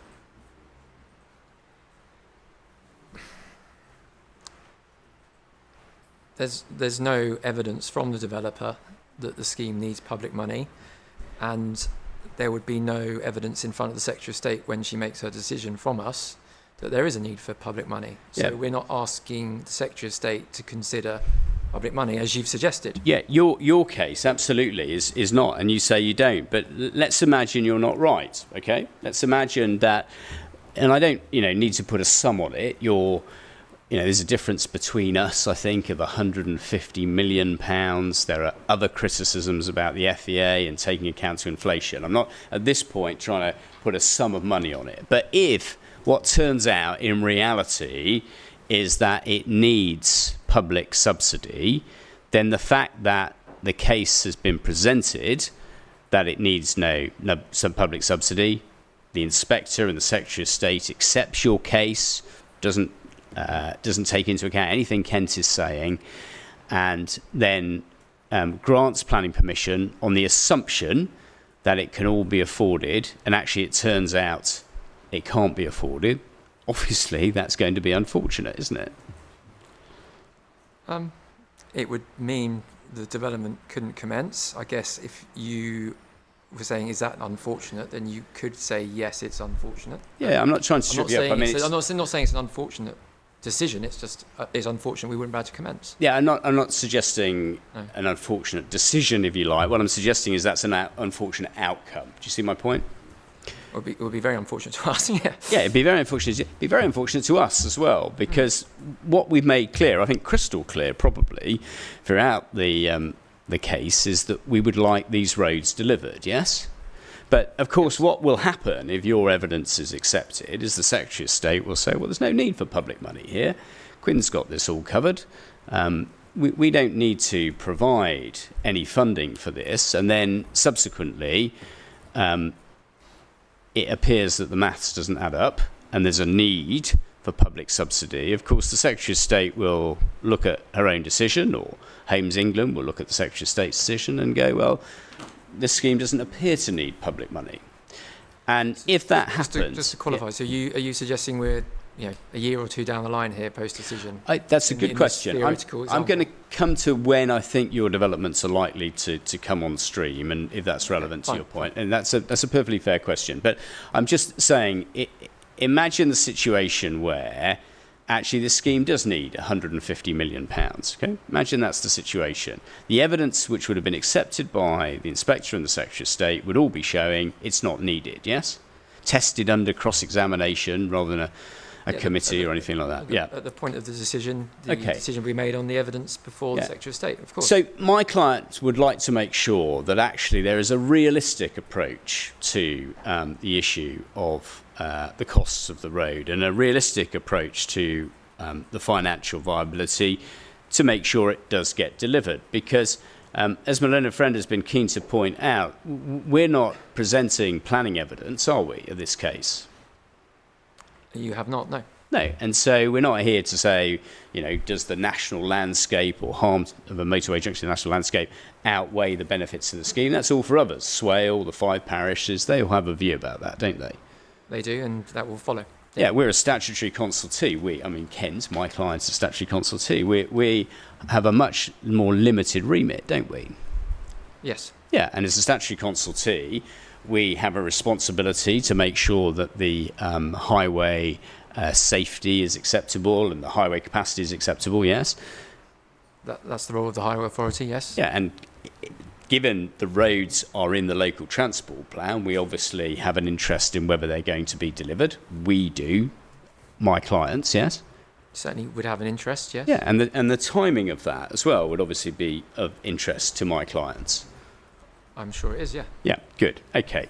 So, with that in mind, we can agree that... actually, let's go to your proof of evidence. So, there's 2 rebuttals. Yeah. And if we go to the first of those, if that's the right way to express it.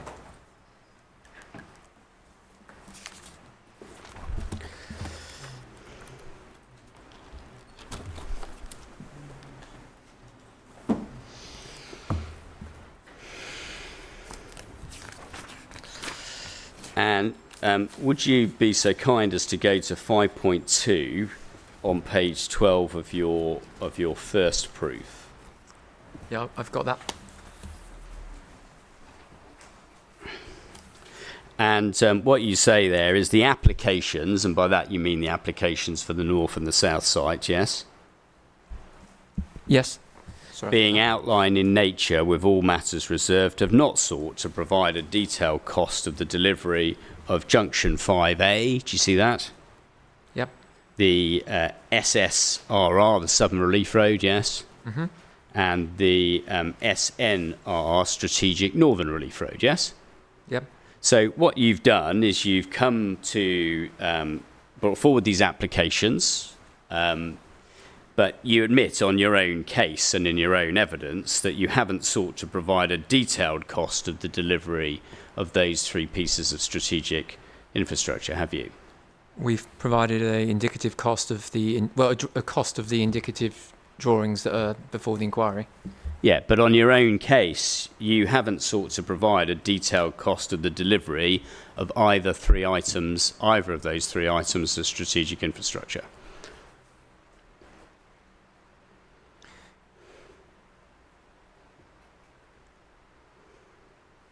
We haven't provided a full detailed cost plan because we don't have the information that would allow us to. Yeah, no detailed costs. And what you go on to say, helpfully, is this is because there would have been no benefit to formally costing a preliminary indicative design that has not been subject to detailed design at REBA stages 1 to 4, that would account for the design requirements for the road following detailed modelling and ground investigations, and would at that point include value engineering. So we just deconstruct that sentence or have a look at its components. First of all, you're saying there wouldn't have been any benefit to provide detailed costs. You're making that clear, aren't you?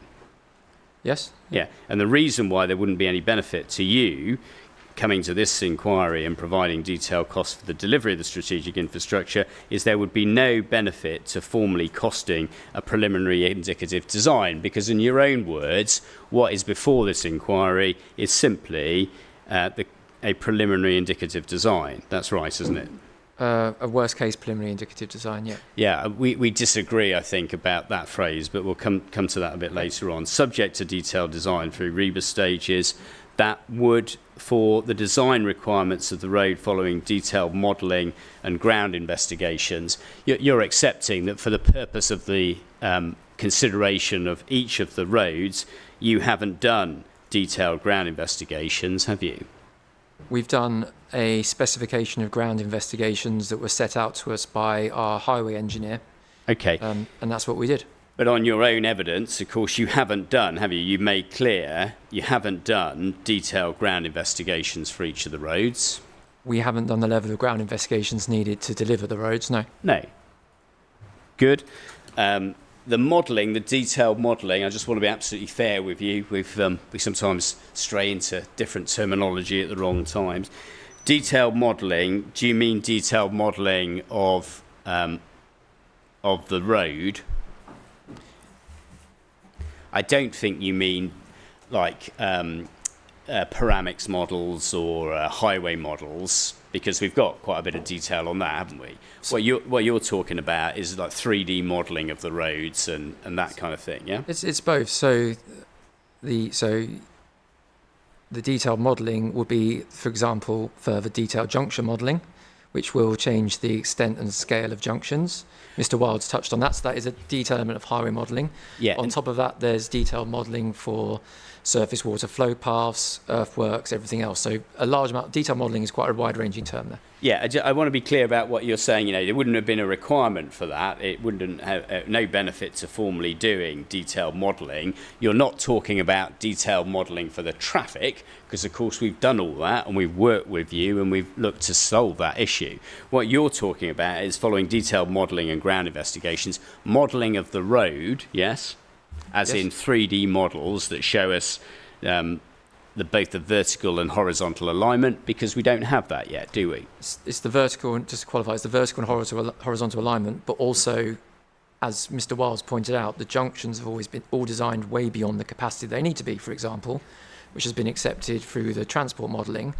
Therefore, when we come to do that detailed design of the road, we will look at, for example, the junctions and make sure we design junctions that are within the parameters of what we've submitted, but may well be far smaller. Yeah, I think I understand what you're saying. Look, he's got to present a highway solution, yes, and has successfully, as far as my clients are concerned, presented that highway solution, yes? So junction capacity, for example, he's got to make sure he's got a greenfield site for the southern site, most of the northern site, and so both sites, in fact, I think. And so what he's had to do is make sure, well, whatever junction I design, it can achieve the capacity that is being suggested, yes? Yes, and potentially beyond it. Yeah, okay. But in terms of ground investigations, the modelling that's being talked about there isn't that modelling. It's the modelling and ground investigations for the 3D view of the road. You know, they have entire models of entire roads and entire road links and motorway junctions, but we're still at the concept stage with the road, yes? Yes. Yeah, good. Okay. All right. So the position we find ourselves in then is we don't have detailed costs for the delivery of Junction 5A, SSRR and SNRR. You explain why we don't have that. We heard in your evidence in chief, didn't we, that in terms of the cost, your clients consider that prohibitive or undesirable to fund the cost of a detailed planning application for the road, yes? So, yes, we did hear that, but just to caveat it as well, also we didn't have the agreement that you've set out from your client on a number of things like all the traffic modelling and everything else. Yeah. So we had to design to a certain scale to achieve that. the road that's been, for example, the road that's included with the application, the level of detail in the application is quite similar to what the inspector mentioned it would be in a scheme for approval. Yeah. The reality is then if you went to change it, you'd have to go through a whole approval process to redesign that road. Yeah. So having an outline application means you defer that for a few, the actual Yeah. detail design for the future. But as the inspector also says, it's a bit unusual. So I'm sure the inspector will have seen, I'm sure everybody in the room will have seen, other proposals come. I don't think it The- did. I thought I meant. Sorry. What I meant that for a scheme of this scale and all the discussions that we've had, maybe in retrospect it would have been That's exactly possibly what good you said. idea. Yeah, you're exactly right, madam. I remember now vividly. That's what I don't you think said. I've always seen detailed, No. because I haven't. No, I mean, No. So, obviously, an option that was available to your clients would be to bring forward outline proposals for the north and southern site, but with the detail of the roads. I don't mean just the access. Obviously, the access is from the public highway, but the detail of the roads provided. That's another way of doing it. Yes. it is, yes. I would just caveat that if you are unreserving access, then you would probably need to look at all points of access. So it wouldn't just be looking at the Northern Relief Road and the That's- Southern Relief Road. So we would then have to look at all the points of connection to the public highway, all their interaction, all the modelling. So that would have been a further layer of Complexity. Yeah. Yeah, and that's a fair point. Actually, it isn't just sort of a site with an access at one, coming off a road for a field. You've got on the southern road, you've got an access point to the north, an access point to the south, and then you've got various points along the routes where it interacts with other roads. Yes. That's correct, yes. Yeah, okay, all right. But, of course, it was open to your clients to submit a planning application with a detailed road scheme, yeah? Or when I say detailed road scheme, I mean something that would get planning permission, yes? So I think what you're saying is we could have submitted an application that was outline in nature other than access, if we'd chosen to. Because the changes that have been made to the development management order, and if you fill out your comfort zone, then just say so, is that actually internal roads to a development should generally be included, but you can exclude them when you put in your planning applications and so on. But the point is, we're not talking about a small site here and having a couple of internal estate roads. What we're talking about is a scheme which is much larger. The roads are, as we've agreed, fundamental to that. And one option was to submit both schemes with the detail of the roads provided. I just say that's one option. Do you mean, sorry to interrupt, I'm trying to make clear what you're asking. Do you mean all the estate roads? That wasn't No. what I was saying. at No. all. That the development management order does Yeah, I know. refer to that now, but you can obviously exclude that. You don't have to do that. No, what we're talking about is the strategic roads, the northern road and the southern road, those roads and the motorway junction. You could have submitted a planning application with the detail of those in it, yes? We could have, and it's my understanding, and this might be straying slightly into planning evidence, but in the first month after submission, if there's matters that are reserved that want to be considered by the council, they can request that. Yeah, an Article So, 5, Article an 5, Article so 5 going back to direction. Under the, 2021, after the county council were consulted and the district council borough council, had the applications, there was obviously that opportunity there, should they have wanted more information, to request it. yeah, absolutely, and that's quite a good argument on a small site where the council were looking at 100 houses. But I think it's not an argument; it's just a fact. that procedure is available for just a few weeks, isn't it? Yes. Yeah, My and we were understanding still discussing your highway solution well into this year, weren't we? Yes, into the inquiry. Yeah, so let's be clear about that then. We were still having discussions about the highway solutions several years after you submitted the planning application, yes? Yes. Yeah, good.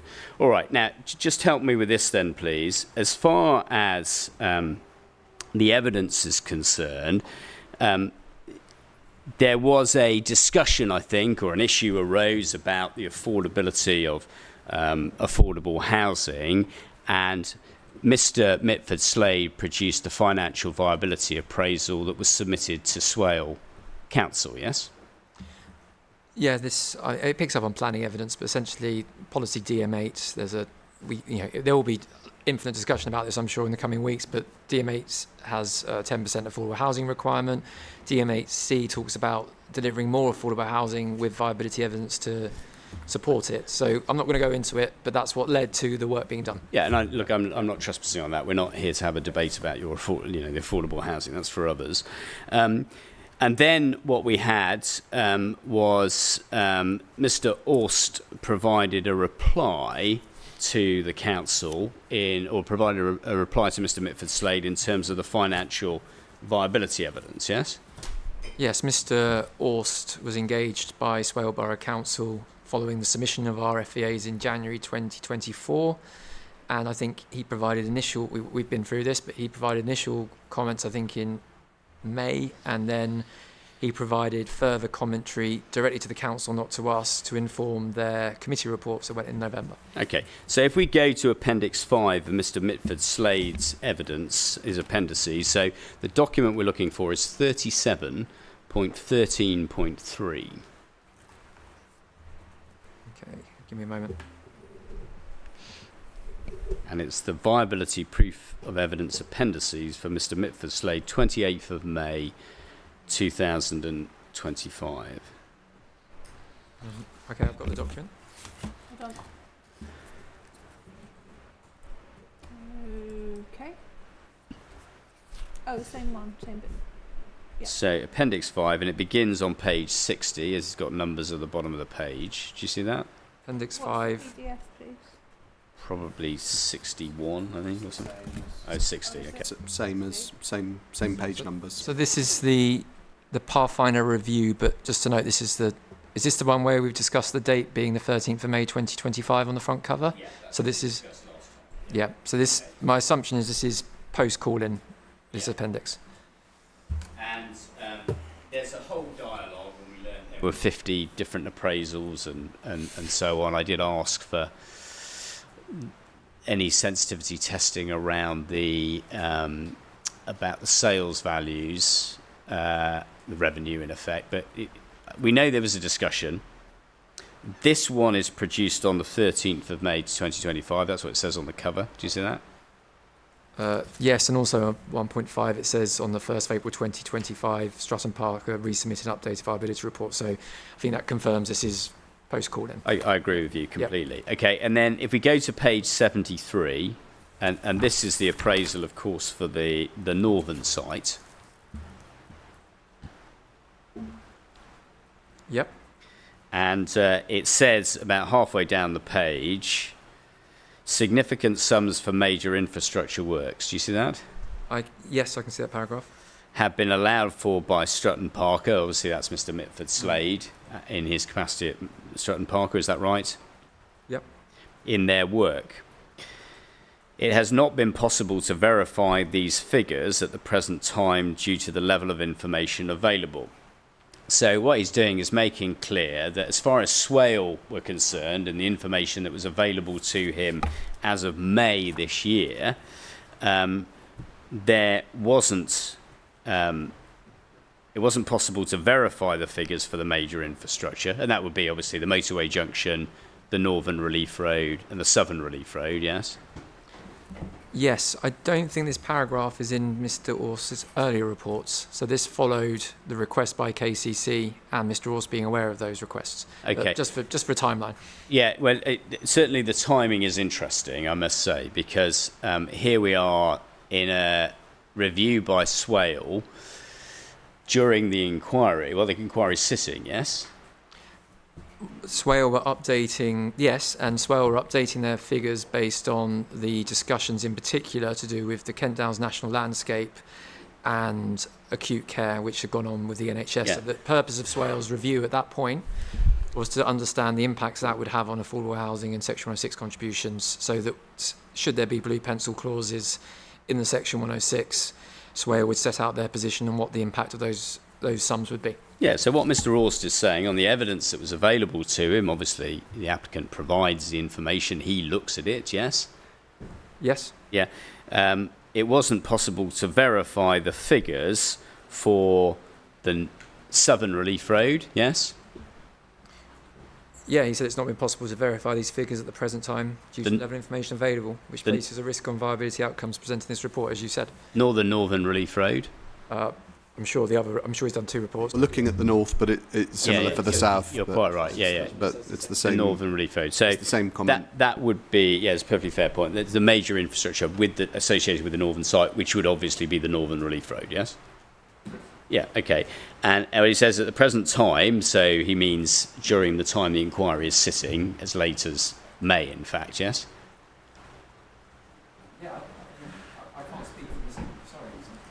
I can't speak for Mr. Orse, but he may have been waiting for the work that you've been doing and we've been doing to come back. I can't speak for him. He's not here. Yeah, okay. Due to the level of information available, which places a risk on viability outcomes presented in the report. So the way he phrases it for the northern site is it places a risk on viability outcomes, yes? Correct. He doesn't refer to deliverability. He refers to viability outcomes. Yeah, viability. And so those outcomes that would be of interest to Swale weren't, the deliverability of the schools, for example. It was the deliverability of the affordable housing. I think that was their particular focus, wasn't it? I wouldn't assume that, no, because Swale have considered acute care and other 106 contributions themselves and not said, for example, I think Mr. Digan has said that they wouldn't say no to acute care to keep affordable housing to a certain level. So it's my opinion that Swale are concerned both with Section 106 and affordable housing, not just affordable housing. But as far as the major infrastructure works are concerned, i.e. the Northern Relief Road, the position adopted by Mr. Orst is, I can't verify these figures, I haven't got the available information, and it places a risk on the viability outcomes, yes? That's what that paragraph says. Good, okay. If we go to the southern site, that's page 115. Same document, presumably. Yeah, yes, please, yeah, here's appendices.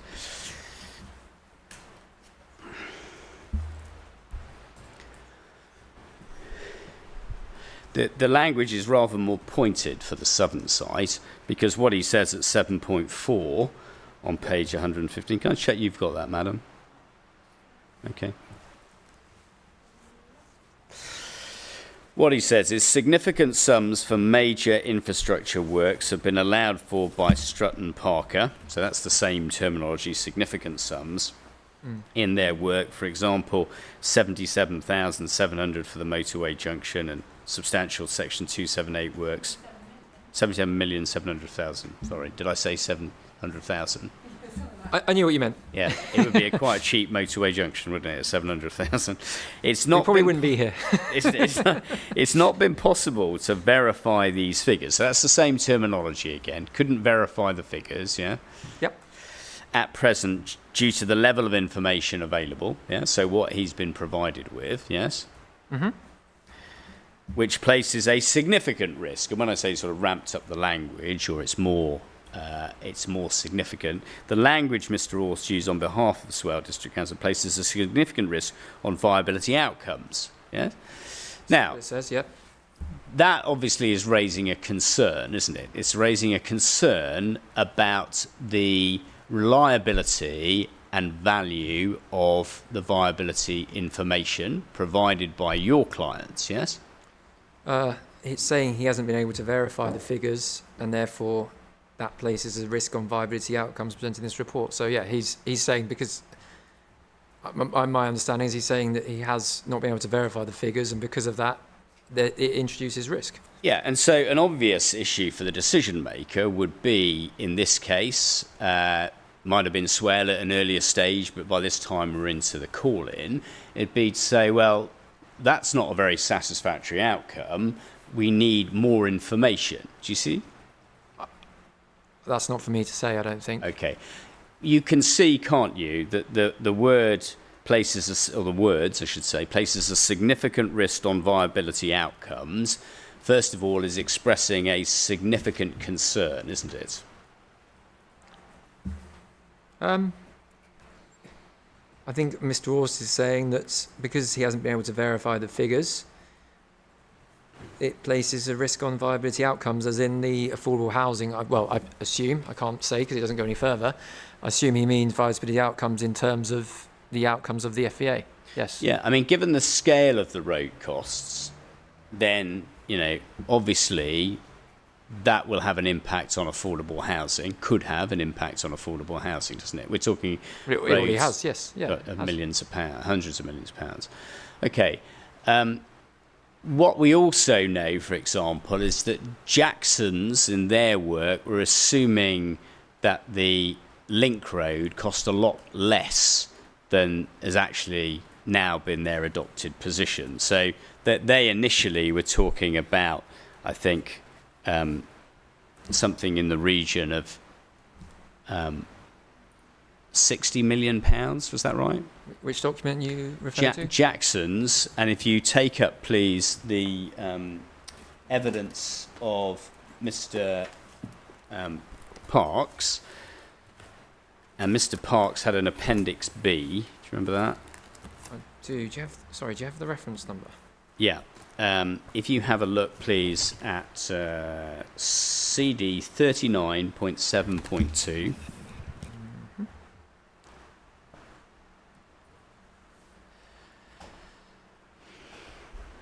39.7.2. This is presumably the earlier side-by-side table that Mr. Parks. Yeah, exactly. Yeah. Sorry, do you have a page reference?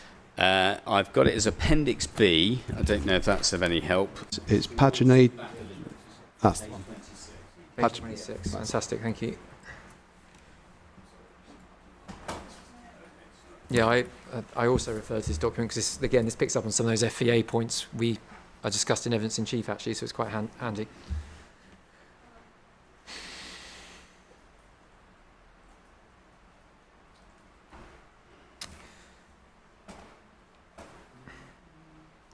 Sorry, Mr. Young, you said Jackson. Sorry, Inspector. I'm on it. Yeah.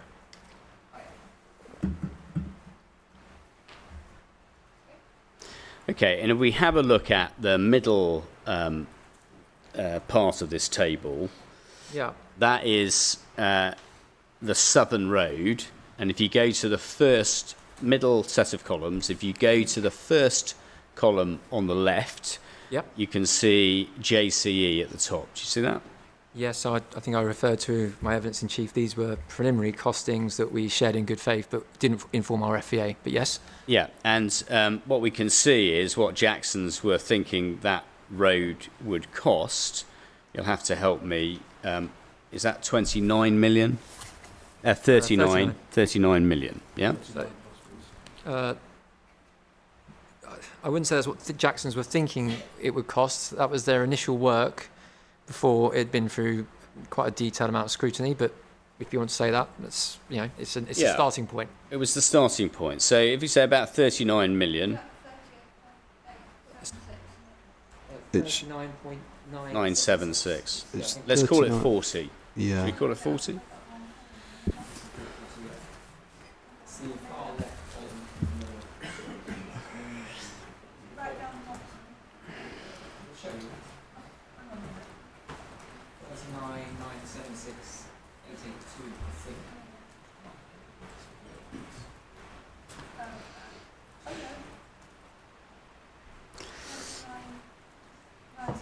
That's it, yeah. Yes, okay. Let's just say 40 million, okay? Yes. Yeah. Okay, and then in fairness, there's other things to add because there's the contingency and so on. I think it rises up to 52 million, yes? It does.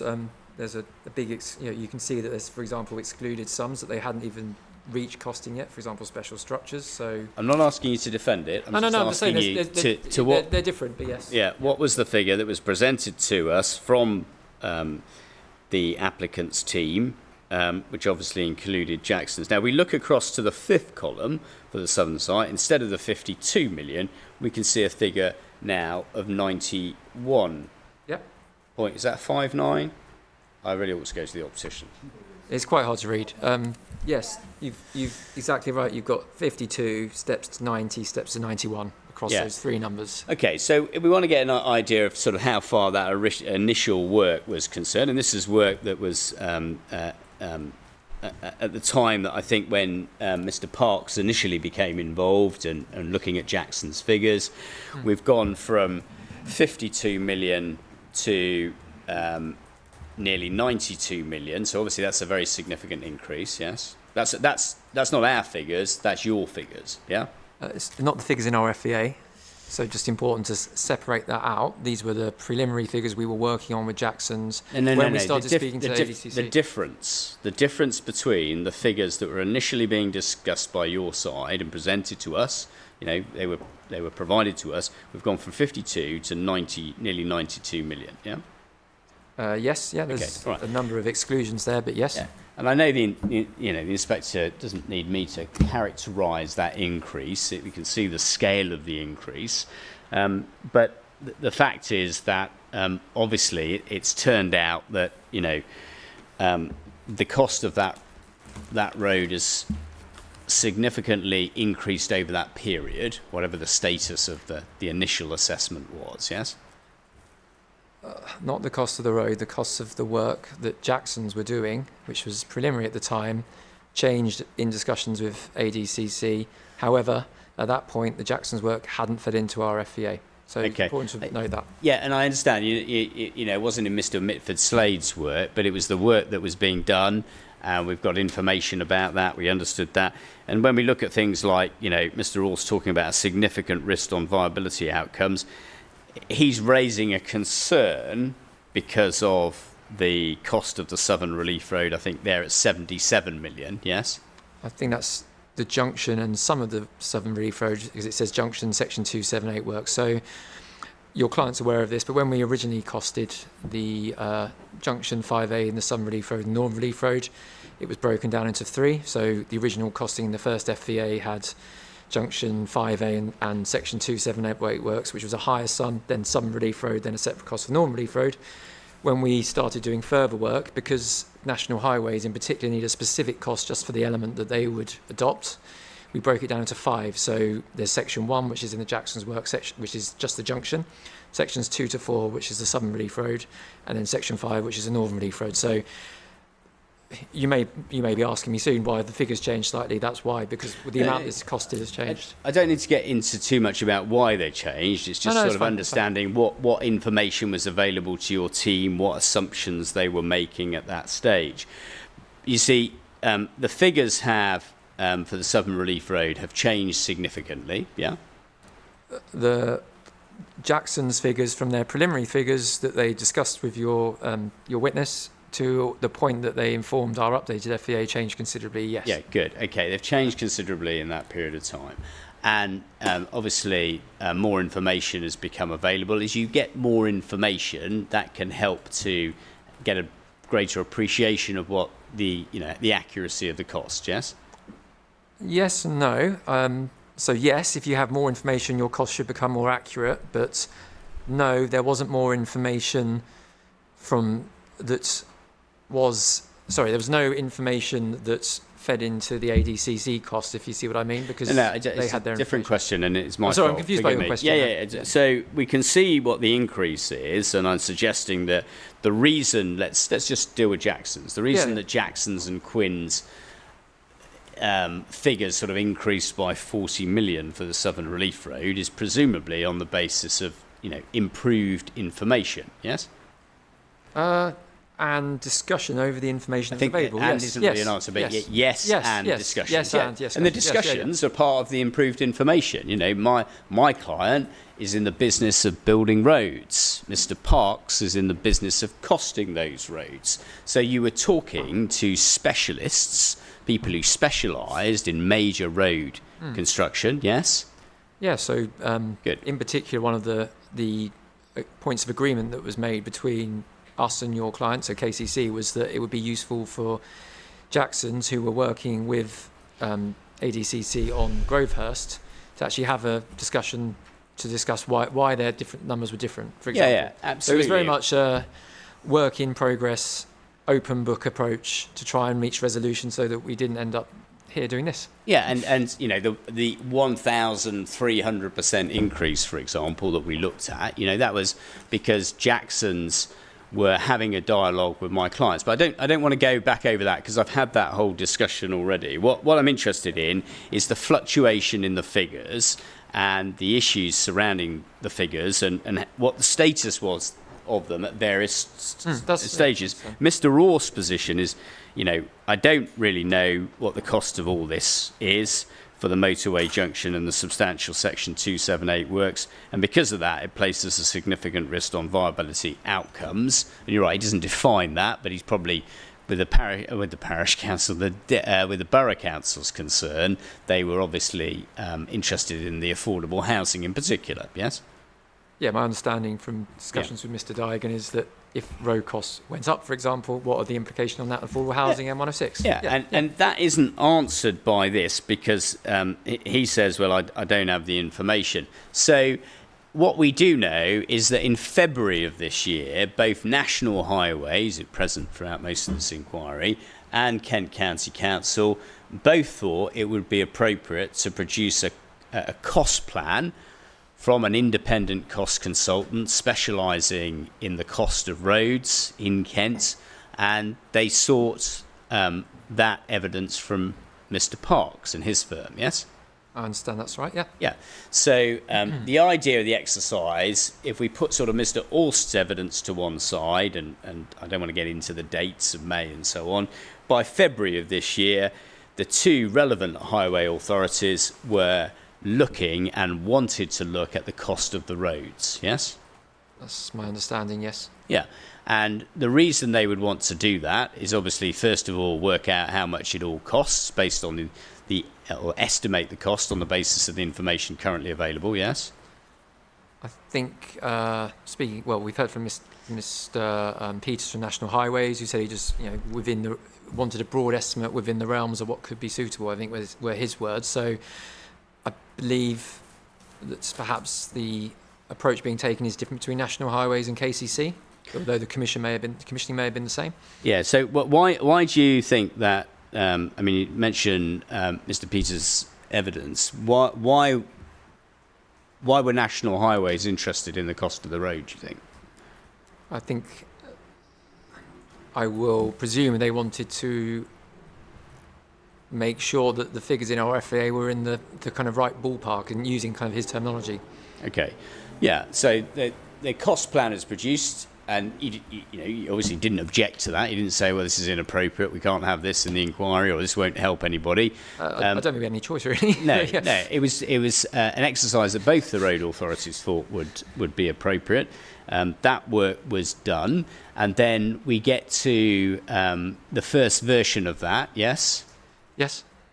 And from that point on, and we can see, can't we, from Jackson's figures, your clients then adopt a position of contesting the figures in the cost plan, don't they?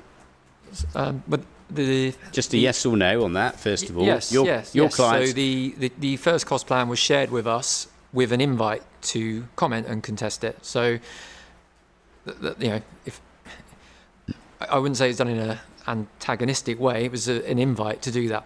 Yeah, we're here now discussing this issue because there's a dispute between us about the cost of the roads, amongst other things, yes? I think that's a fair comment, I suppose. Yeah, and it's not, we're not talking about a small amount of money. We're talking about £366 million or £213 million. There's a dispute. And what happened they're not purely road costs, but yes. Yeah, and there's contingency, and we come on to all that. Very important. Yeah, and what's happened is, the two highway authorities decided that they wanted to, on the basis of the information, cost the road. They went to the specialists, they got the costs, etc. Cost plan, first version is produced. Your clients are then, from that point on, contesting it, aren't they? They are contesting the road costs. We're engaging with it, yes. No, you are contesting it. You are aware that we are here debating this whole issue because you are contesting the road costs from the two highway authorities. Well, I think you're contesting our road costs. Forgive me. We produced a cost plan, yes, and you contest that, don't you? We produced an FEA with our road costs in it. You produced a cost plan with sums that are different to our FEA, and now we're saying we don't agree with your costs. Yeah, it might be easier just to sort of go for the yes or no on this one. I'll say yes, Are, it's fine, are we? yes. We are. You say you're contesting the road costs. Yeah. So we don't agree with you on that. So we are having a dispute. That's what we're doing at this inquiry, isn't it? We're having a dispute about the road costs.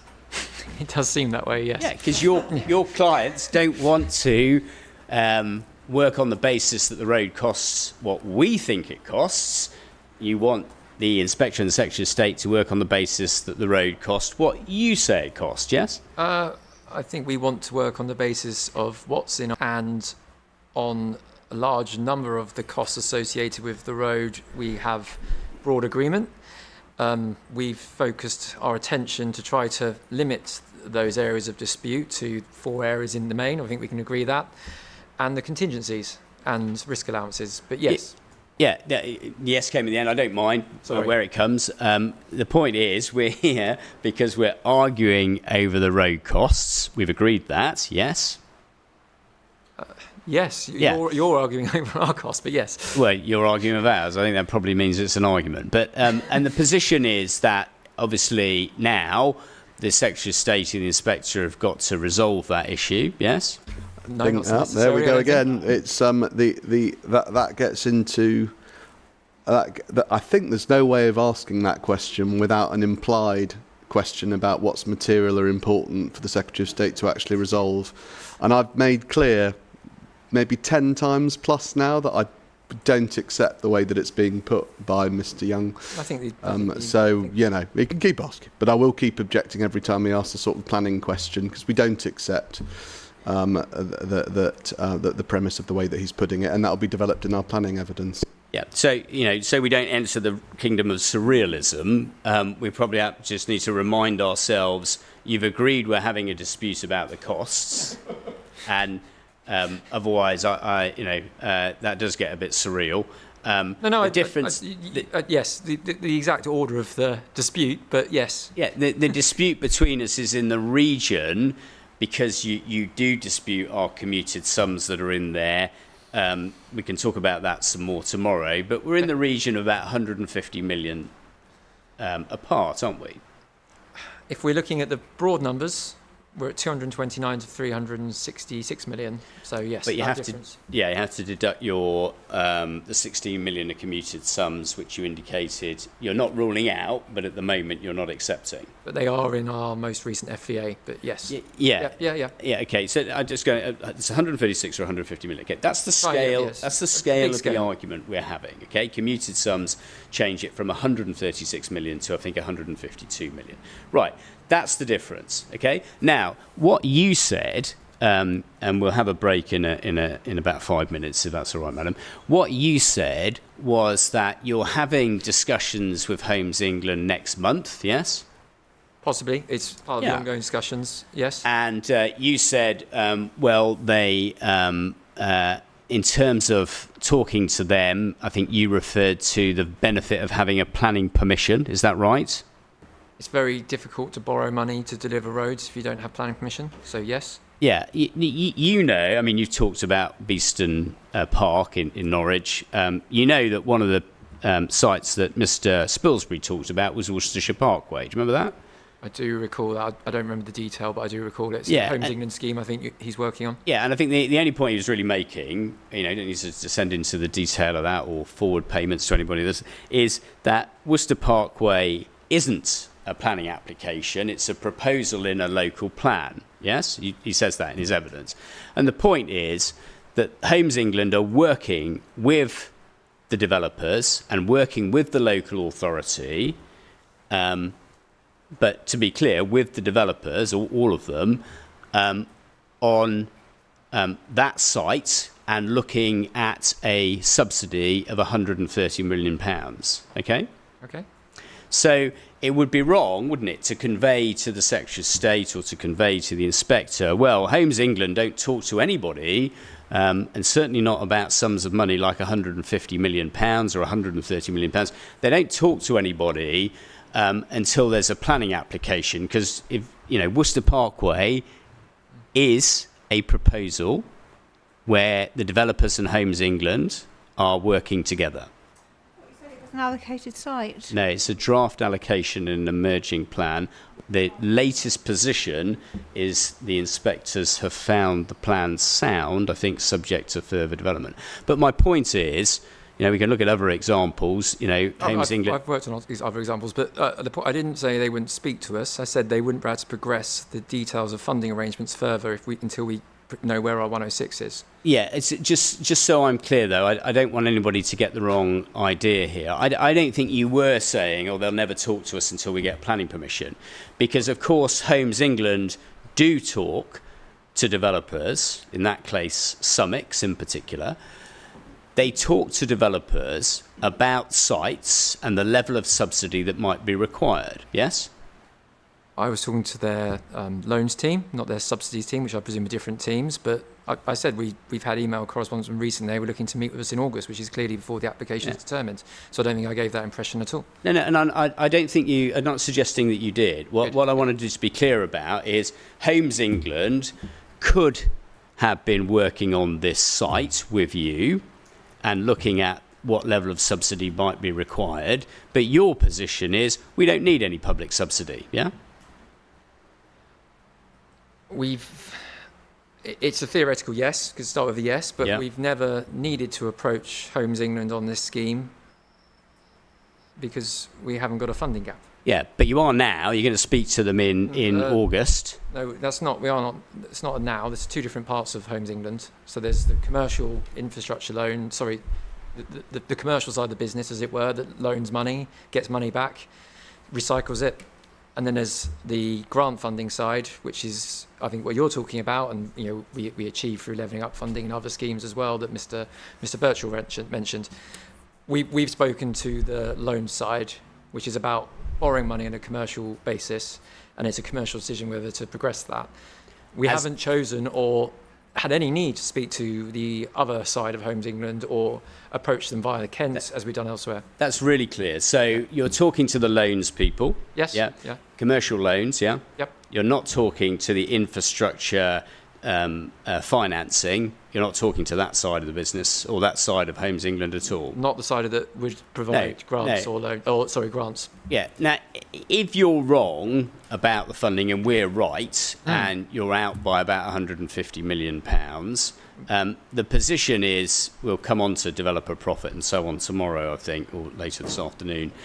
But of course, it would be perfectly open, wouldn't it, to a developer here, Quinn, to talk to Homes England about an infrastructure grant, wouldn't it? So post-determination or now? Just now. You could have a dialogue with them. It's not something we've considered, and I don't know how easy it would be to do, given we haven't got an allocation with an inspector's report saying it's sound. All right. So I don't know that the examples are not exactly the same. No, because I understand the difficulty of the plan. Worcester is in a different position. I think the response may be, well, let's see what happens with the inquiry. I would imagine. But you haven't had any dialogue about that because the whole thing is proceeding on the basis that there is no need for public subsidy. Correct. Yes. Yeah. Okay. All right. That's a convenient time, madam, for a break.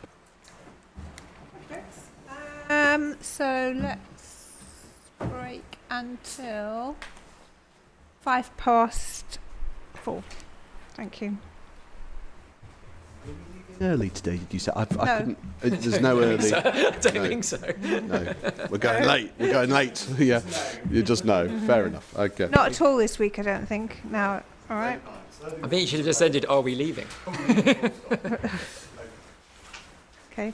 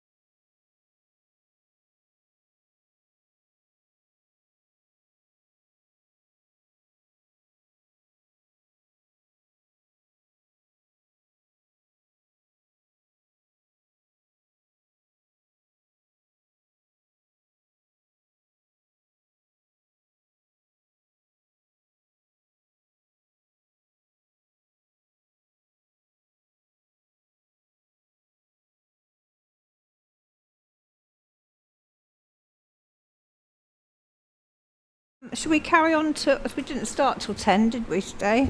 So should we carry on till 5:30? Okay. That'd be very helpful. Good. Okay. So next topic we need to talk about is sort of the delivery timescales for this proposal. So what an FVA, and we've done an FVA, and so have you, is it looks at this point in time. Yes. So it looks at the time and the FVA at the date it's produced. Yes. Yes, correct. Yeah. And in terms of your proposals, obviously part of your case is to say, obviously, we're going to bring forward the housing, and the housing is there for various different reasons: delivering housing, delivering affordable housing, meeting a shortfall in fibre land supply, no local plan, those type of issues. But from your point of view, what you're concerned with is to make sure you can deliver the scheme. Yes. That's very important as the master developer, yes. Yeah, and it's crucial, isn't it, in this context, because you've been saying to the inquiry, and some of your fellow witnesses have been saying, look, developers can fast track things, developers can get on with things quicker than the public sector, yes? To an extent, yes. Yeah, okay.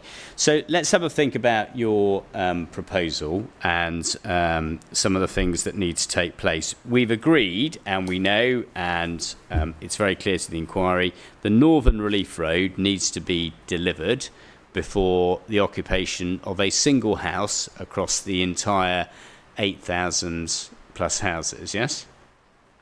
Yes. Yeah, okay. All right, and what we know is that there is areas of land that your client controls, and then there are other areas that it doesn't control, yes? Yep.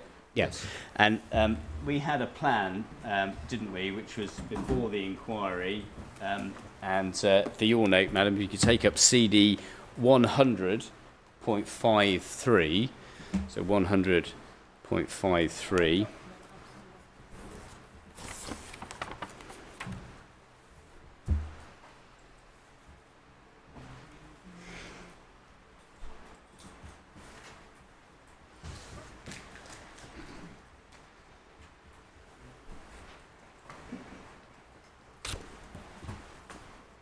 Just tell me when you're there.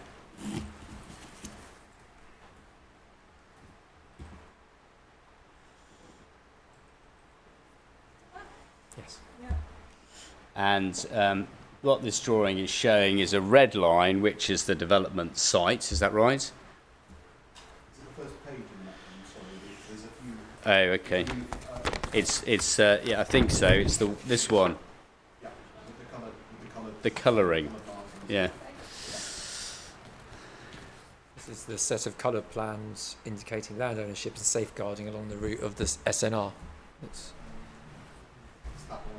Yep, so green, blue and orange. We're all on that, is that right? Yeah, that's the one. Thank you. Okay. All right, and I've got other plans from Milton Studios, which I think you've kindly provided to the inquiry. That's where it comes from, in effect. That's a red line. Yes. Yeah. Okay. All right. Now, obviously, there's 1,000, I think 1,200 homes to be delivered on this site. Is that right? 1,250. 1,250. Okay. And to do that, we know about the Northern Relief Road, and what we can see is 3 different areas identified here. What is not identified is Network Rail, but we know where the railway line is. It's because it's where the gap is, yes? Yes, the white gap between the green and the blue. Yeah, and I think what you said to the inquiry, or what you've told, is that you've got an agreement with Network Rail. Is that right? We've got the initial agreements in place as far as we can, and they are core documents. Give me a moment. You can turn them up. I don't think there's any dispute about this. Okay, fine. You provided to the inquiry documentation which you say, and we take it as good faith, means that Network Rail are happy for you to build what presumably a bridge. Yes, yeah, it's a basic service agreement, I think it's called. I'd have to turn up the documents to go into the exact details because it's covered in the documents, but if we don't need to, yes.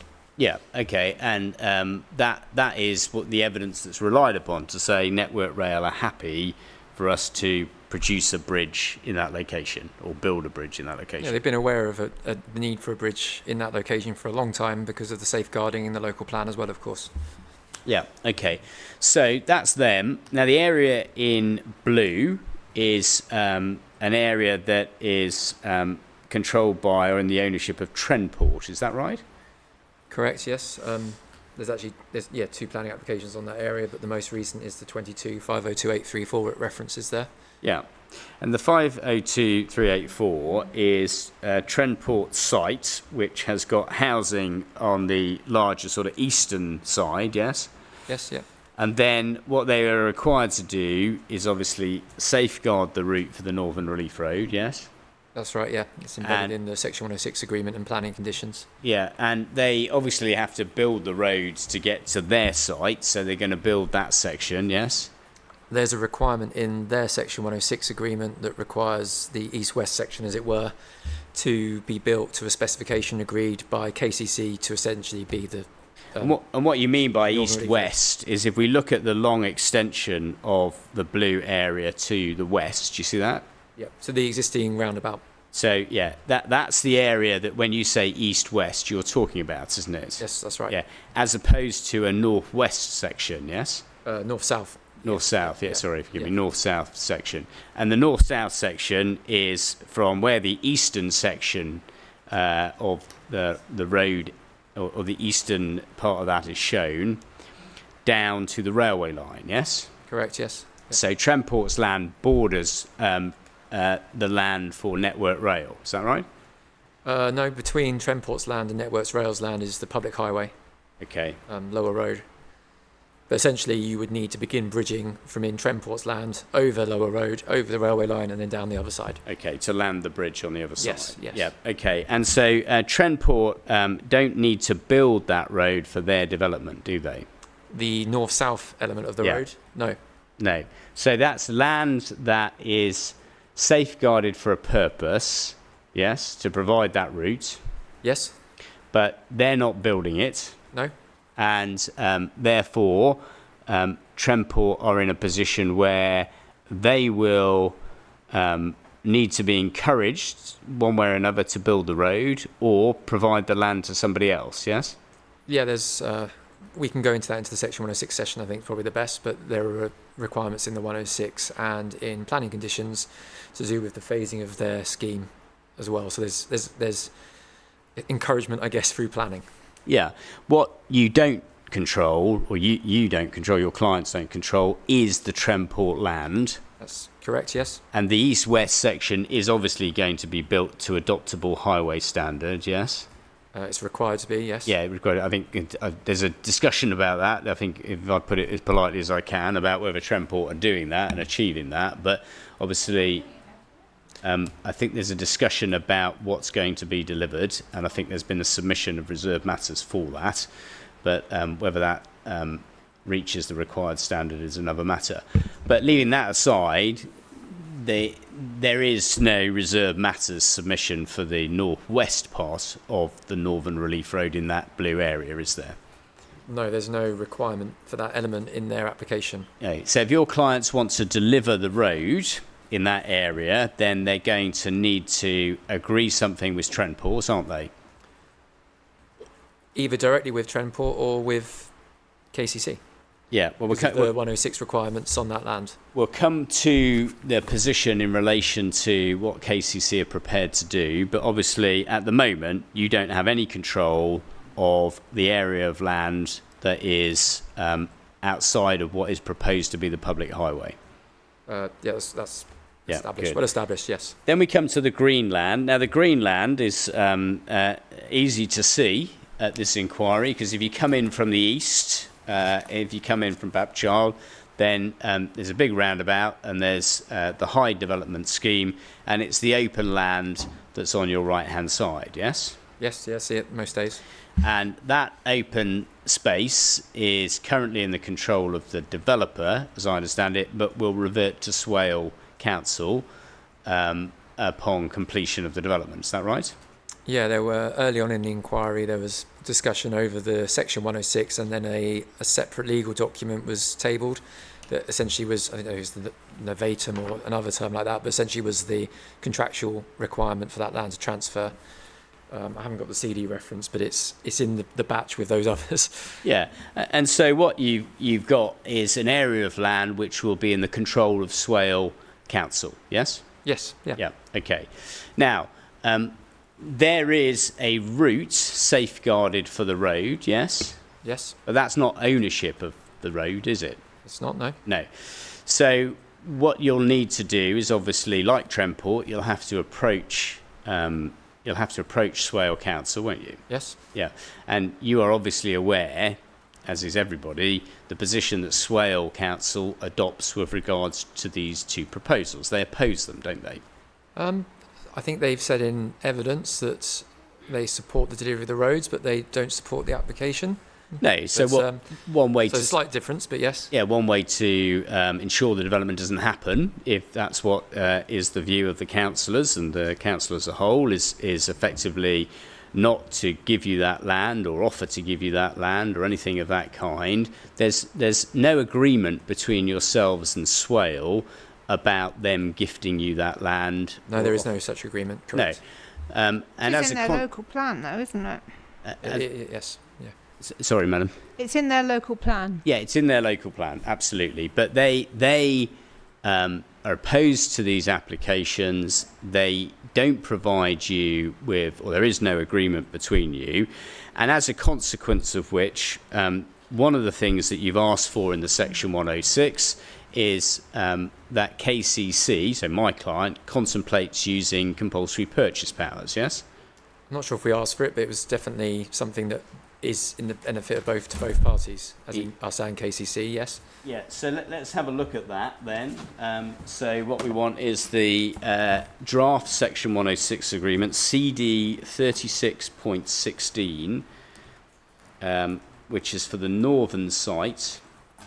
And Madam, it was the version submitted on the 17th of July, and 36.16. Thank you.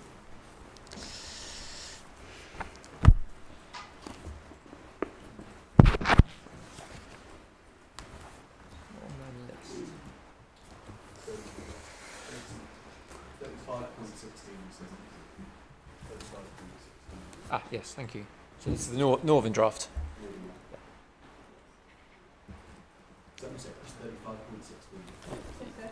I said 36, but I think it's 35. Yeah, Yeah, it's 35. Got it. that's my fault. Okay, and would you mind going within that to Schedule 12? The page number. I got it on 28. I hope I've got a correct number. 29, thank you. Yes, I've got that open. Okay, good. And then if we go to page 32, you should have paragraph 2.1.3. 2.1.3. Yes, yes. Okay.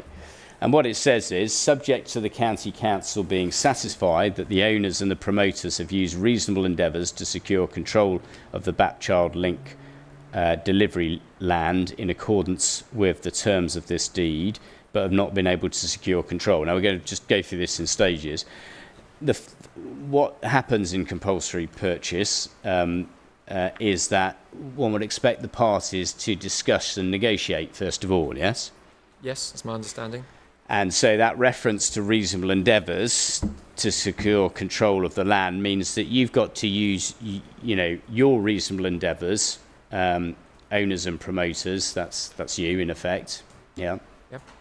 And the landowners, Quinn and the landowners have got to use their reasonable endeavours to try and acquire the land from Trentport, from Swale, and get the necessary requirements from Network Rail, yeah? Secure, not acquire, but yes, secure. That's what the 106 says. Secure, yeah. Okay, all right. And then to do that, what you're trying to do is acquire the land, yes? Well, yeah, secure the land or acquire the land, yes. I mean, Yeah. I'd obviously rather secure it than acquire it, but yes. Yeah, and the securing it means that it's then in your control, yes? yes, or if in that negotiation it was to go to the control of the county through that negotiation, that may be something that plays out. Oh, I see. Okay, Yes. a But you see what I mean? Yeah, Yeah. but Would enable that to proceed, I think, is the Yeah. point. But the first point is all of those discussions have got to take place. You can't just rush in with a CPO. That'll be raising questions about the standards required and the tests for CPO, compulsory purchase. You've got to engage in that whole process of trying to acquire it. Yes.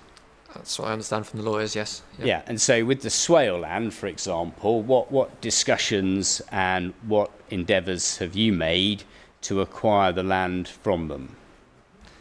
So we haven't been able.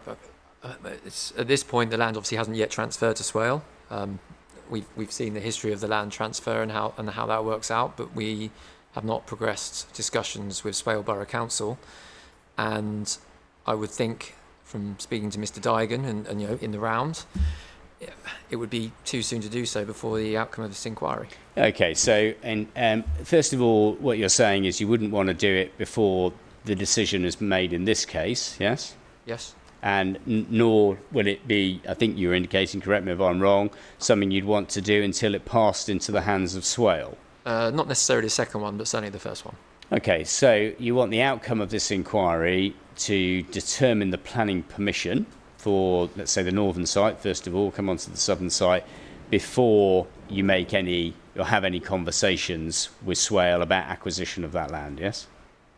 I think that's an acceptable position, yes. Okay, all right. All right, so we wait for that event. Then we have the whole period of the reasonable endeavours and the discussions and so on. And then it says, but if you've not been able to secure control, so Swale say, no, we're not going to give you that land. We're not going to give you a payment for that. We're not going to accept payment for that. We don't want it. And we don't want this development going ahead. If you've not been able to secure the control, the County Council, at the request of the owners and promoters, may consider the use of compulsory acquisition powers to acquire the Bapchild Link delivery land or any part thereof, provided the County Council has all internal approvals to do so. And then we'll come on to the next bit in a minute. So the County Council, at the relevant time, whenever that would be, are making clear here, or it's being made clear in the terms of this, that the County Council would need to achieve all their internal approvals, yes? Yes, that's clear, yes. So the members, for whatever reason, didn't want to proceed, then they would be free to do so, because it requires internal approvals, yes? Yes, yeah. Good. Though, wouldn't it, really? I mean, if it's in the transport plan, it'd be a bit odd if Kent County Council then said, oh, no, actually, we don't want to bother with that. Yes, I'd love to say that I know what all the councillors at Kent County Council would do and how they'd vote, but that clause is in there, madam, because, of course, nobody would want to... No, well, you have to, don't you, obviously, because it's not, it's got to go to the council to decide. Yeah, and this is an important point, that the councillors would make that decision, not the officers. It would be a matter, ultimately, for the council to decide. And that would be a matter for the County Council, has all internal approvals to do so, subject to the owners and promoters entering into a legally binding agreement. So, obviously, you've got to enter into agreement with KCC to achieve that, yes? Yes, yes. And the reason this is here is this is you recognising, I think, that Kent County Council, as the highway authority, have compulsory purchase powers, yes? Yes. Swale District Council also has compulsory purchase powers. They could exercise compulsory purchase powers, but you aren't seeking a similar provision from them, are you? We are not seeking a similar provision from them, but I don't know the details of what powers they have and how they could use them. Because obviously this is to deliver a highway, and KCC are the highway authority. The highway authority, yeah. So They're the I'm not aware of that. landowners. They're the landowners. Can they compulsory purchase themselves? I very much doubt it. That's another good point. Yeah, there's certain procedures, I suspect, in relation to what they can do. Regeneration schemes can involve that. But if it's their land, the first point of call would be to negotiate with them. If that fails, then you're looking at KCC to compulsory purchase it. Yes, and as the agreement says, with the devolution world we're in at the moment, they may well be one and the same thing. Yeah, that's a fair point. And in respect of the cooperation between the parties, this binding agreement, including an indemnity for costs incurred, so that would be all the costs of running the CPO process, yes? Yes, I think there's some caveats around that, but yes. And compensation payable by the County Council in relation to the exercise of such powers and the acquisition of land thereunder. So the separation of costs incurred and compensation payable is because the compensation payable relates to the compensation that would be determined ultimately by the Lands Tribunal if it couldn't be agreed, yes? I'm not an expert on compulsory purchase, but that's my understanding, yes. Okay, so the position is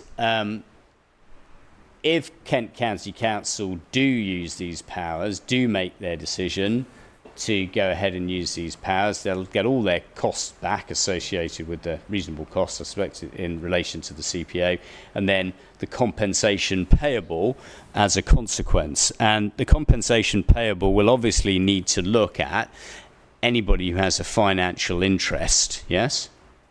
He's not a CPO witness. I mean, to be fair to him, let's discuss this on Friday.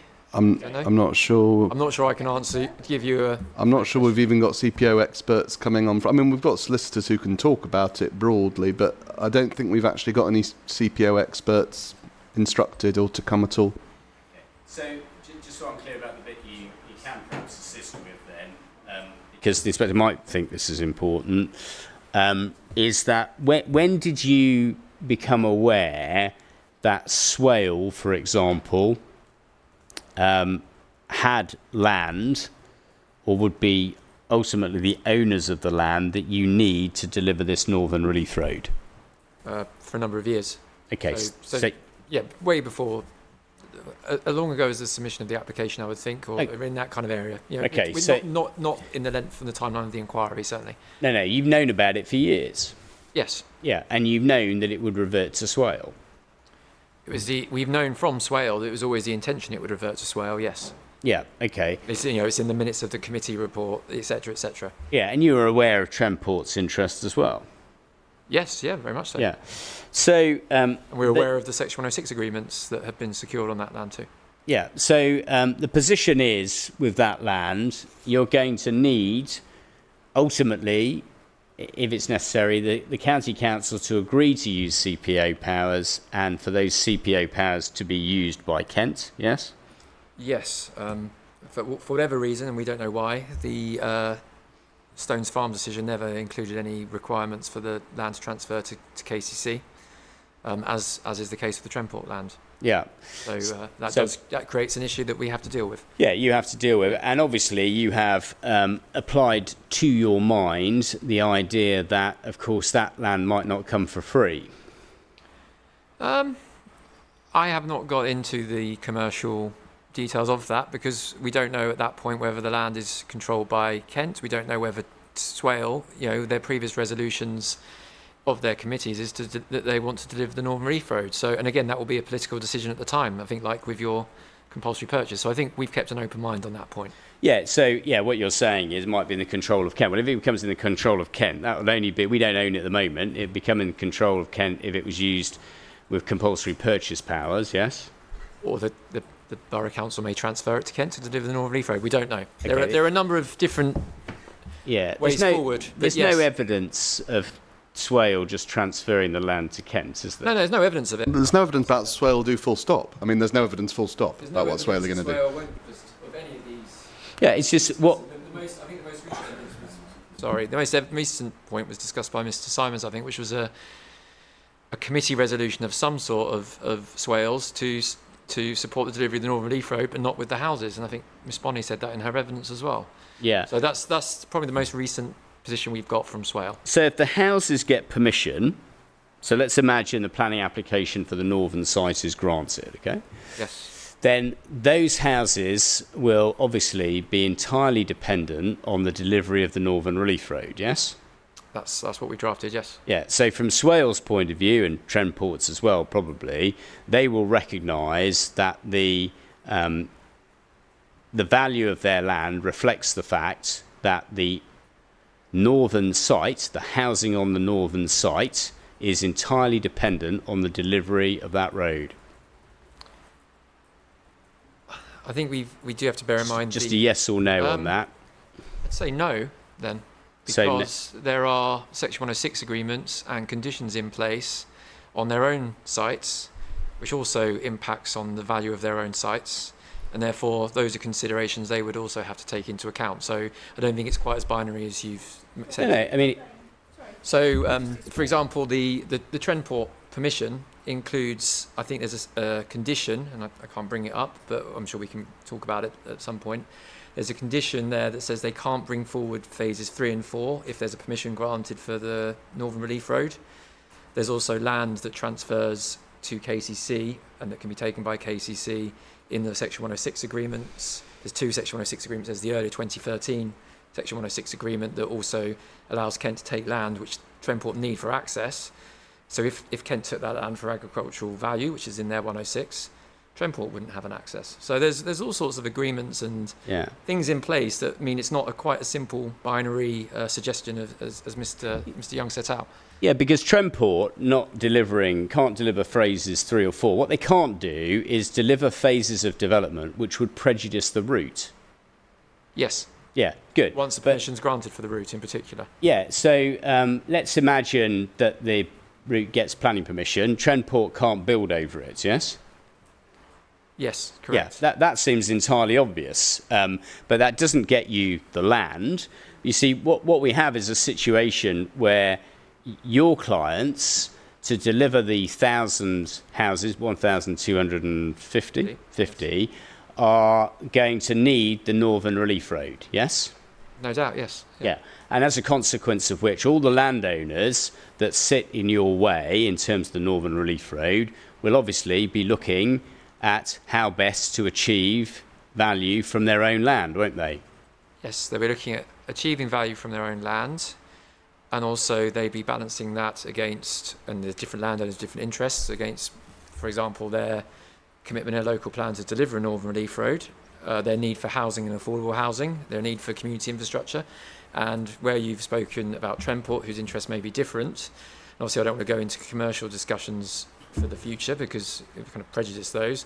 But they've also got large phases of their development that are essentially can't be unlocked until that Northern Relief Road is resolved. So there's pluses and minuses around, but ultimately those are discussions that will have to be held that are of a commercial nature. Yeah, so if you and that's not unusual, I don't think, for a scheme. Yeah, if you pick up Appendix 4 of Mr. Mitford Slade's evidence, so he's got appendices, and Appendix 4 reference? is page So that's 30. Sorry. 37.13.3. Yep.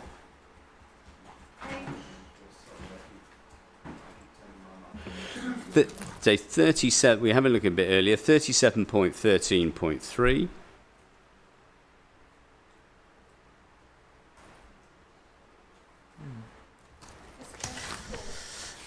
It is exactly that.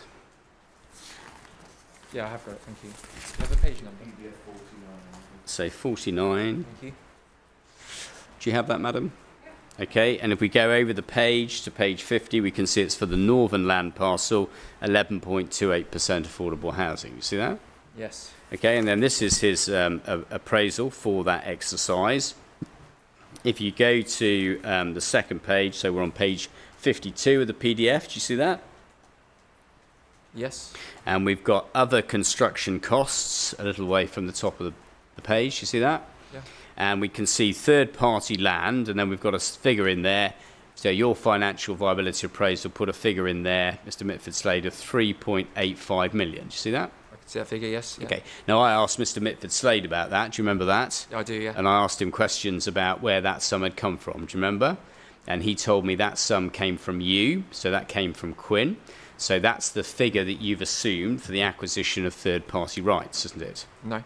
No. So he said that information was provided by you. Yes. He's got it in as third-party land. Correct. Yes? Yeah, yeah. Yeah, and what you're But saying not is not that, third-party rights. yeah, that's nothing to do with any ransom that Swale might have or Trendport might have. That's just to deal with some other rights that we need to acquire.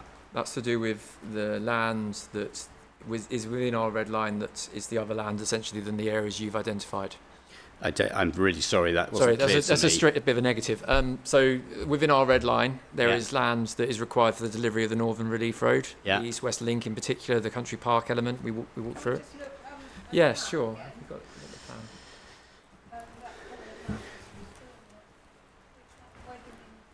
plan. So colour map. Oh, sorry. Yeah, the map plan that we were looking at, I can't remember the CD number. I think it's 100.53, I think. Yes. I do. And there were 3 maps, aren't there? 3 maps, yeah. Yeah, so which plan? Yeah, that's it. But there's So some other plans This as well. this relates to land that is not for housing but is required for the delivery of the east-west section of the Northern Relief Road, but not in green or blue or orange. So the area next to the green, essentially. Do you remember when we did the site visit? Yeah, We walked through the country Orchards. park and orchards and the land there. Okay, so what you're saying is this is not land So if you, sorry, it that's might be easier shown, if you go just to forgive me, page 3, this is yeah. not land that is the land shown as being owned by Swale, yeah? No. And it's not the land that is owned by Tremport, Correct? and it's not the land, which is obviously Network Rail's land. Correct? This is some other land which is in third-party control. GH Dean ownership, is that the one? No, not GHD and the applicant. So if you Oh, sorry. if you looked, I think it's Shires, Apollo and Evans ownership 3. That's probably the easiest way. So I see. K815048. Yeah. Okay, so when we think about third-party land and what Mr. Mitford Slater's got there, he hasn't got anything for the acquisition of Swales land, has he? No, we haven't put that into the. You haven't got anything for the acquisition of Tremport's land, have you? No. No, okay. Not So as separate lines within the appraisal. we know, don't we, that the residual price on the northern site, if you go back a page to page 51, is £26.5 million, yes? 109,000 pounds per acre. Just focus on the 142 figure acres. if you can, Mr. Gearing. It's really simple. Yes, yes, 26 sorry, yes. million. Just a yes will do, probably. Yes, 26.5. Yeah. Yeah. Okay, so we can agree that it says 26. So that's the residualised price. So that's the price, and then we measure that against the benchmark land value. But the residualised price is what the appraisal is identifying as precisely that, the Essentially is the residualised benchmark price. land value, Yeah. yes, yeah. Okay, so you know about benchmark land values, don't you? Yes, yeah. Yeah, because you know that the benchmark land value is how we appraise whether the residualised price is correct, yes? Yes. Yeah. I think So the position becomes, we know that the value of the land for the northern site is 26 million.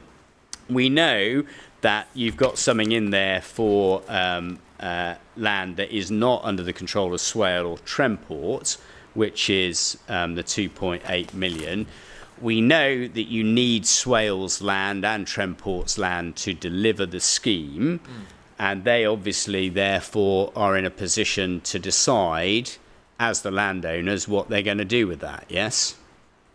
Well, ultimately, it would be the compulsory purchase further down the line that decides Yeah. if we reach that point. Let's take it in stages. To start off with, they can decide what to do, and you're going to have to negotiate with them. You've got to use reasonable endeavours to negotiate, haven't you? Yes. Yeah.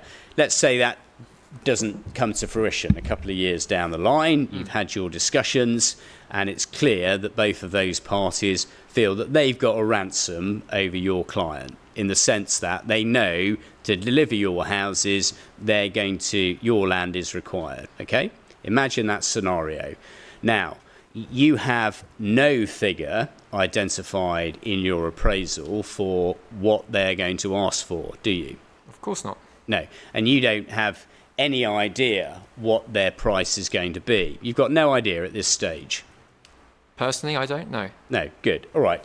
So, as far as the benchmark land value, that was agreed, I think, at £110,000 per acre. Is that right? I think it's agreed just under, but yes. Yeah, that's you're perfectly fair to qualify about it. Just under £110,000 per, and it's a gross acre, yes? Yes. Good. Okay. So that is the figure that you recognise the landowners will want to achieve, yes? That's the figure that's agreed as a benchmark land value for the purposes of an FVA. Yeah, Yes. you're being very careful in your answers, and I note that, and I'm grateful to you, because, of course, what we don't have before this inquiry is the terms of your agreements. Your agreements will presumably have minimum price values in them. Not necessarily. Well, I'm just asking you about the Northern Land. Does the Northern Land have an agreement with a minimum price in it? We're talking about the option agreement. There is no option agreement. Yeah, the inspector said option agreement. No, Developers bring forward land in a variety of different ways. There's things called promotion agreements, yes? Yes. Yeah, and there's option agreements, yes? Yes. Yeah, land promoters often use promotion agreements, yes? Yes. Yeah. In this case, do you have a promotion agreement with the landowners? Is that a question that is relevant to the inquiry? I just need you to answer it, I think. Do you have... Yes. Yes. You do? Yeah. Yeah. So you have promotion agreements with the landowners, yeah? Yes. And in there will be a minimum price. Not necessarily.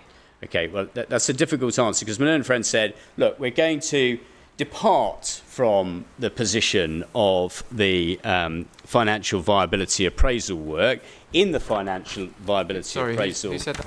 Was it my learned friend? My learned friend didn't say that. What I'd said, and I have repeated this many times, that the financial viability appraisal work sets out agreed inputs on things like profit margin. What it doesn't do, and what no one, to be fair, has ever said before really these questions that it's supposed to do, is actually indicate what in real life is actually going to happen. So I'm not departing from the financial viability statement of common ground. We're not doing it. Mr. Young said that we're doing it multiple times. We're not doing it. We've adopted those inputs, just like Mr. Spilsbury did. Let's take up the viability statement of common ground. So we've got that document in the inquiry. You'll have to forgive me if I check my notebook. I think it is CD... 14.19.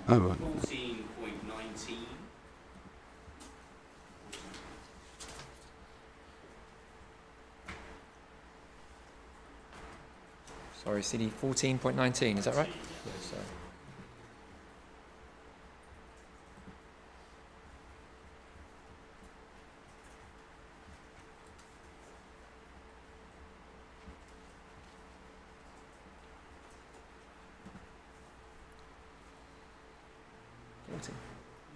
Okay, and... Well, that's it. Sorry, Did you say 14.19, did you say? 34, sorry, I misheard. I found a committee report. 34? 34.19, which in fairness is what it says right in front of me. It's 34.19. 19, yeah, sorry. I just need... Got it in hard I've got copy. that, yes, I've got that. Yeah. Okay, if you've got a hard copy, that's even better, madam. And if you go within that, please, to page 16...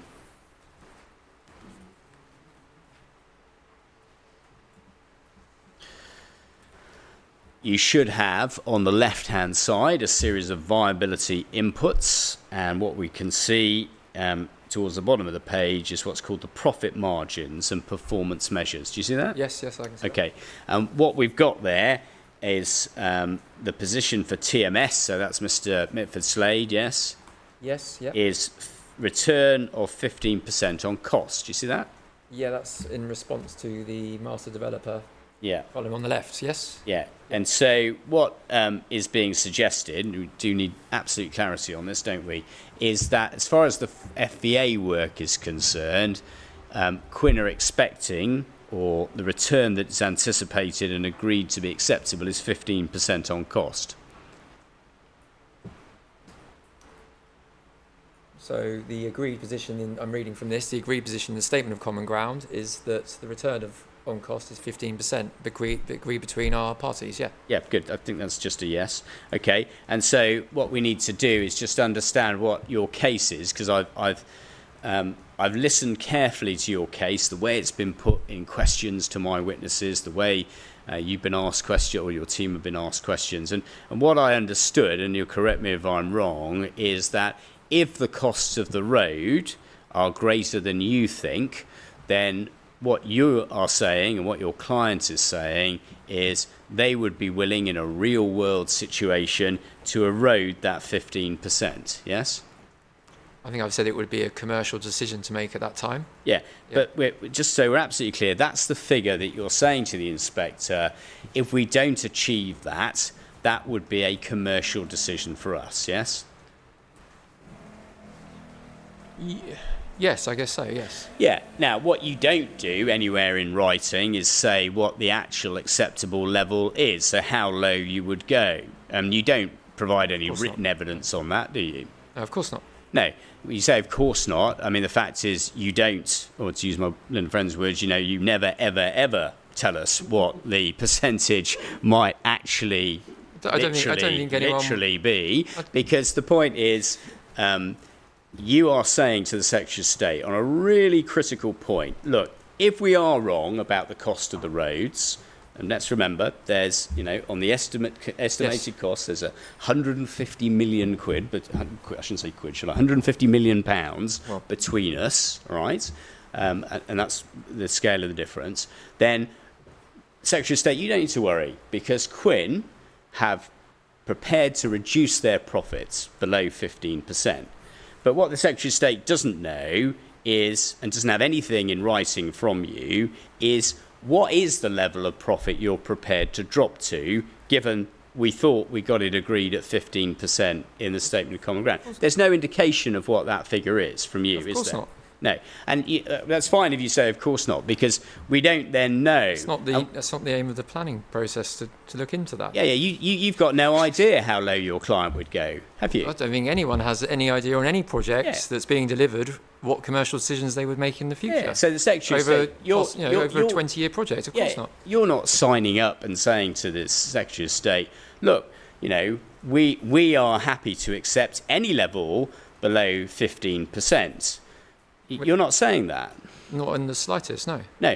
So the Secretary of State has what's recorded, what Mr. Mitford Slade thinks is the appropriate level, what's agreed between the parties, which is 15%. Secretary of State's got no idea about how low you're prepared to go. The Secretary of State before her has the FEA setting out an agreed position on profit levels in accordance with an FEA and a methodology. And what impact that has on affordable housing and Section 106 contributions. So let's think about the scale of the problem you've got then. So if we're right and you're wrong, and based on the information that's available at this point in time, the figures are 366 million, okay? And that comes all out of your profit, because your case, and you've been very clear about this, your case is we are not revisiting the affordable housing. We will agree to the affordable housing that's in our Section 106, yes? Yes. Yeah, and that's 11% for the northern site, is that right? That's right, yes. And 22%, I think, for the southern site. Yeah, if we caveat the blue pencil clauses, yes. Sometimes developers look to reduce that or discuss that or say, look at the circumstances we're in. We might do it. But that's a hard edge in this case because, as Mr. Simons reminded us, there's no flexibility about that. You are sticking and presenting to the Secretary of State those figures. Essentially, they're the bottom line, yes. Yeah.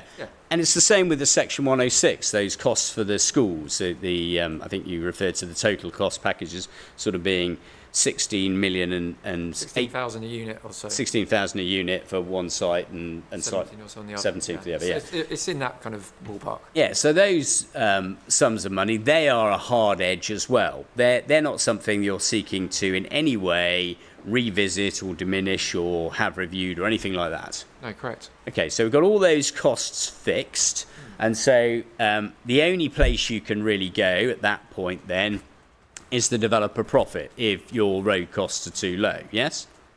If our road costs are too low, yeah, and we haven't commenced development at this point, and we have a detailed design, all of the other things that have been gone through and the road costs are too low, then a commercial decision would be made whether to commence the project, yes. Yeah, and so let's imagine now that we're right, and 366 million, that's 150 million more. The effect on your profits, obviously, of that would be to devastate the profit, wouldn't it? It's a bit more complicated, but because over 90 million of that is contingency, we've explained how the profit levels are pushed up. I through understand your appraisal. point, but let's not make If your numbers are correct, the Yeah. scheme isn't profitable. Yeah, So it's if- more than that, though. It would completely devastate your profit. We're not contesting that your FEA, as set out, would have a huge impact on deliverability and viability. I'm not. In terms of deliverability, I think my learned friend's been keen that we sort of leave maybe that, use the wrong and I word. don't want to trespass on it. Yeah. But if we just stick with viability, we think, well, actually, it would have such a devastating effect if we were right that your profits would largely vanish, wouldn't they? I think the devastating effect would be that the development wouldn't come forward. Just focus on So the yes, question, yes, though. yes, yeah, yes, your yes. profits. Now, no developer is going to proceed on the basis that they're going to make no profit at all. You're not going to put yourself through that whole exercise and make nothing, are you? No. No. So what the inspector and the Secretary of State might be interested in is what is the level you're going to go to. And you might, when you've written your answer, we're not going to say that. Of course, we're not going to say that. There's another thing that... Was that a question or not? Yeah, because no, it's not a question because you've said that very clearly. But, I mean, correct me if I'm wrong. He actually said, I think, he didn't know. Yeah. You don't know what your client would go to.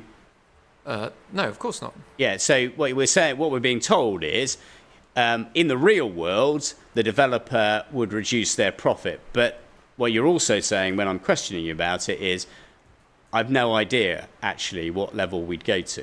I'm saying in the real world, the developers and landowners, or the master developer and landowners, may choose to reduce their profit, or they may choose not to bring the project forward. Yeah. But these are not decisions that I think are before the inquiry. We've no idea. We've got the 15%. We've no idea whether 14.5% would be accepted or anything like that. But the other part of the equation in the real world is that we're going to have to know, aren't we? If we're starting to get away from the profit levels, we need to know what the landowners are anticipating for this development. So, Why?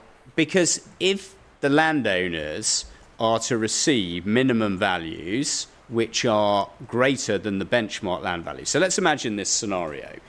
The landowners are in contract with you and their solicitors have been very sensible to make sure there's a minimum land value, and they're land agents. And what they've done is ensure that the minimum land value is £150,000 per gross acre. If that's the case, and that's the sum, then that's a different sum from the sum that's in the financial viability appraisal agreed for both experts at £100,000, £110,000 a gross acre. So in the theoretical situation, the benchmark land value, which is an agreed sum for an FEA, and I think, again, not having a planning hat on, but essentially that's a completely different exercise to what commercial values and deals may be on land, correct? And I think the viability and planning guidance makes very clear that benchmark land value should be established through the FEA process. It's not an input that comes in from a master developer or a landowner. Yeah, but that doesn't engage with my question even in the slightest. So let's do that again. Sorry, let's try again. Okay, let's try again. So first of all, in terms of the costs, we looked at the fact that it might erode your profits. Indeed, it might completely wipe them out. That may not be the only pressure on the viability of the scheme, because this whole viability appraisal to see what can be afforded works and is predicated on an assumption that the landowners will receive £110,000 a gross acre, yes? It's worked on the assumption for purposes of FEA, yes. Yeah, and let's imagine your promotion agreements, because they're promotion agreements, have a minimum land value of 150,000 per gross acre. Let's imagine that, Yes. right? Now, for this to actually work, they need to achieve their minimum land value, don't they?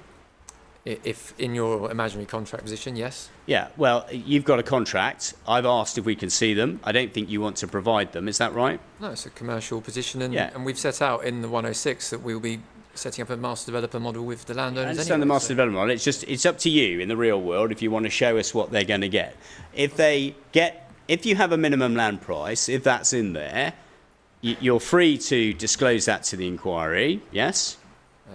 I don't know if I am free to disclose that to the Okay, inquiry, but you're choosing not to. Well, I'm not choosing not to. Well, I'm who just is saying- then? Who's choosing not to show us what the landowners are getting?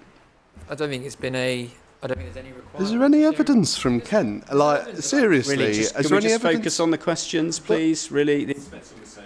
So, Well, no, I'm just saying that, like, if it's being, but like, it is being said that we're sort of like, you know, holding on to things not being fully transparent or whatever. But I mean, well, I don't think, to answer your question, I don't think I am in a position or able to disclose any of that information, nor has it been requested. No, well, look, I asked for it last week, okay? I said that if you're going to get into the real world... You caveated it. As soon as we drop below the 15%, and the learned friend said, let's explore the real... You know, we're going to work on the real world basis, okay? And the developer might not accept the 15% profit, then, at that point, of course... I made the point, well, if we're going to look at the real world, let's look at the real world of what the landowners are getting.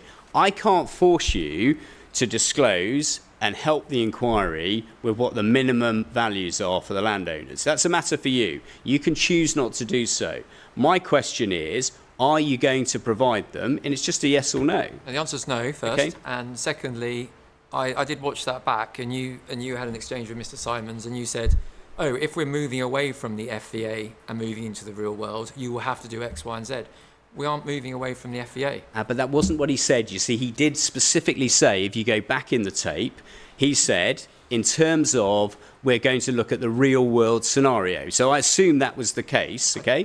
Not for the first time. I'm trying to deal with your case in whatever way it's presented, okay? Yeah, fine. Whether there are changes or not, I'm happy to deal with your case, okay? We had a new appendix from Mr. Mitford Slade, and we had some new figures, and I was happy to deal with that. There was some criticism that I then did some calculations on that very quickly, but the fact is he put a new document to me during cross-examination, and I just dealt with it there and then, okay? So I will deal with whatever case you present to me, Mr. Gearing, but what I need to do is be clear about what that case is. Now, the reason you are working on the basis of your promotion agreements is you will have to satisfy, you're not telling me the terms, so that's a matter for you, but you'll have to satisfy the requirements of those promotion agreements, won't you?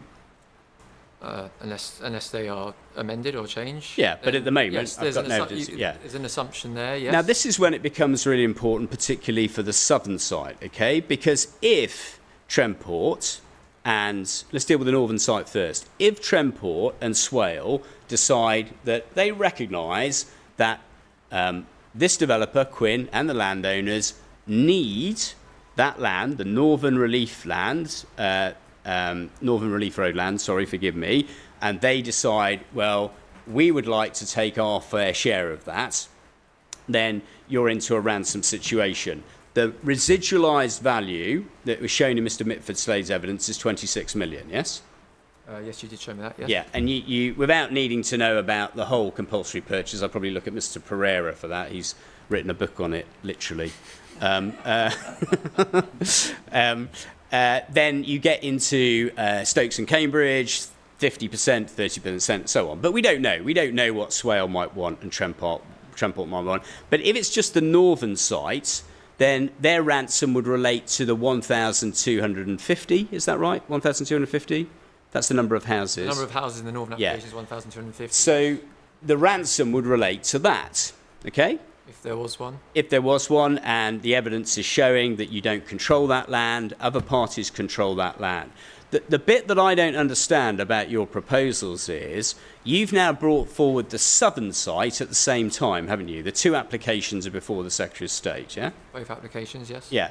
And in terms of the southern side, it's for, I think, correct me if I'm wrong, 1,000, forgive me, 7,150. 7,150.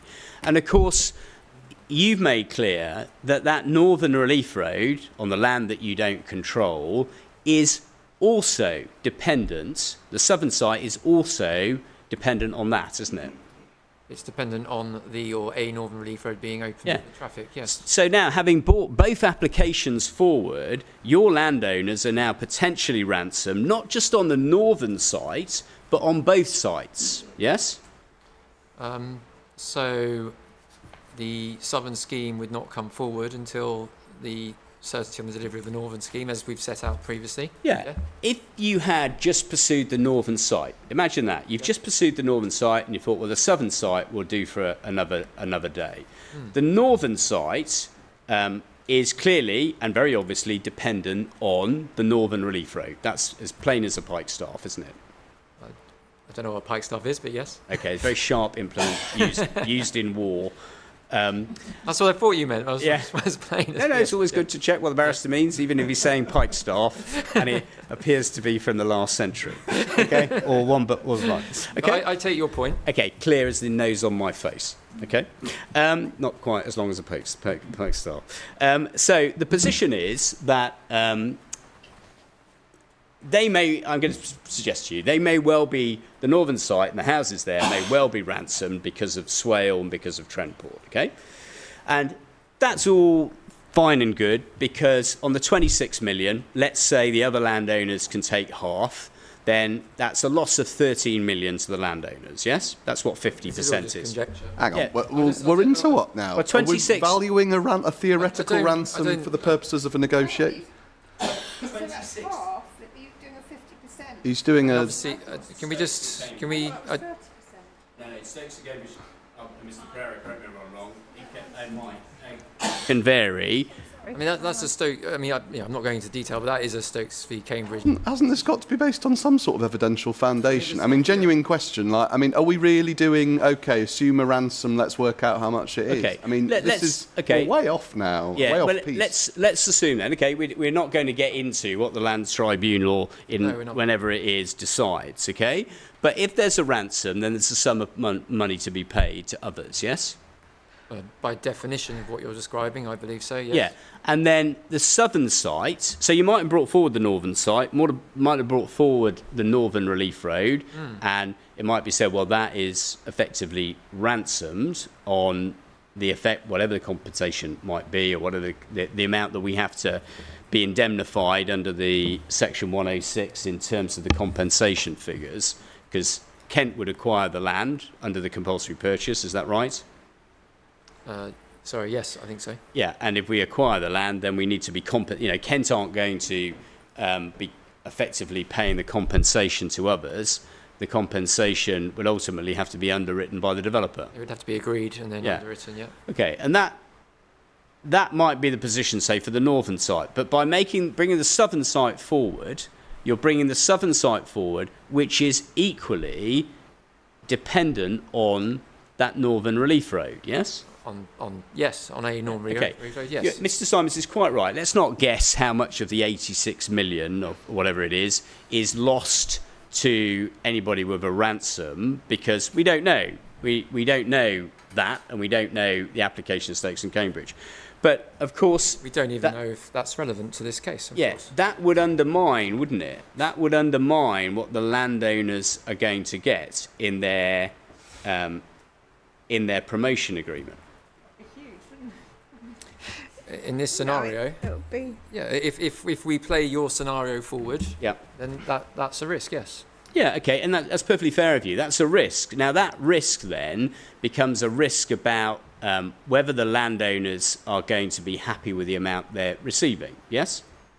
Yes. Yeah, and if they're not happy with that, then the consequence of that is you effectively can't go forward with the delivery of the site, can you? Yes, this is a kind of so what question, isn't it? That Yeah, we've discussed this is before. your case. Yeah, so what? So if we are ransomed, so what? We won't deliver the site. But in terms of Kent County Council, it's not a so what for us. What we want to see delivered is the road. We made that claim, yes? You did, yes, yeah. Yeah. So mean, what we obviously- don't want is a situation. He was just about to say something. I'm just joining your kind of theoretical pathway here. Obviously, if the road costs were higher, the land cost is lower, so the ransom value is obviously a lot lower as well. But that's just by the by. Yeah, if you've got a ransom, then effectively what happens is value disappears, and if that value drops below the minimum land price, then the landowners don't proceed. Now, the position for Kent is what we don't want is we don't want a scenario where there's years of discussion over acquisition of Swales land and Trentport's land, followed by a compulsory purchase order, which might take a couple of years, followed by long arguments in the Lands Tribunal about what the land is actually worth. So what the northern what the northern site's worth, what the southern site. I mean, that hasn't been presented in any evidence. No, that you've got a position. No, you said where what Kent don't want is, and then listed something, but that's not anything that's ever been presented into the inquiry. Yeah, you see, you have come forward with this scheme without being able to control the land that you need for the Northern Relief Road. Whenever developers come forward, one of the things they might do is make sure they secure all the land first of all, okay? Yeah, and there's other schemes like Sturry Relief Road, which Mr. Birchall discussed at length, where Kent have delivered a road alongside developers and compulsory purchase land. Yeah, so if there's both. Yeah, if a developer wants to deliver a site in a particular time scale, the first thing they'll do is they'll try and acquire all the land that they need to deliver the scheme, yes? Not always, but sometimes. Not always, okay. And if they don't acquire the land, then obviously there's all kind of risks associated with that. The reason we have minimum land values is landowners have particular expectations, don't they? So we're moving out of the FEA into the contracts now. Yep. The reason minimum, sorry, it's my fault. The reason we have minimum land values is so that landowners' expectations can be achieved, and they might make more money, but we don't go below the minimum land value. So in a contractual situation with a minimum land value, that would be the expectation at the time the contract's written. Yeah. So if in this scenario there is a ransom, and the ransom in effect means that the minimum land values are not achieved on the northern and the southern site, and the road isn't delivered, then the route they'll have to go down is compulsory purchase, yes? I don't think you've joined two different things together there, I think. It's my fault, I haven't been clear. Let me take it. Let's imagine, after you've used your reasonable endeavours, yes, that you can't reach agreement with Swale, okay? Yes.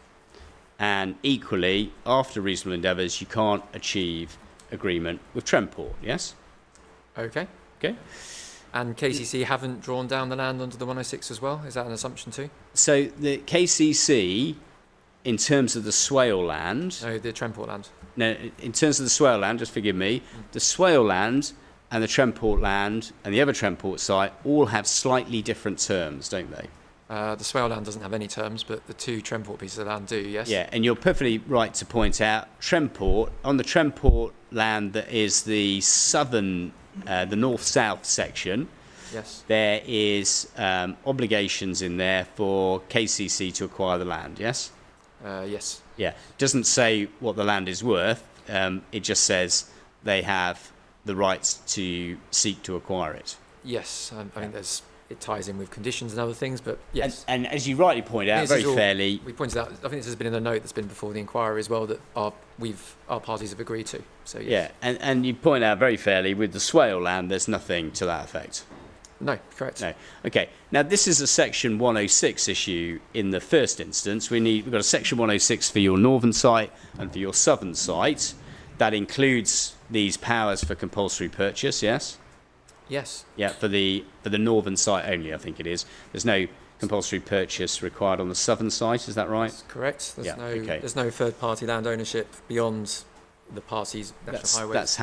That's how I'd understood it. Yeah. Okay. All right. So you've got these compulsory purchase powers, but also we'll need to look on Friday. I think I've already flagged this up last week at the agreements in relation to the Trentport land and the Swale land. Yes. You did flag that up. Yes. Yeah. So that we can have a look at that, and we just need to understand what the position is in relation to that, and understand who controls what land. The reason this becomes important is obviously, are we dealing with any situation where your client doesn't control the land? Answer, yes, your client doesn't control critical land needed to deliver the Northern Relief Road. Yes? Yeah, this is a discussion that was held in this inquiry at length, I think 2 or 3 months ago. Yes. Yeah, and because you don't control it, then obviously, that's why we've got the Section 106 it is and all the different terms. Okay, the reason that becomes important to viability is we need to understand whether that's going to have any impact on viability, don't we? Do we? Yeah, because at the end of your evidence in chief, you talked about third-party land, didn't you, on the Northern Relief Road, yes? My learned friend asked you, his last set of questions were in relation to the issue of ransom. Do you remember that? Yes. Yeah. And the reason that becomes important is because if somebody's got a ransom, no part of your financial viability appraisal, Mr. Mitford Slade confirmed this, addresses a ransom situation in any way, does he? No, correct. It doesn't. Yeah, there's nothing about that. No. And there's nothing about what impact that might have on the landowners because, of course, we don't know what the minimum land price is. No, and as we discussed as well, there's no land sale before. There's a master developer model where the land is sold once. So Yeah, that's been discussed at length too. Yeah, there's no need to sell it 2 or 3 times. No. It's just the landowner has got an expectation of what they're receiving, and if that expectation isn't met, it doesn't proceed. So the question is, how do you overcome that if the landowners don't want to be left in a position where they don't achieve their minimum land values? Of course, if the southern site was refused, imagine the Secretary of State refused the southern site, then you'd have a refusal from a local planning authority and a refusal from the Secretary of State. We didn't have a refusal from a local planning authority. Yeah, that's very true. You didn't know. They had I think a recommendation to refuse, but it wasn't actually refused. That's quite right. Okay. They've got a position at this inquiry where they oppose the proposal, but my learned friend is factually correct. Okay. Then you've got a refusal from the Secretary of State. So then the southern site doesn't form anything that has planning permission, does it? No. No. You've got 2 decisions, both at the not. Are you assuming the northern scheme is approved at the same time, but the southern site is refused by the Secretary of State? Yeah. Imagine that. So the southern site is then considered on the basis that doesn't have planning. You tried to get planning permission. Local authority didn't grant it. Local authority adopted a position against you at the at this planning inquiry. Secretary of State has refused it. So that's a site where if you looked at that site and you were considering that, then it's a site that hasn't got planning permission. Yes. Yeah. Okay.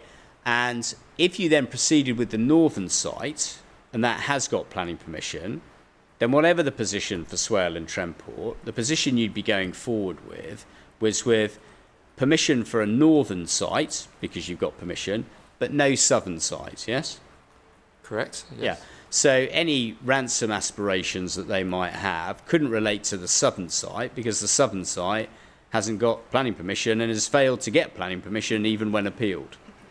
That's true, but also you could take that same assumption and say, well, if it's just theoretical, but essentially you could choose not to deliver the southern site if you had planning permission and just choose to deliver the northern scheme. Yeah, absolutely. These are decisions that are not for now, I don't think. Yeah, I mean, the landowners of the southern land, if there is a ransom, it would actually be beneficial for the southern site to be refused, wouldn't it? It's not something I've considered. Okay, that's perfectly fair if you haven't considered it. And we don't see it in the FVA. And in terms of the Northern Relief Road, the Northern Relief Road is, as we've agreed, identified in both Local Transport Plan 4 and 5, yes? Yes. And it's quite clear, I think my clients made clear, that it was designed primarily, the Northern Relief Road, to relieve congestion on the A2 and particularly in Sittingbourne town centre, yes? That's what the local plan says as well, so I believe Yeah. that's correct. So in terms of the compulsory acquisition of the land, absent a permission now both on the southern site and the northern site, the compulsory acquisition of that land can still proceed on the basis that it's desirable for the local transport plan, can't it? I mean, presumably and this is a conjecture sadly, but presumably your client could choose to progress a northern relief road now if they so wanted to. Yeah, I mean, they They don't need our application. They don't need your If you wanted application. Your applications have come forward. They've recognised that for your both sites you need the Northern Relief Road. That becomes relevant if anybody is going to claim a ransom. But if there is a refusal on both sites, then there won't be anything by way of the planning applications that are dependent on the road, because the planning applications will have been refused, won't they? I mean, yes. Yeah. But it's in the local transport plan, so absent any inflated values, just looking at the land in terms of its value as a road scheme means that it could be acquired by Kent County Council just because it's in the local transport plan, yes? Yes, so kind of working this through, Kent County Council could choose to, even if we've been granted planning permission, choose to progress acquiring the land for the Northern Relief Road. The difficulty becomes that the other landowners will say, well, there's value in this land because it's releasing other housing sites, it's releasing housing sites full stop.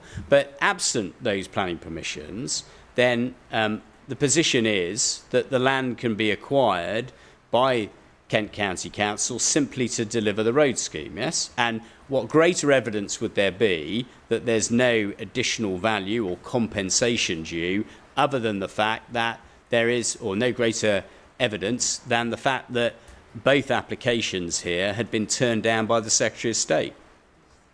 I'm a little confused, but I mean, if you're suggesting that Kent want to go and acquire the land for the Northern Relief Road and get planning permission for Northern Relief Road and deliver a Northern Relief Road, I don't mean, have any problem with that. It is as simple as that, because if it was a developer who just wanted the road to get to their site, say, just to deliver their road to get to their site. We have no requirement for the Northern Relief Road to get into our site. No, but imagine a scenario where you did, right?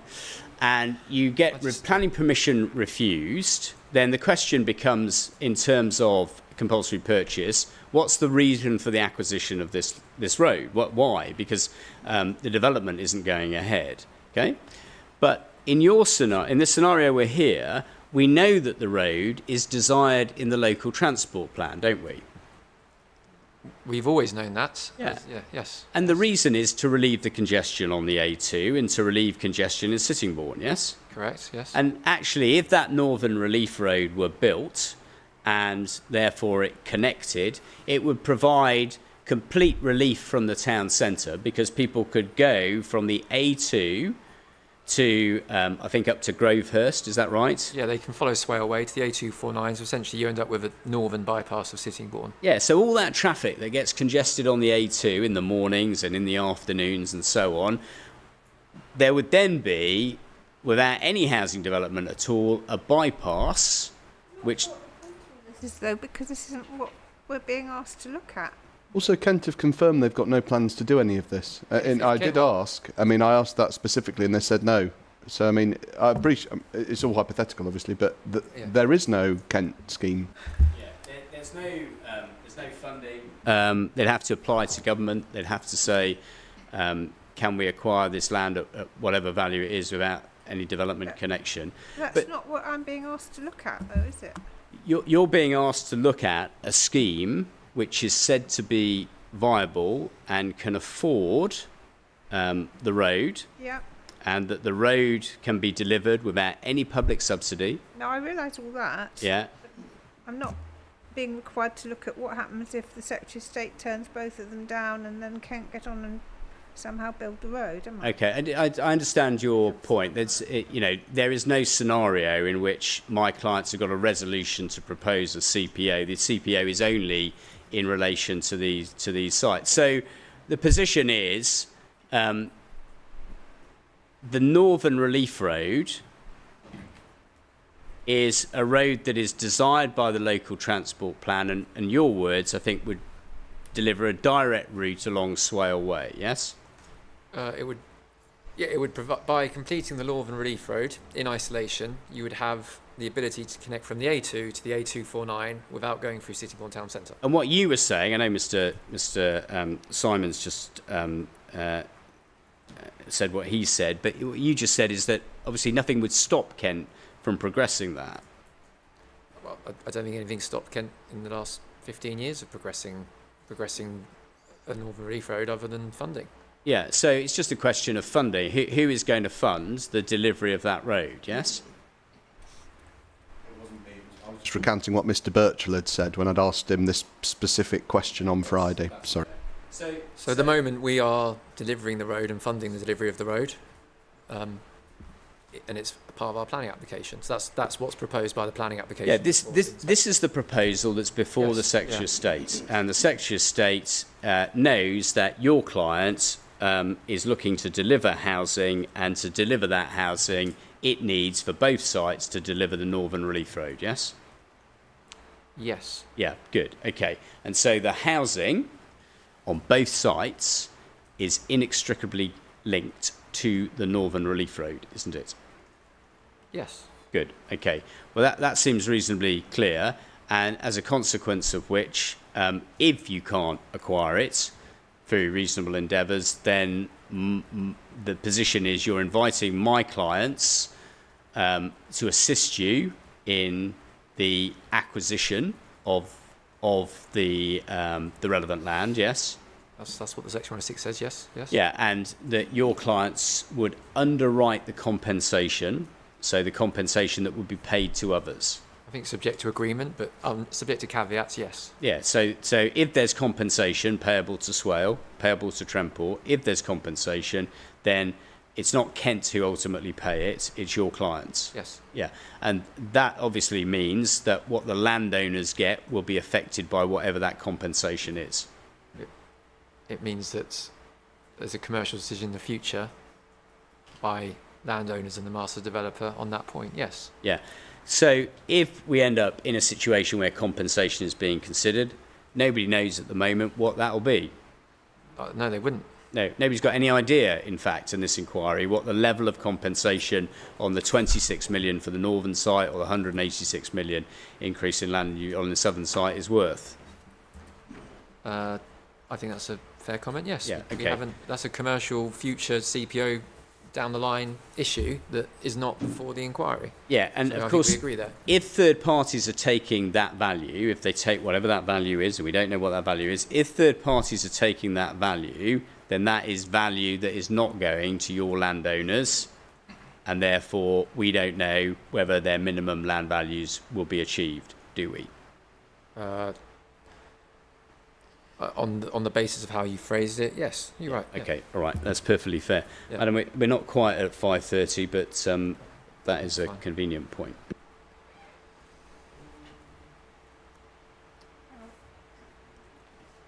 So how are we getting on? We've done well. I know we've got a day to go, but yeah, I mean, that, you know, those are two topics dealt with in the time anticipated. So I might say 8 minutes early, but it's probably a bit detailed. So are we going to move on to another topic? What are we going to move on to next? Oh, sorry. Are we going to move on to another topic is what I was asking. Yeah, so we've got lots of topics about the road costs. Yep.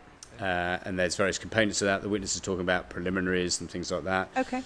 Lots of other things, but it's a wholly different topic to what we've just been talking about. Yep. Could I ask a question just about one of the questions? And I don't want to sort of overthink this if I don't have to. One of the questions to Mr. Gearing was on this ransom topic. It was suggested to him that in a world where the North was granted, Oh, yeah. it would be, Mr. Young said, sorry, let me get this right. The word was beneficial. In a world where the North was granted, it would be beneficial, he said, wouldn't it, for the South to be refused? And I suppose what I'm trying to understand is that actually, is that, as if you like, just a question? I don't mean this is that just a question that he's asking, or is it actually being suggested by Kent that the change, a potential change in the land value associated with the northern parcels owned by Swale and Trentport or something that would result from the South being refused is in fact a beneficial outcome to anybody? Is that any part of Kent's actual case, is what I'm asking? That Yeah, it's a perfectly fair question. So the position is we don't know whether Swale and Tremport are going to seek compensation because they control the relevant land. We don't know what the minimum land value is in the promotion agreements. However, if the southern land is refused by the Secretary of State, then that makes claims for the loss of land value on the southern site far less relevant, if not completely irrelevant, to any of the compensation claims for the acquisition of the land. And when I say compensation claims, I mean the compensation under the compulsory purchase order that's provided for in the section 106 at 2.13. That's the compensation that's been referred to. And the benefit, obviously, is that that then isn't an additional drain on the viability. So is it Kent's? Does that mean then that what Kent's position would be, is this it? Would be that the best situation in order to ensure the most viable outcome or whatever would be that you should be recommending to the Secretary of State that she approve the north but refuse the south, in part because of a concern about theoretical ransoms and what that might do to technical viability? Is that what Kent's position is? Yeah, so I put 2 points to this witness. One was a situation where the southern site gets refused, and that would be beneficial to delivery. If the northern site is also refused as well, then the northern site and the houses there don't form part of any ransom. However, there are no proposals to bring the road forward, whereas the northern site would achieve the delivery of the road. But still, with the if there was a ransom, there'd still be that implication on values, wouldn't there? And exactly that. So using that residual land value of 26 million, if whatever percent, 30%, 50%, whatever it is, was that removed, that might mean that the landowners don't achieve their minimum land value, and we don't have the contract, we don't have the land promotion agreements to know that. However, there's no doubt that the northern site on its own is far less heavily compensated, or would require far less compensation than bringing forward both. That's what I'm saying. So is it, as a consequence of that logic, does that crystallise into Kent's case being Secretary of State? There's a real viability ransom issue with approving both, but actually what you should do if you're worried about that is you should approve the north, but you should refuse the south because of this viability concern. Yeah. Is that what I'm asking? Is that what Kent's position is at the inquiry? Yeah, that's a very fair question, and the answer is Mr. Finch, I think, made clear that without public subsidy, neither site should be granted planning permission. Just from a technical statutory point of view, statutory constitutes point of view, we're not getting into the is this a showstopper, but that was his evidence. However, there is undoubtedly, and I hope I'm being clear about this, there is undoubtedly an advantage to just the northern site coming forward, without the southern site. And to answer my learned friend's question, yes, that is a more beneficial outcome if you conclude it's viable, but we don't have the promotion agreements. But north in preference to south, and north together. Could I? Well, there's no more questions, but then there's an observation that flows from that. If that's the position that step one is neither, because of what Mr. Finch said in his evidence in chief, putting aside the showstopper thing that we went over last week, and step two is just the north, because of the point that Mr. Young's just developed. Step two, just the north, because of ransom and viability and all of that, is think, I just want to get this right before I think it's devoid of any evidential foundation whatsoever in the inquiry. And it's not only that, it's another one where it's the first. I mean, Kent have actually finished all of their evidence now, and I don't think there is a single person of all, including the highways witness. It would be an important thing to explore with the highways witness. You know, what do you think, Mr. Can't remember his name, Millard, about just doing the north or whatever?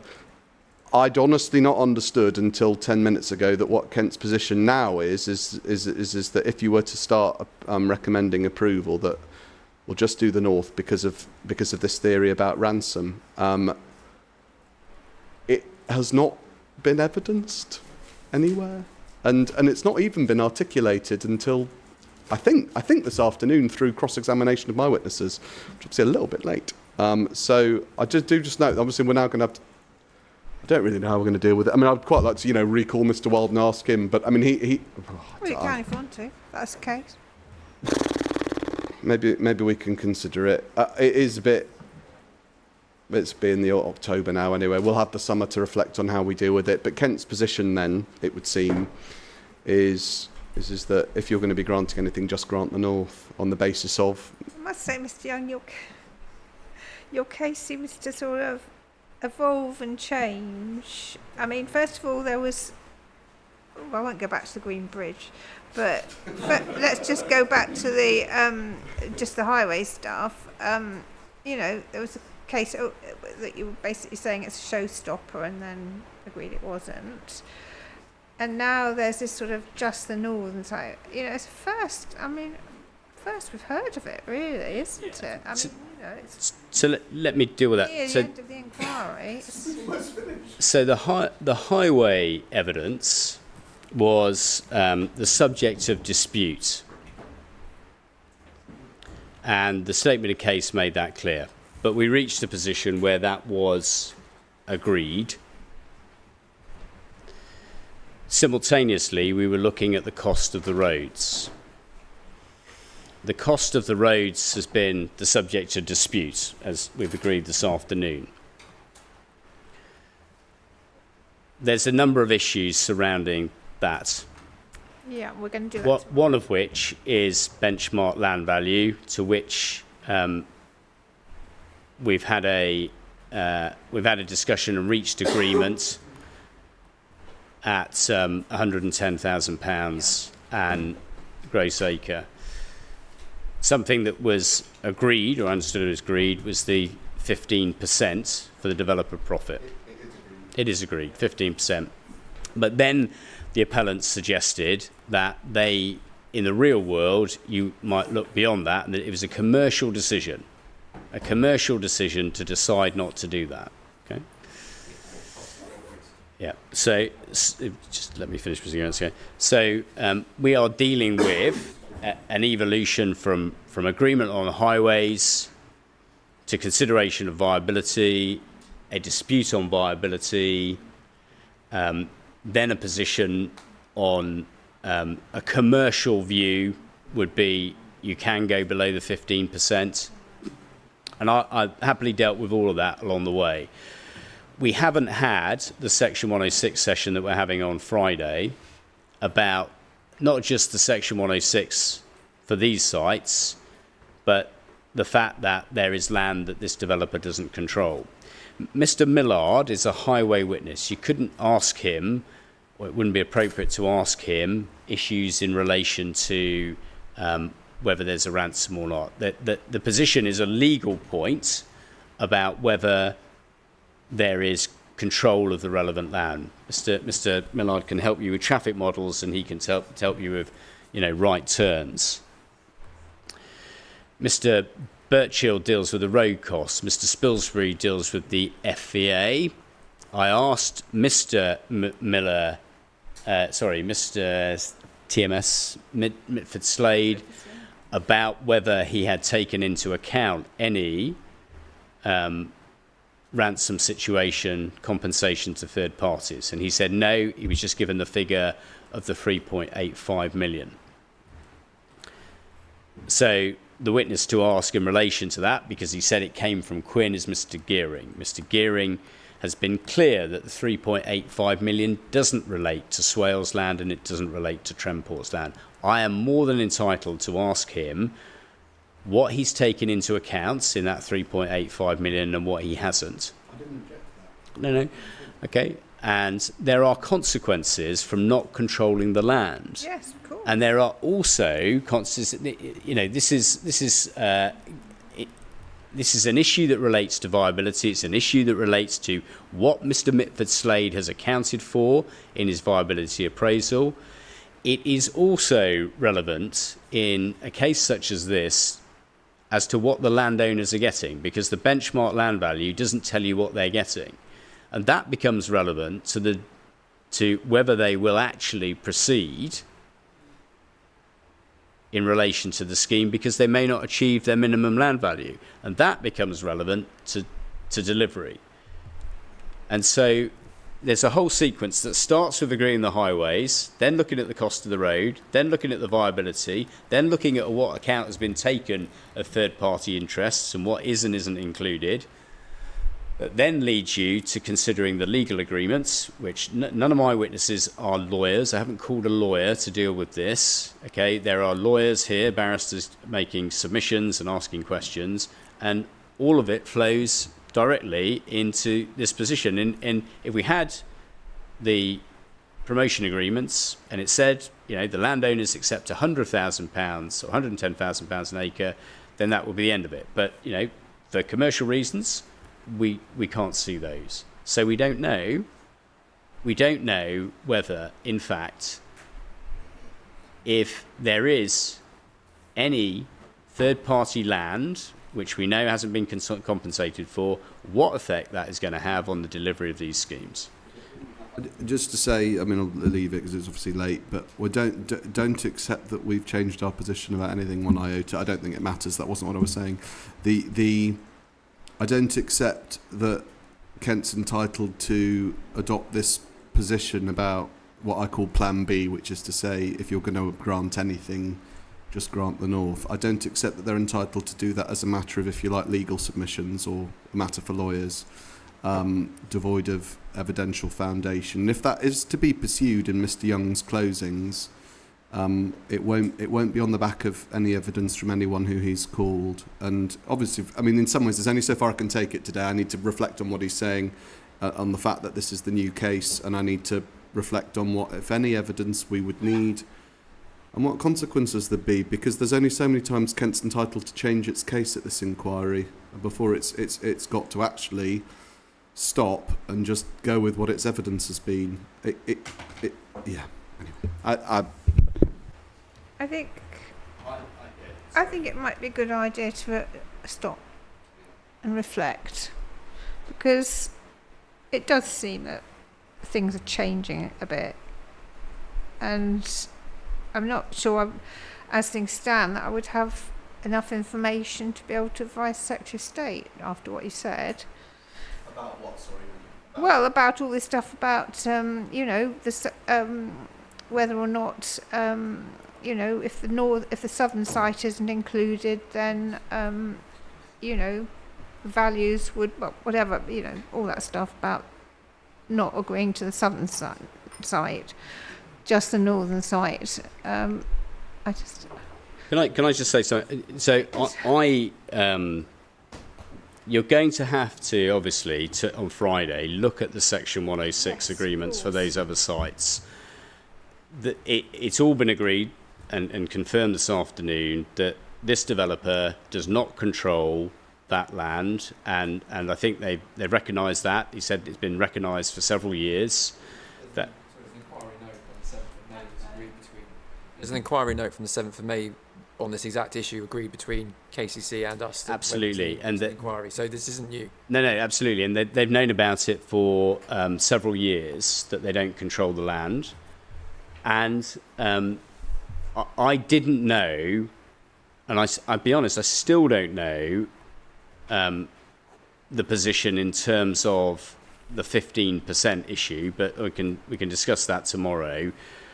But that's a separate issue to whether this developer can actually deliver the scheme when it doesn't control the land, and there are promotion agreements, the contents of which we just don't know, because it's no good just saying, trust us, we'll deliver the scheme, even though what's in the promotion agreements is different to the benchmark land value. If it's different, they could just simply provide them to us, and we'd be able to see. Well, I think if this argument is being developed, I do actually need a little bit of advice on Stokes v Cambridge and all that stuff.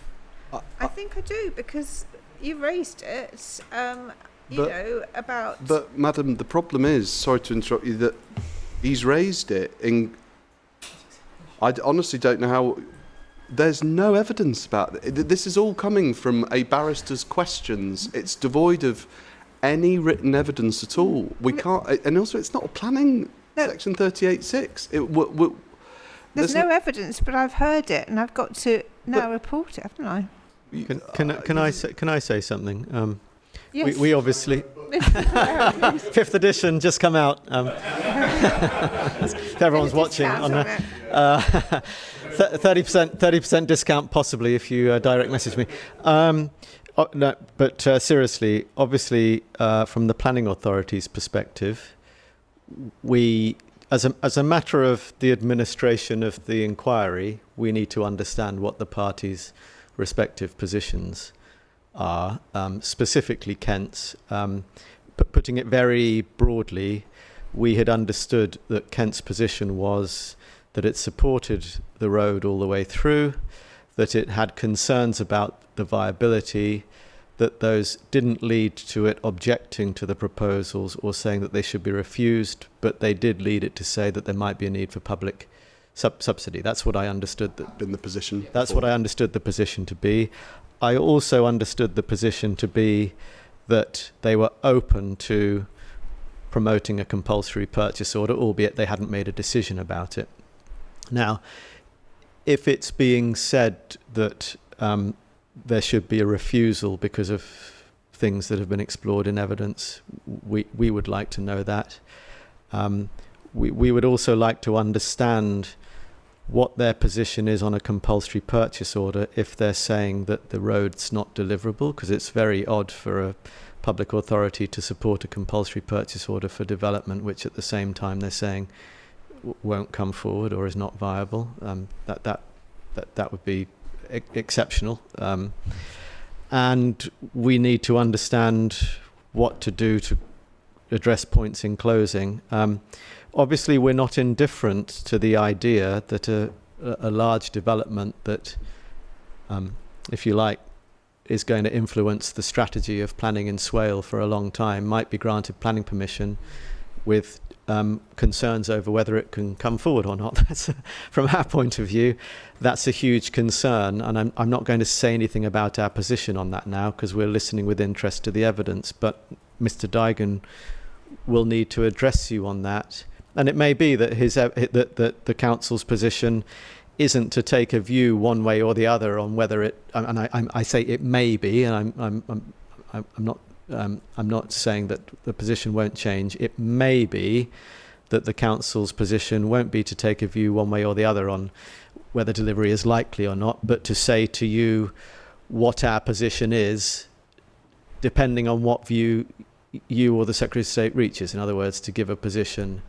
if viability is questionable, to say what our position might be. But we're not there yet because we're finding it difficult to actually understand what's being said by the Highway Authority in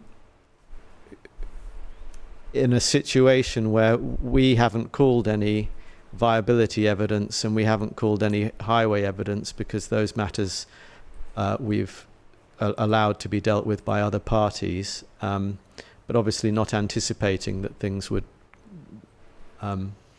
develop in the way that they have. So I'm not complaining so much as just asking for clarity at some point so that Mr. Dygan, when he comes to give his evidence, can be of greatest assistance to you, and so that the council can consider what the implications of what's being said are. I don't think I can say anything else. Can I just assist with that? So there's some very legitimate questions there. I started cross-examination by making clear that Kent County Council supported the delivery of the road.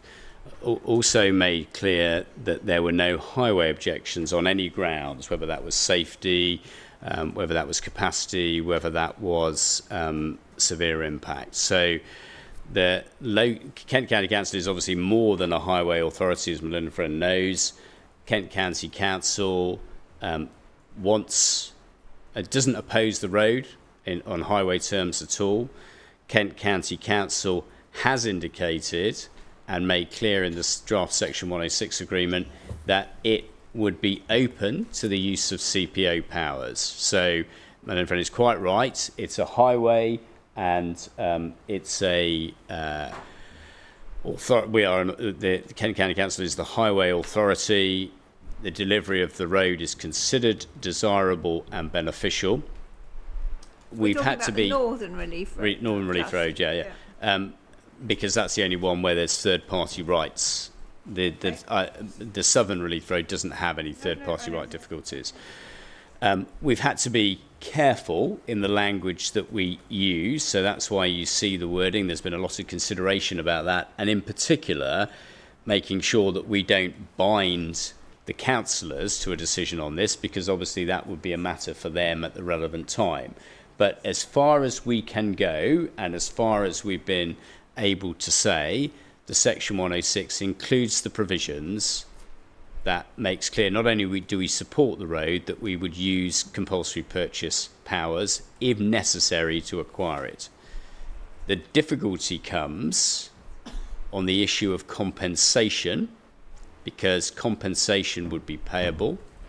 Quinn have indicated they would stand behind that and would effectively provide the compensation.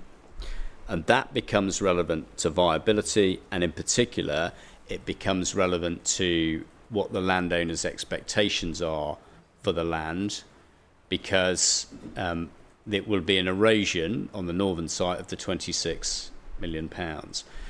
As for any evidence that Melinda Friend wants to call, okay, I put the point to Mr. Mitford Slade.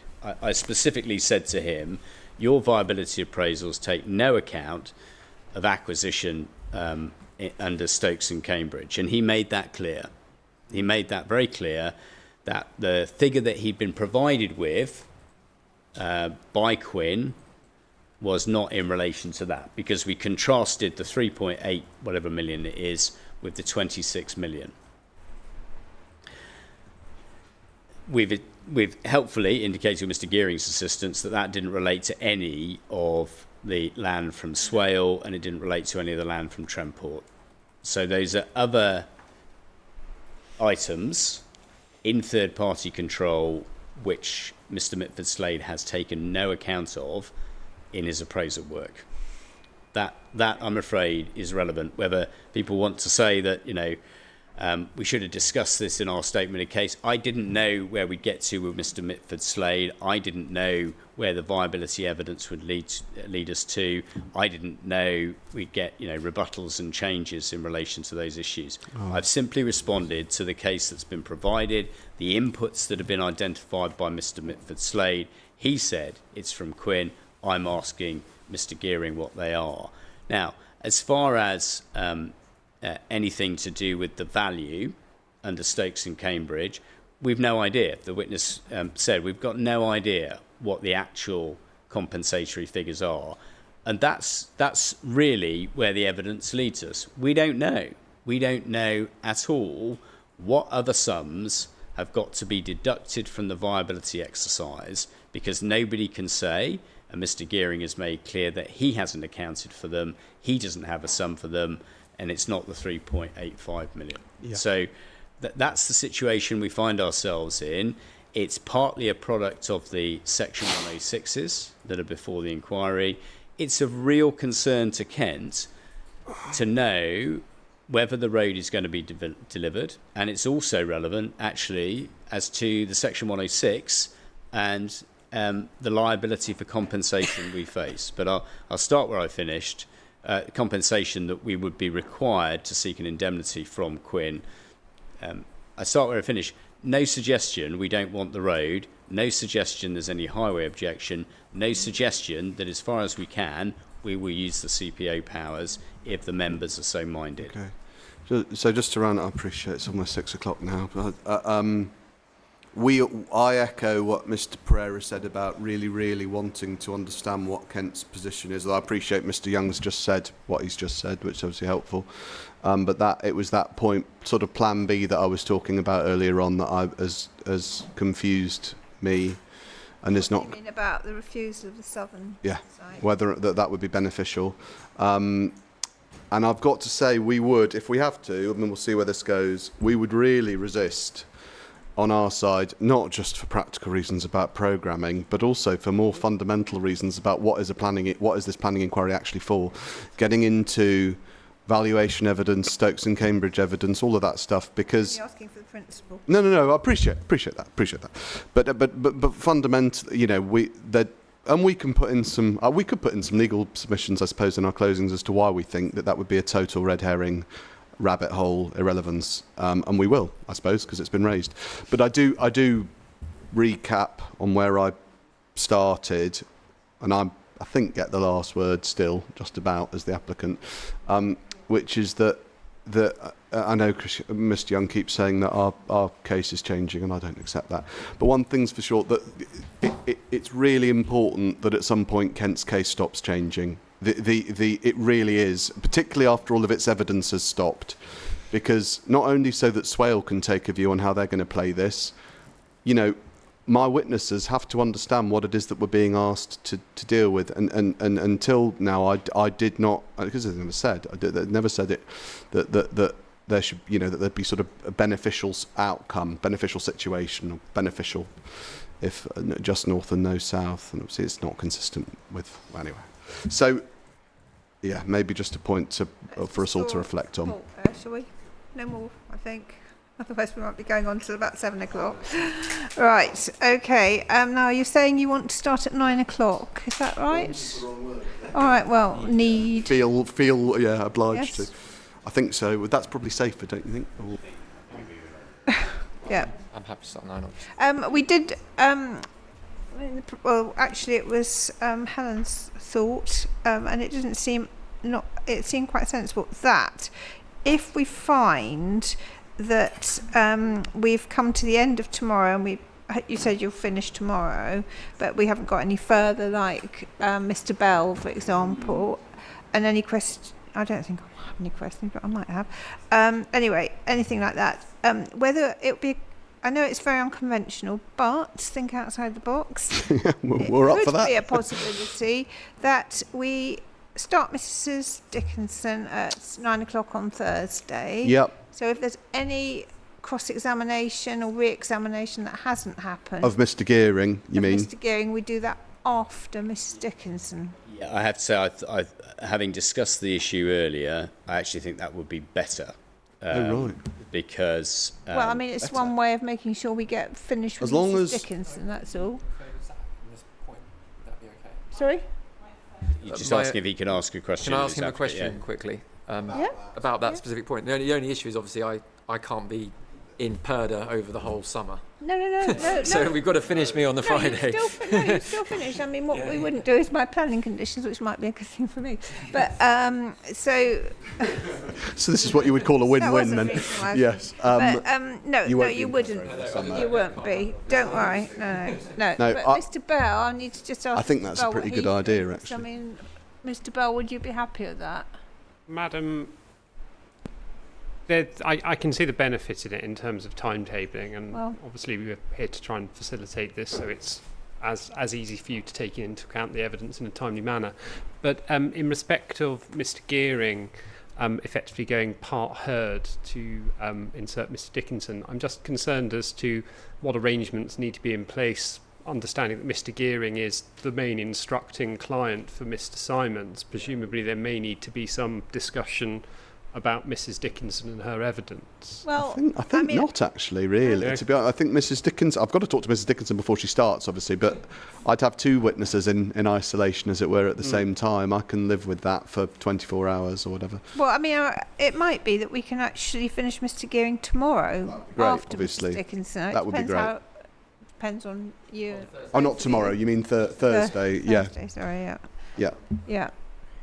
So I understand the sequence. We continue with Mr. Gearing. We may or may not finish his Well, you will evidence finish, Mr. Young. I will finish, but we as an inquiry Yes. may not finish his evidence. Yes. Regardless of whether if we don't, you start Mrs. Dickinson at 9 o'clock. And you won't be here on Thursday, and I won't be here, and beginning. I've said that's fine. That's absolutely You're fine. all right with that? Yeah, that's You'll fine. be here later in the morning, will you? I've been in the High Court in the morning, but aim to get here in the afternoon. Can I just check? You will have someone. You'll be able to hear or not hear, but YouTube, because there will be things that are said in your evidence in chief that are directly relevant to your. Yes, what I'm trying to do is not be disruptive to the inquiry and getting Appreciate Mrs. that. Dickinson No. being heard. We I'll appreciate be able that. to, when I've finished in the High Court, I'll be able to look at the YouTube and catch up. But Okay. I'm not going to imagine that in any way I'm being prejudiced to what's being I said. appreciate that. And it's if I can't see it all, which I'm sure will be the case, I will be able to look at it at some later stage. And if I have to we have to put in a note or whatever, so be it. But I've got a very discrete issue I want to cross-examine on. I'm sure that the 2 hours in evidence in chief won't impact on that to any. Could we ask roughly what the topic is? Yeah, the topic is the delivery rates that Mrs. Dickinson talks about in her evidence. About housing delivery rates, you mean? Housing delivery rates, yeah. Oh, no, so that's fine. We're not asking questions about the affordable housing. I know Mr. Pereira, I think, has questions about that, but we're not asking about The reason I bring that up, and I do, firstly, I appreciate Mr. Young being so flexible about that. Mrs. Dickinson will get into what the purposes of financial viability appraisals in planning. So she will. I mean, it doesn't have to cross-examine her on it, obviously, but there will be things that she says that are directly relevant to this debate, and so that's why I'm just very keen. It's only 2 hours of chief, but I'm keen that he sees it before he starts. Yeah, okay, that's fine. I mean, I know obviously what this witness has said about the PPG and the MPPF, and it's that topic. It's that I topic, understand what they're because this witness raised it. I've got a few questions for this witness about that. If Ms. Dickinson, Best put. I mean, you can put them to him, but we've got. What I did try to say the policy questions. I know he has given some evidence, but policy questions we are going to go into much more detail on with Mrs. Dickinson and obviously Mr. Bashforth in the.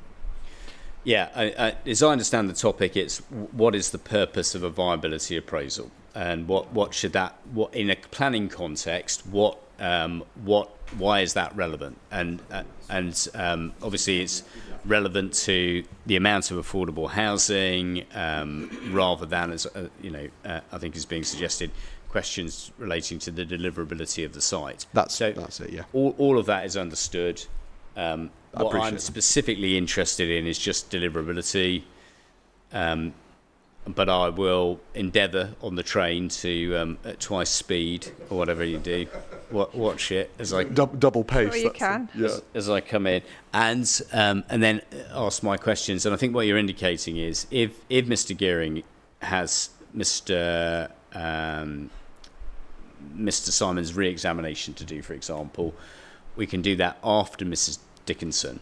Yes. Yeah, and I agree with you. I think that would be prudent. I mean, that can either be if we have time on Thursday afternoon, or if we don't have time, then we'll do it on Friday morning before we do the section 106. I think we thank.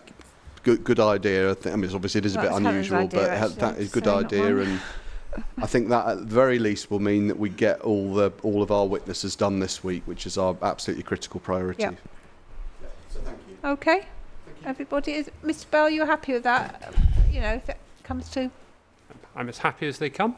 happy with it. Oh, thank you. Thank you for being so flexible. And Mr. Pereira, obviously, you're not involved in Mr. Gearing. You're just going to be dealing with Mrs. Dickinson. So, right. Okay, everybody. Thank you. So 9 o'clock tomorrow. Gentle then.